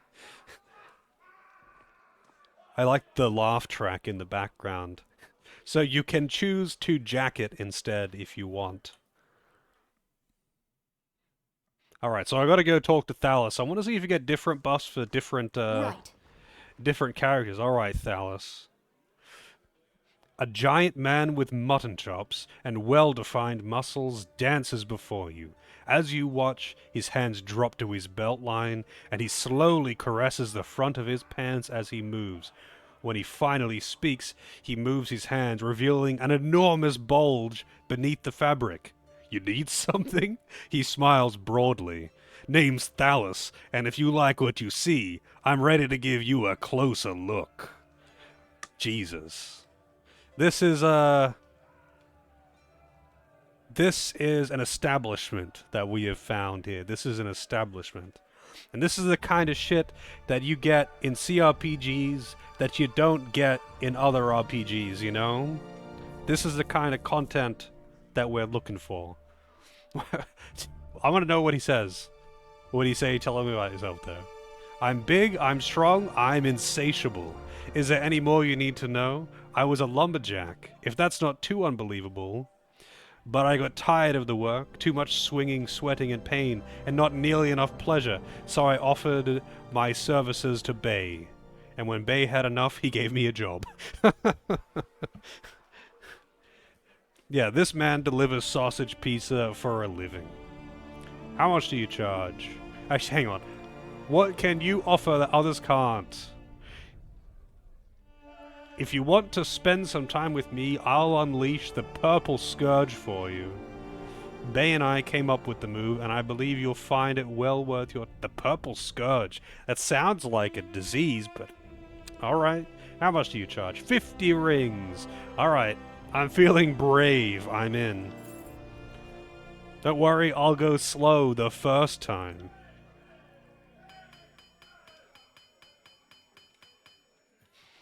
Alright, the buff is Purple Scourge, +5 two-handed, and +5 parry.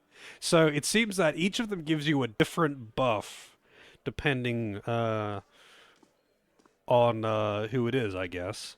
+5 two-handed. You need 2 hands for that one. Alright.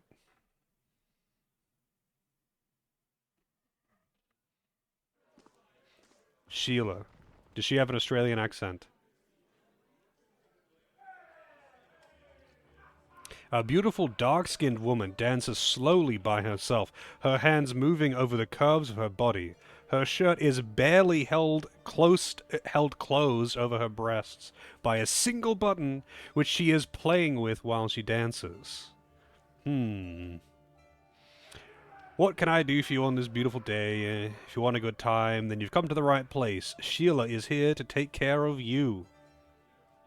Alright. Tell me about yourself. Why would you want to spoil the mood and talk about regular life? Yeah. Oh, she's a mother. Anyway. How much... Oh, actually, hang on. What do you offer? Well, I'm no expert in the area of magical arts, but I do know a trick or two.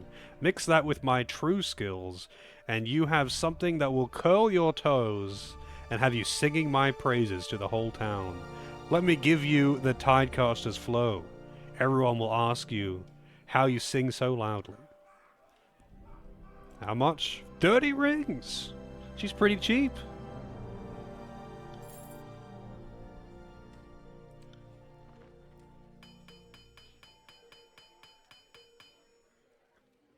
And what do we get? +1 wits, +2 staff.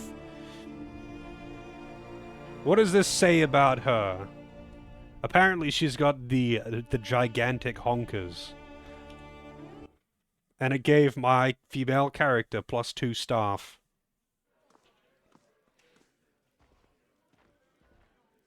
Yeah, only the main character gets it. The other characters don't. What was the other one that seemed interesting? Half-mast. You know what? I'm curious. It's a beast man, so what do you have to say? Human-like half-mast. That's literally... The rest of it is description. We've got like a whole paragraph of description of what he's saying, and 4 words. The rough-looking beastman grunts at you. Although it seems to have been recently brushed, his fur is matted in clumps, and he occasionally scratches himself, gingerly sniffing his claw when he finishes. The small loincloth around his waist does little to cover him, and your gaze moves of its own accord to stare at what's between his legs. He smiles. Human like half-mast?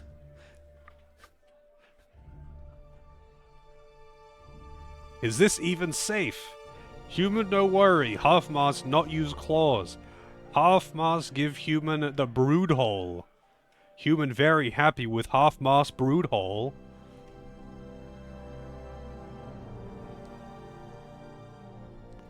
Can we pay him to clean himself? Nah, I don't think so. How much do you charge? 25 rings. Alright, let's give it a shot. Still get the same sound. Alright, what do we get? We get plus 5 subtlety to -1 vit. The brood hole. Ugh. I think I just mounted the beast man.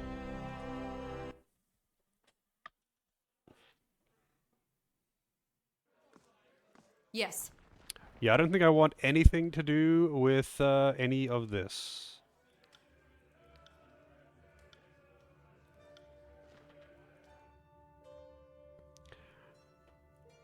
Do you want a piece of the brood hole?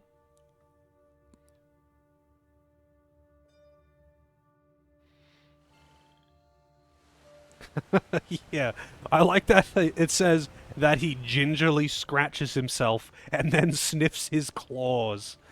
That's good. That's right. That's the good shit right there. That's the Zyori treatment. Is sniff a sniff.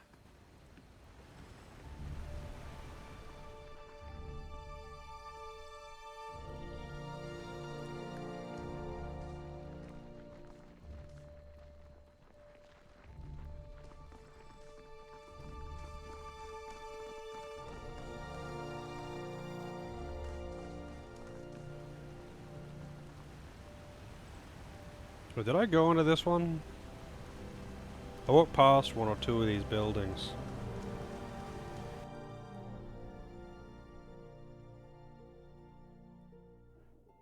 I did. That's some quality dialogue. I feel like every CRPG ends up having some kind of brothel that you can go into and you get some really good quality dialogue. Like, it's always some really funny shit when you find the brothel in a CRPG.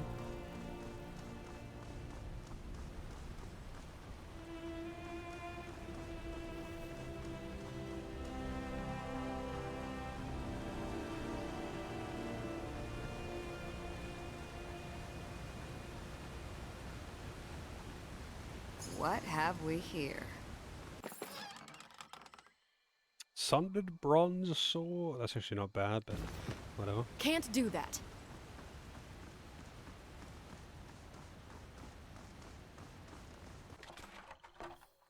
Also, I wonder how many people got the reference with the whole Zyori thing. I feel like there are very few, but probably some.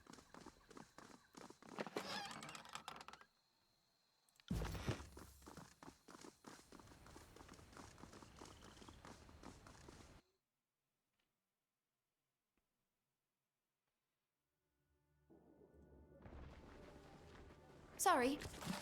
I can't. Oh. Superior quality short bow.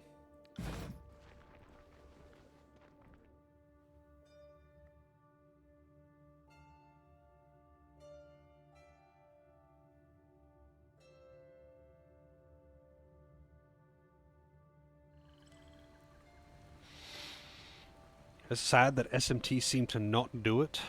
Some designs in SMT are references to 18+ anime films like Arachne, who's a reference to Wicked City. Yeah, but like, there's no like... I don't think SMT has ever done anything like a CRPG, right?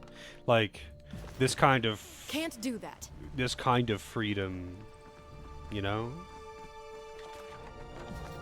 Oh, I did loot that one. Guess we're going further up. I think. Wait, no. This is where I just came from.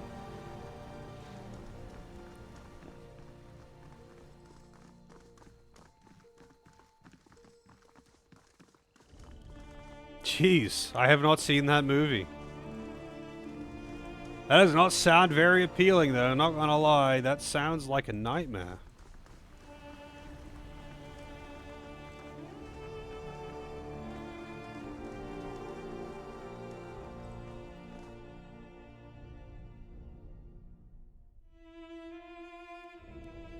That's like the opposite of what you want. Can't do that. That wasn't so hard.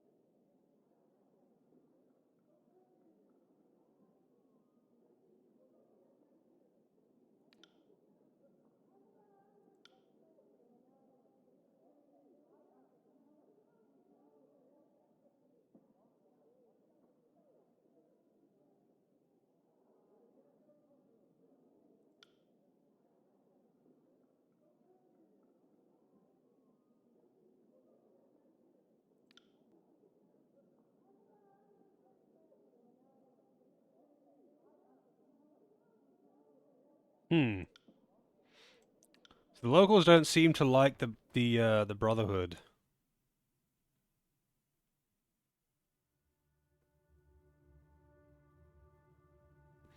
Wishing you had Spider-Man's powers, but you wished on the monkey paw. Yeah, that sounds pretty accurate for that.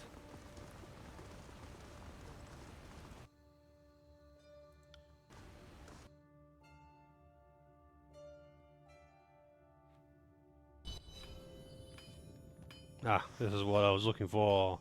I just Sorry, walked I past the can't. building because I am a fool.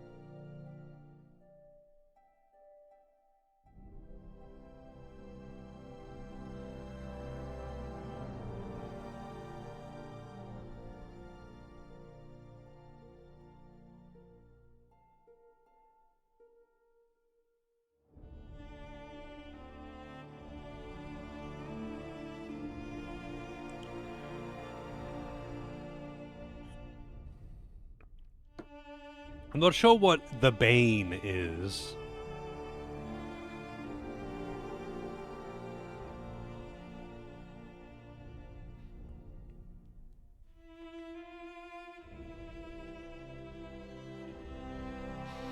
Also, Lozo, that Wicked City movie, is it actually a good movie? And what year was it? Or is it just particularly referenced because of that scene and the meme potential?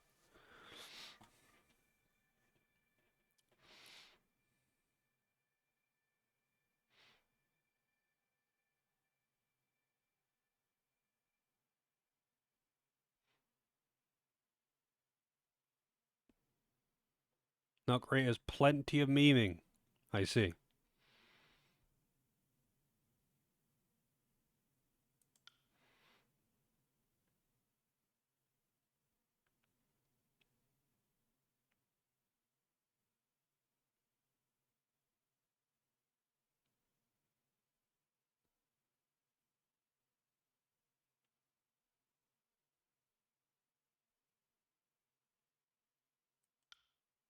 What is the Bane?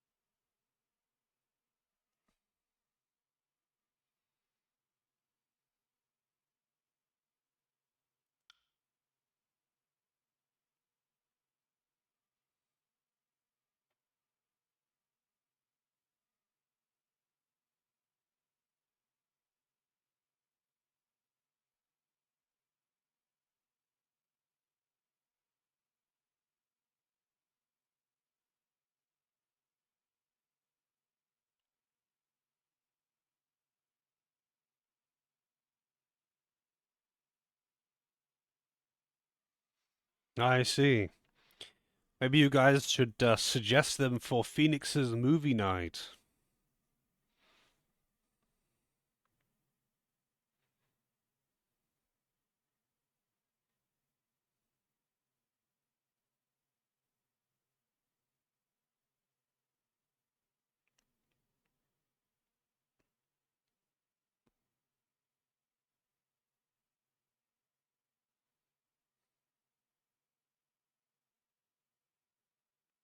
It would always be good to have some more people showing up for that.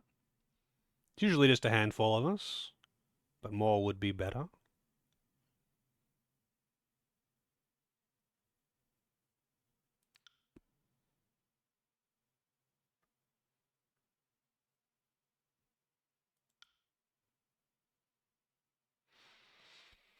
Oh, you gotta read Discord then, dude.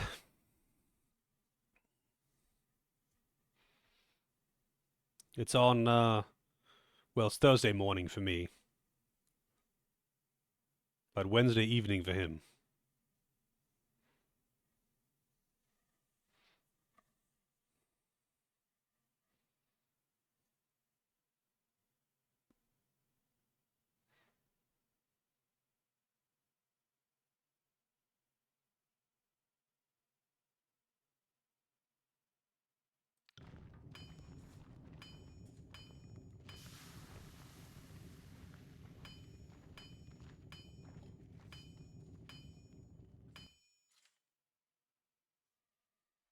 The sunburnt man. Man, they always mention how people are sunburned.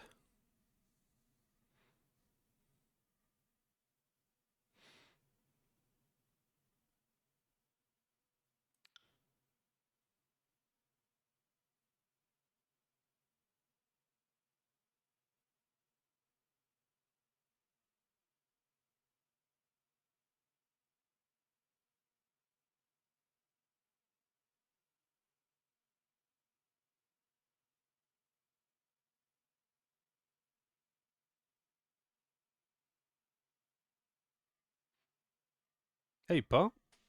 I'm doing alright. How are you?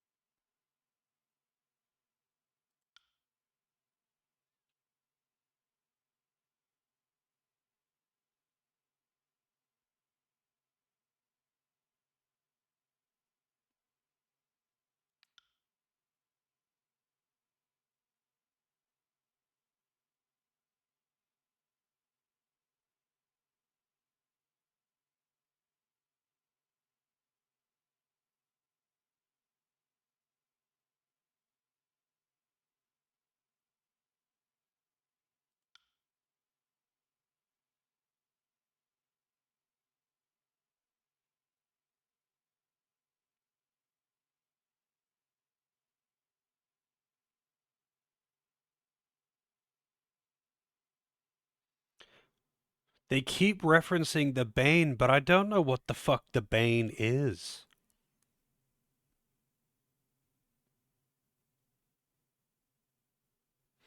Just woke up and having a coffee. It sounds pretty good. 5:42 a.m. Now that is definitely rising early.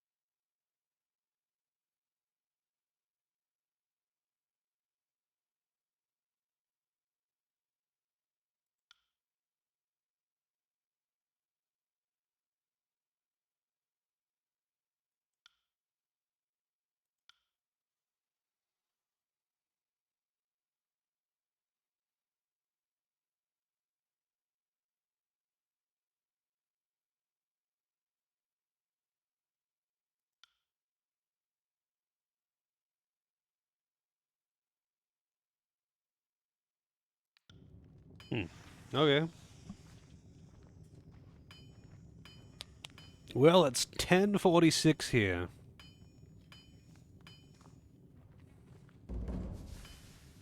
I got it. That wasn't so hard.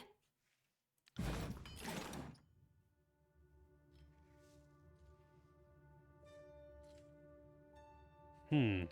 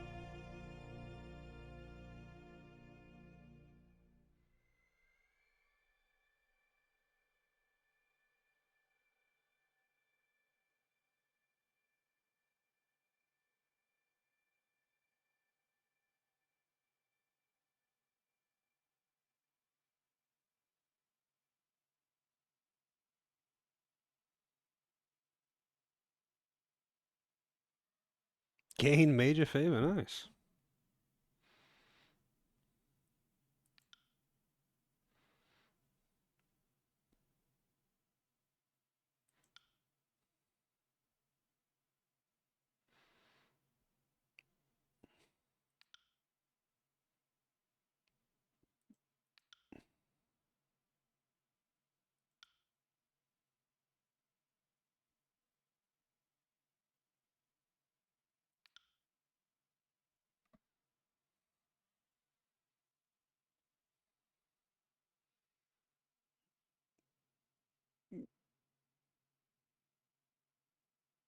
Did I Emmy message? What?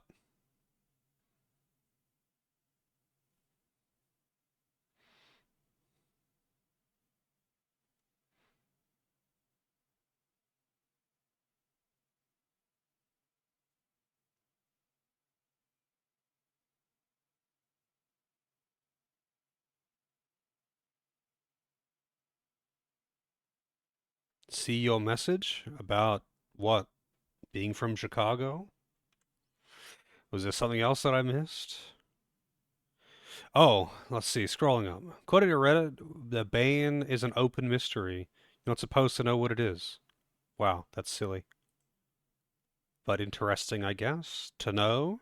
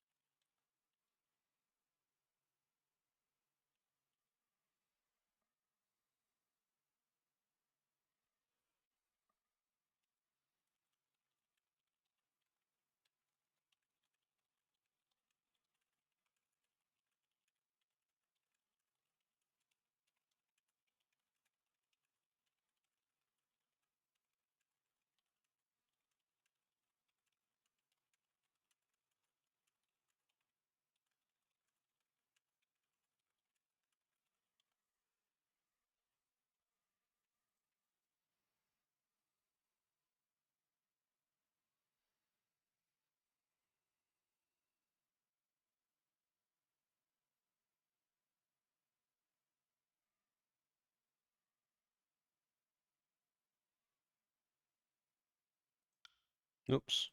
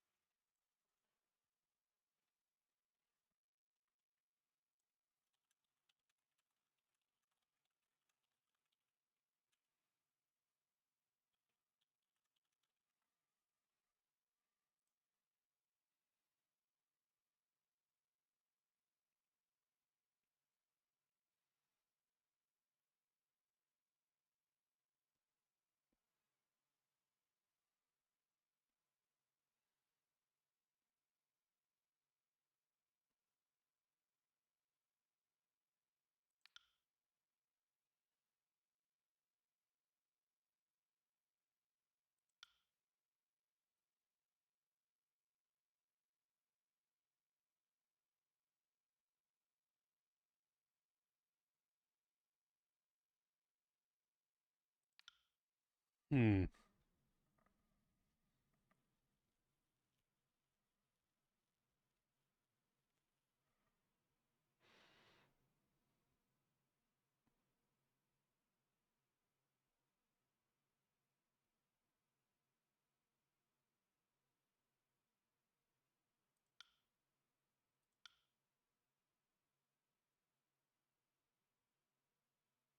Kairos invented cues for a reason. Kairos invented cues? Just how fucking long has he been in charge here? He invented cues?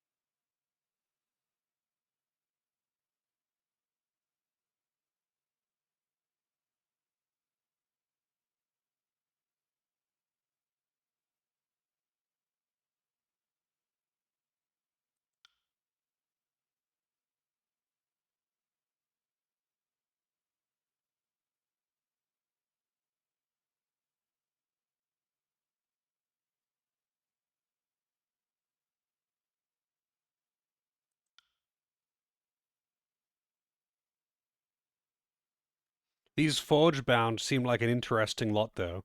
Literally magically bound to their own furnace. And that they would die if their furnace burns too hot.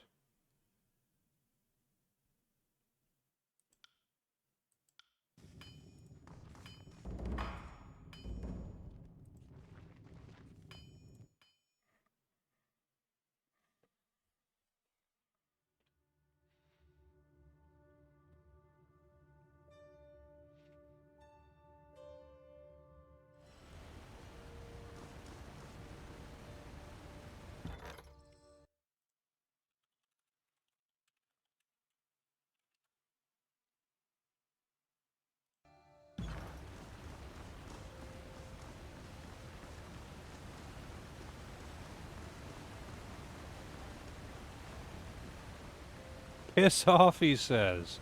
Do you know who I am?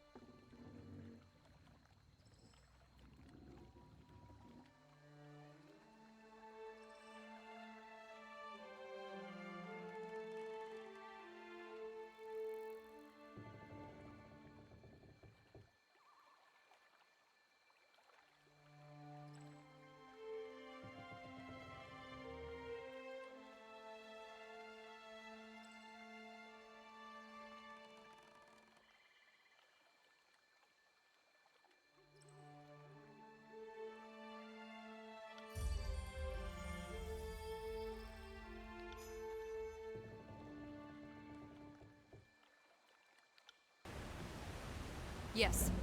Alright. In we go.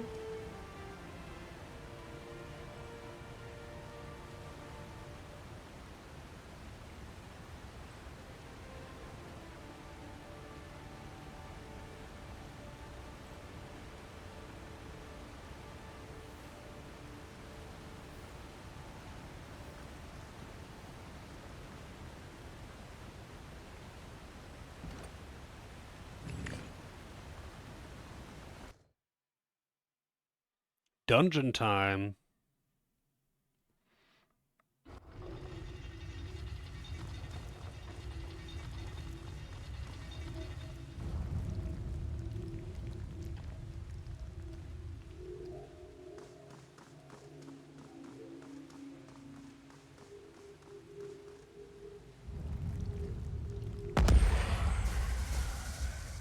Well, we got ghosts. The Bane have escaped. Another battle. I think we're back.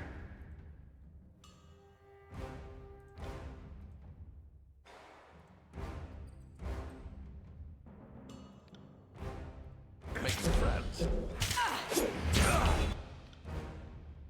I'll take care of it.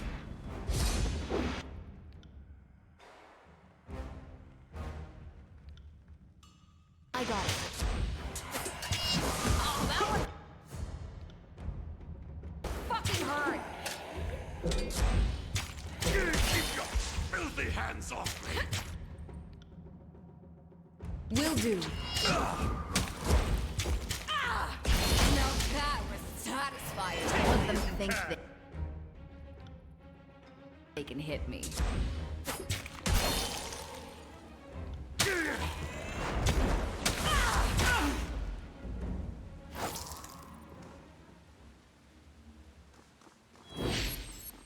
What have we here?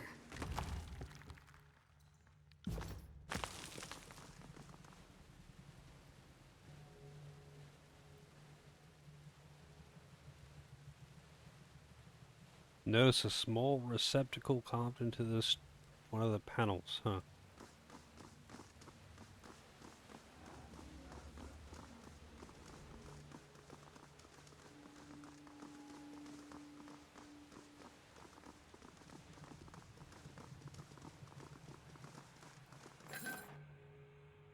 Every time I see an opal, I think it's an egg.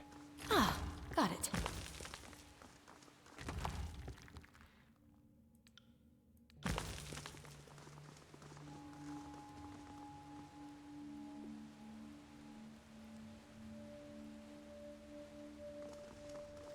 Careless soldiers.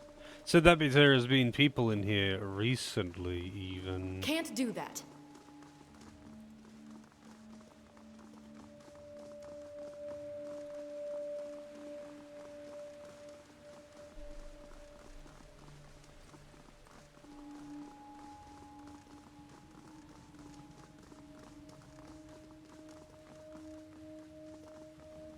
Looks like I can't do anything in here, though. Sorry, I can't. Time to lighten my step. Can't seem to do much. Wait, did I already try to interact with this? Take a charcoal rubbing.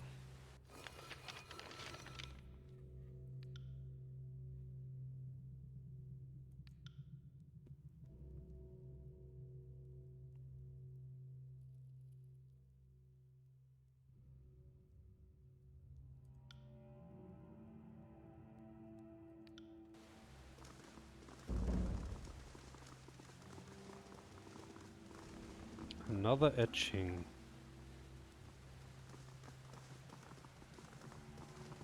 Something keeps flashing down here.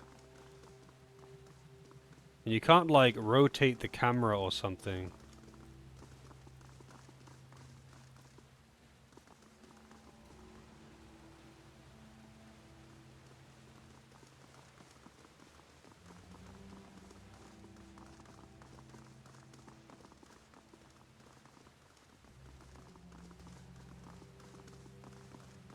Can't do that.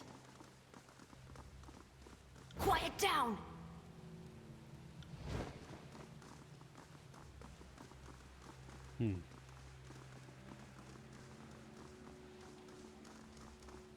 Well, it doesn't seem like there's anything more for me to do in here.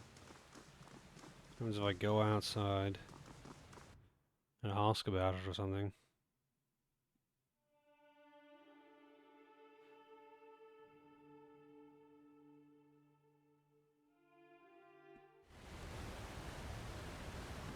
They're dead.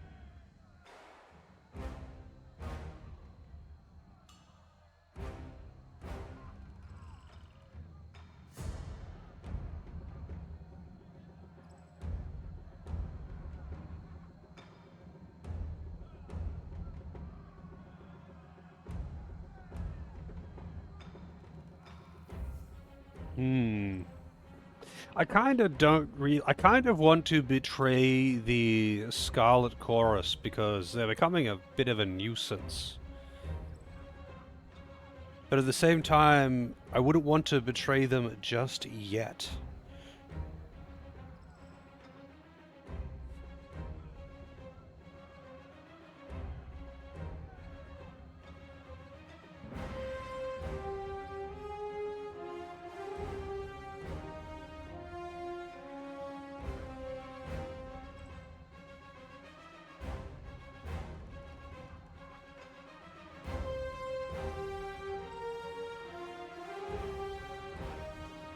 So I still want to get to the bottom of the iron theft.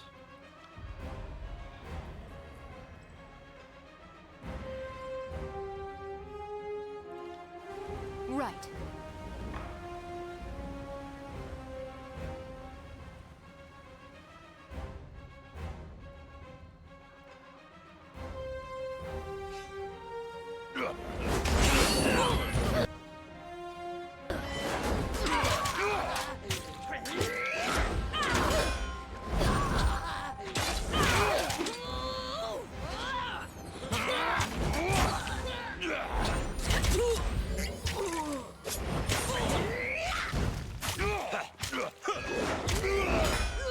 I got it.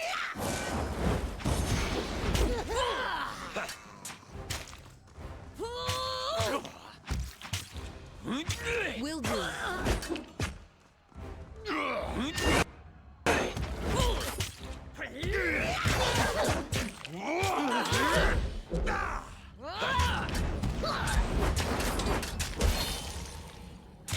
Always feels weird having combat after all of this time I spent not doing combat. Grunting BGM. How's it going, Kevin? Can't have enough grunting, you know?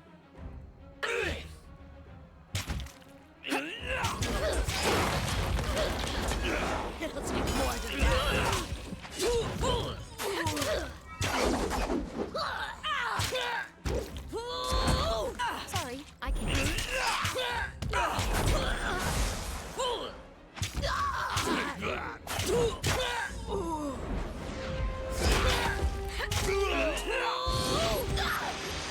Will do.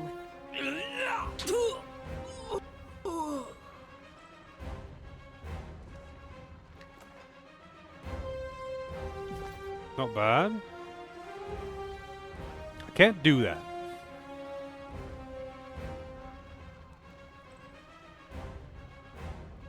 Can I loot the stuff up here now from these people that I killed? Guess not.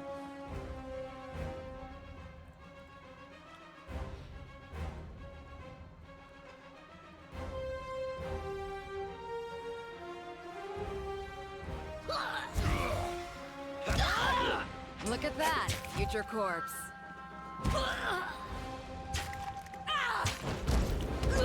Grovel before me!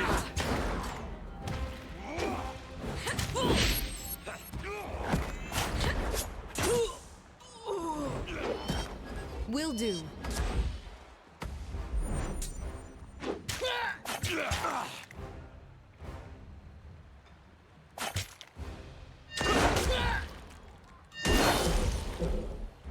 Right.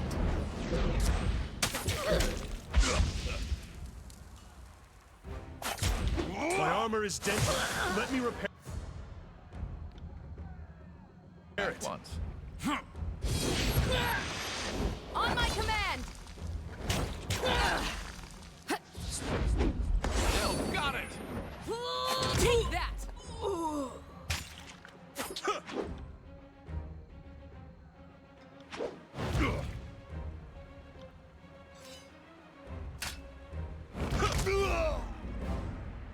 Fighting on the bridge kind of sucks. Right. Gotta heal up before I fight these other guys, though.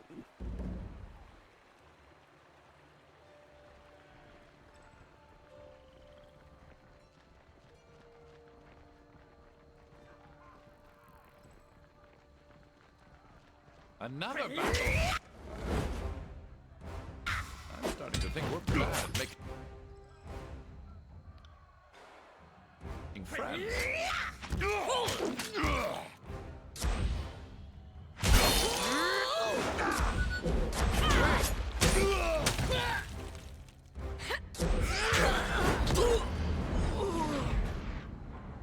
I got fucked up.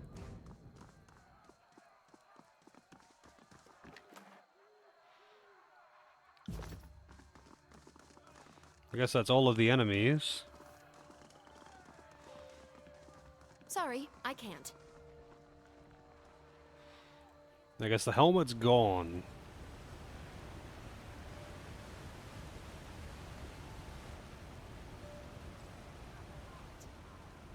They destroyed the bridge to get back Can't up do there. that.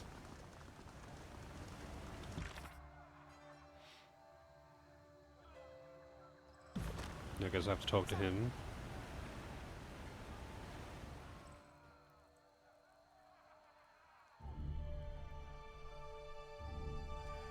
He's over here somewhere.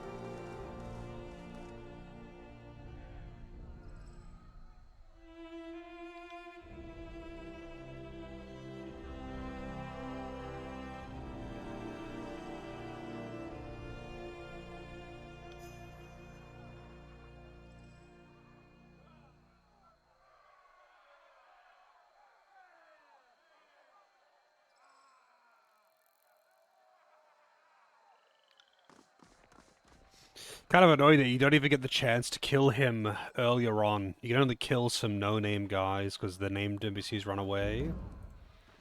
Can't do that.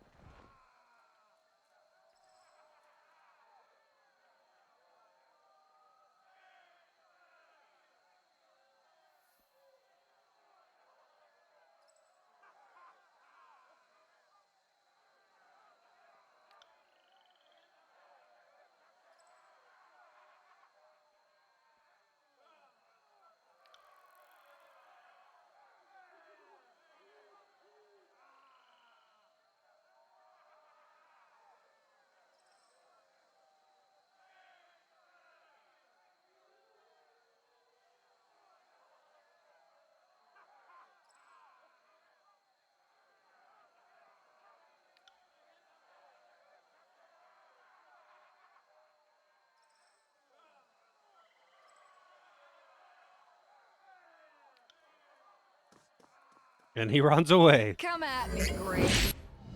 He runs away.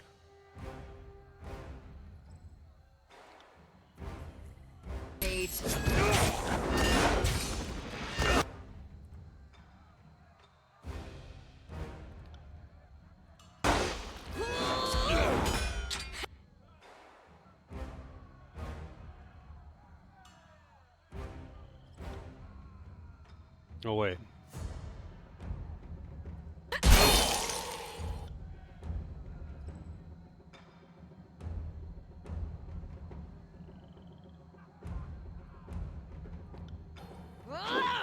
They won't even get close.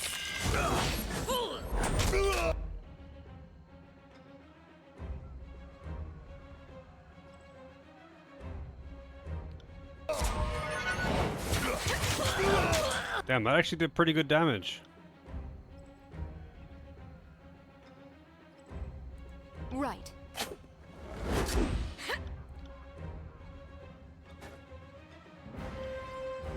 Not happening.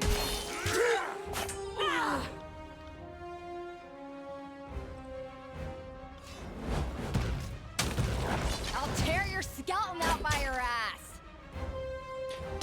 Tear your skeleton out by your ass.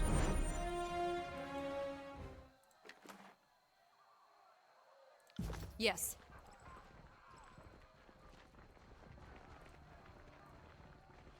Alright, so he ran in this direction, Can't do that. but, like, you can't leave in that Sorry, direction. I He just can't. walked into the trees.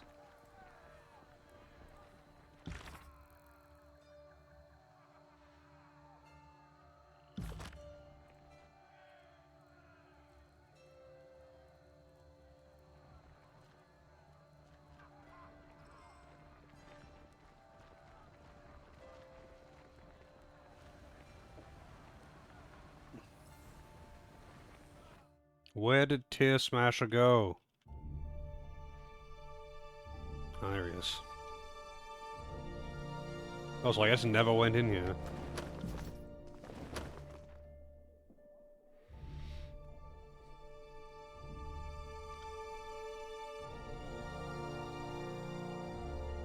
I find it weird that they managed to just slip in easily and take the helmet like nothing was defended, like the place wasn't just loaded with soldiers. Like, this is some serious, dubious conspiracy shit.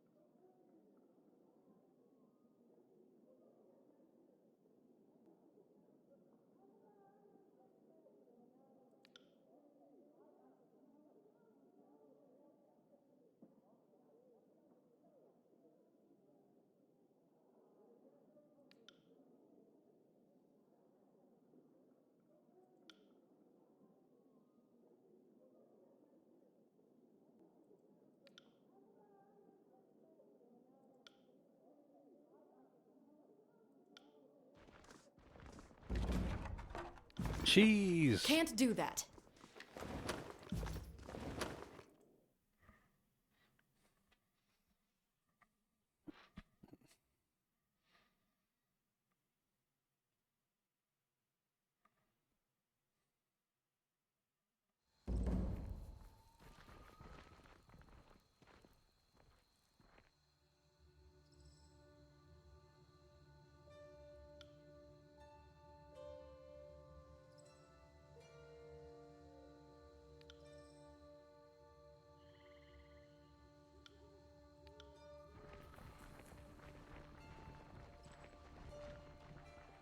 do that. Alright, so...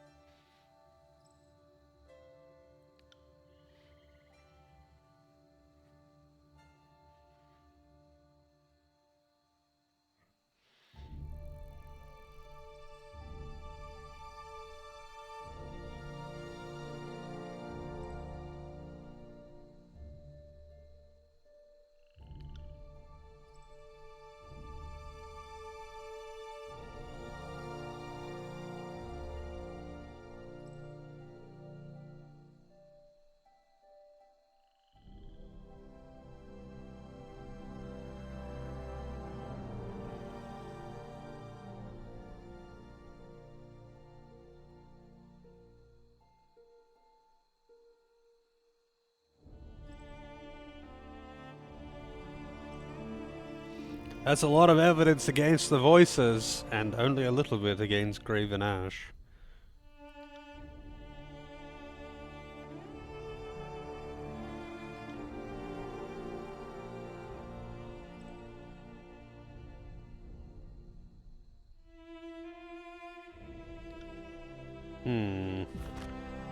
Can't do that.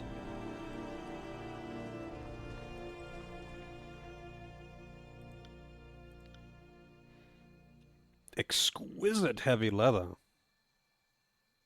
It's not even that expensive, really.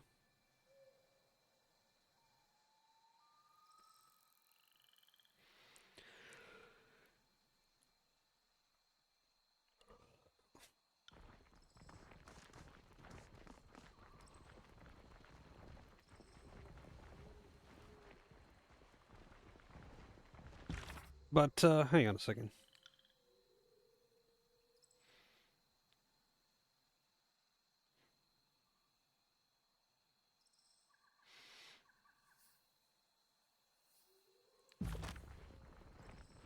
Thought I did talk to him.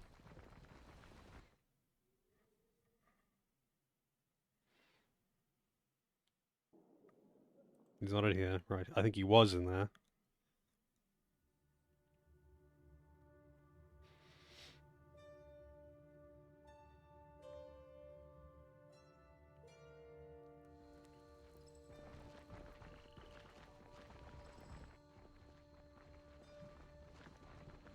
But now I don't know where he is. Oh.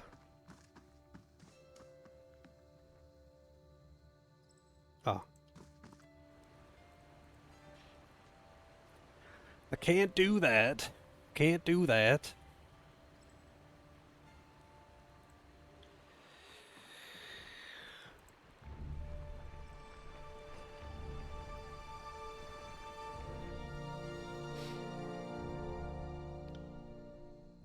Who says you can't teach an old dog new tricks? What a time to level up.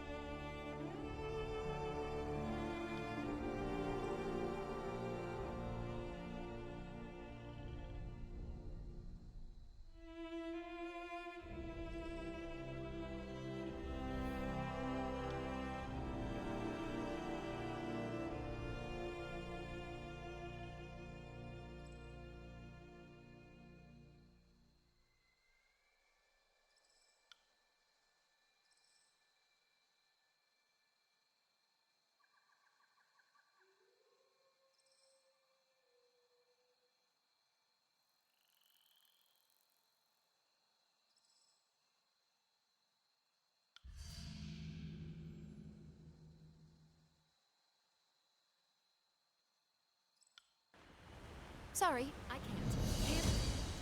Sorry. Can't do that.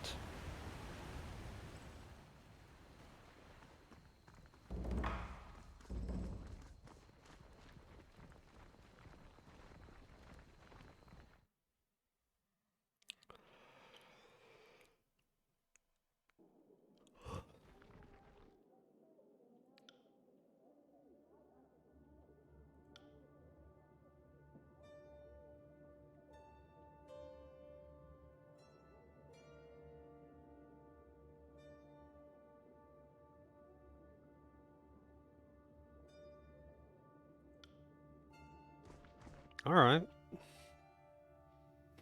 Brotherhood business. Gotcha.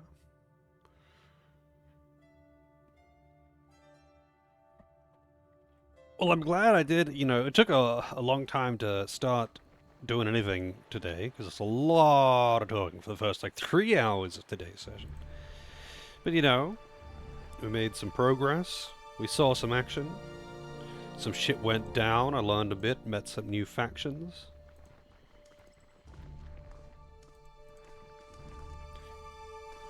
So now let's have a look at where I have available to view, I guess.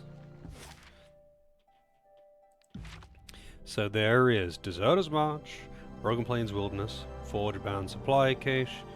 Then there's Mountain Spire, of course. Wait, why would there be stuff at the mountain? Why would there be something there for me? Weird. Bastard City, all that. I don't need to go there. It's opening up, so I've got a bit more freedom to actually do stuff, and I'm glad for that. Isn't this game super short? Is it?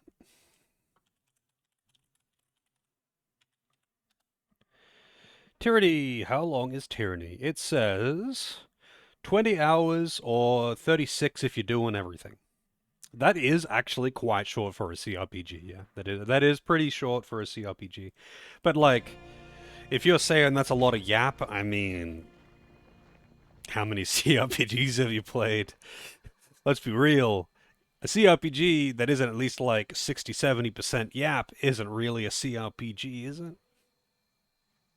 Actually, that's not really true. Some of them are a bit more like combat focused, but they're usually pretty story dense. And there's a lot of like long dialogue heavy sections, that kind of thing. Like one.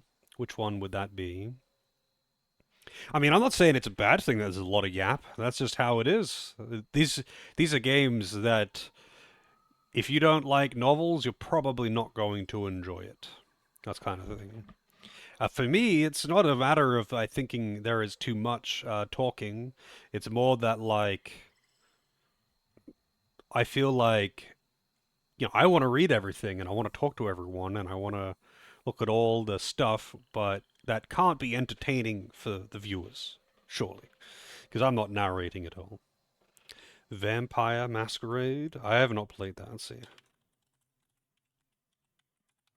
Vampire the Masquerade. Isn't that like a third person, like hack and slash or something? Maybe I'm thinking of a different one. Some other vampire game.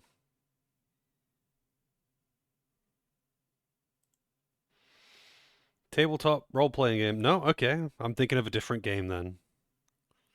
Vampire the Masquerade is a tabletop role-playing game created by Mark Reinhagen and released in '91 by White Wolf Publishing as the first of several storyteller system games for its World of Darkness setting line. Well, there you go. Yeah, I've not played it. I don't know anything about it, apparently.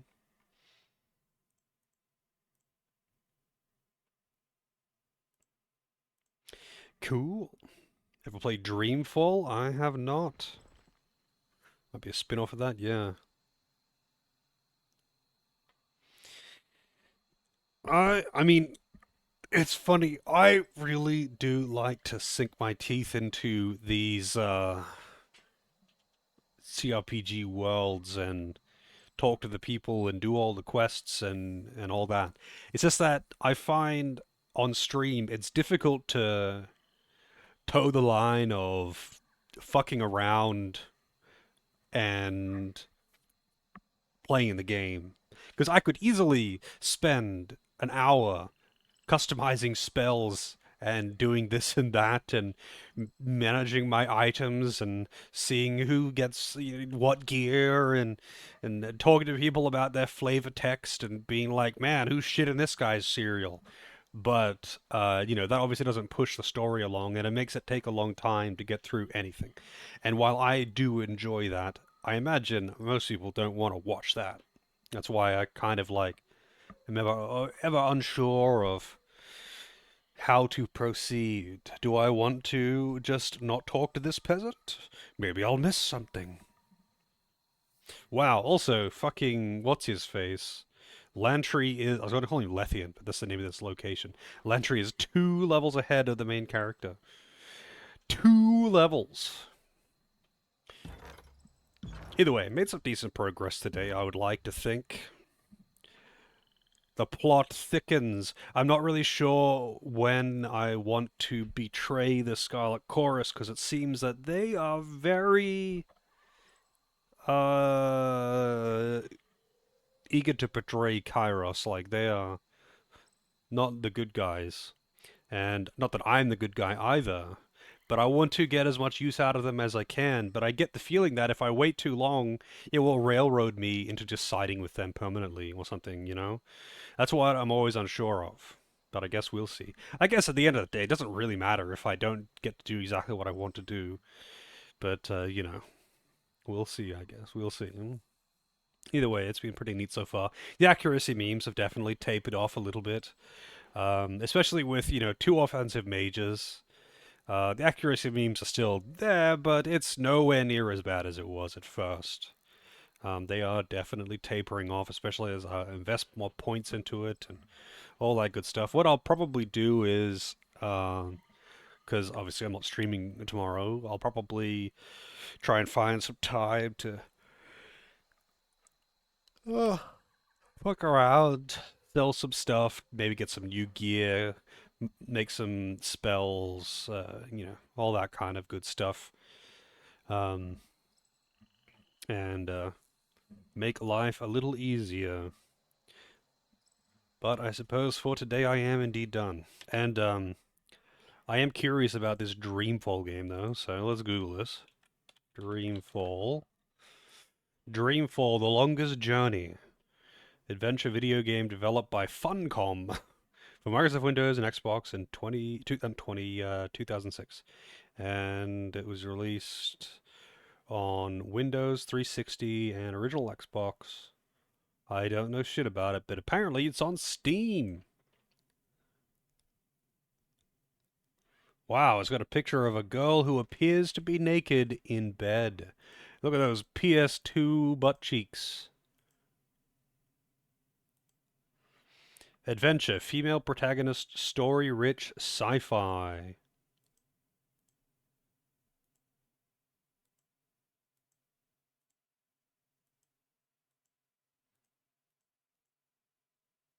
It looks very vibrant. But anyway, let's see if I can find someone to host up real quick. Otherwise, I am out because I need to eat and go to the toilet in no particular order.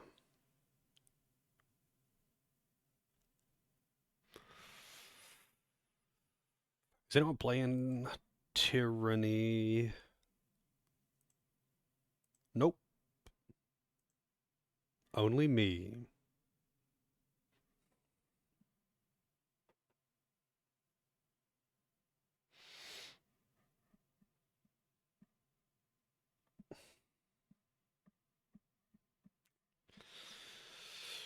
All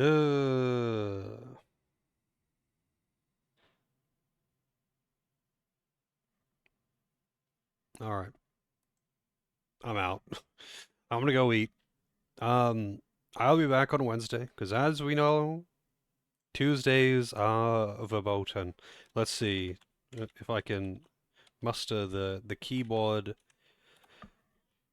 energy to type in the correct emote because I kept mistyping that. Tomorrow is Tuesday, and we do not stream on Tuesdays because Tuesday is Bison Day, and Bison Day is important. Bison Day is the day that we all post gifs of M. Bison or other bison related things in Discord. This is important because every bison gif or image that gets posted in Discord regenerates my energy for the rest of the week. And without enough bison imagery, I just don't make it through the week. It's as simple as that. I need you to give me your energy through bison imagery posted on Discord. So we need everyone to join Discord and add to the bison gang. But anyway, I'm out. So have a good night, day, morning, whatever is appropriate to your time zone. Hopefully see you all next time, and hopefully I don't have a headache next time.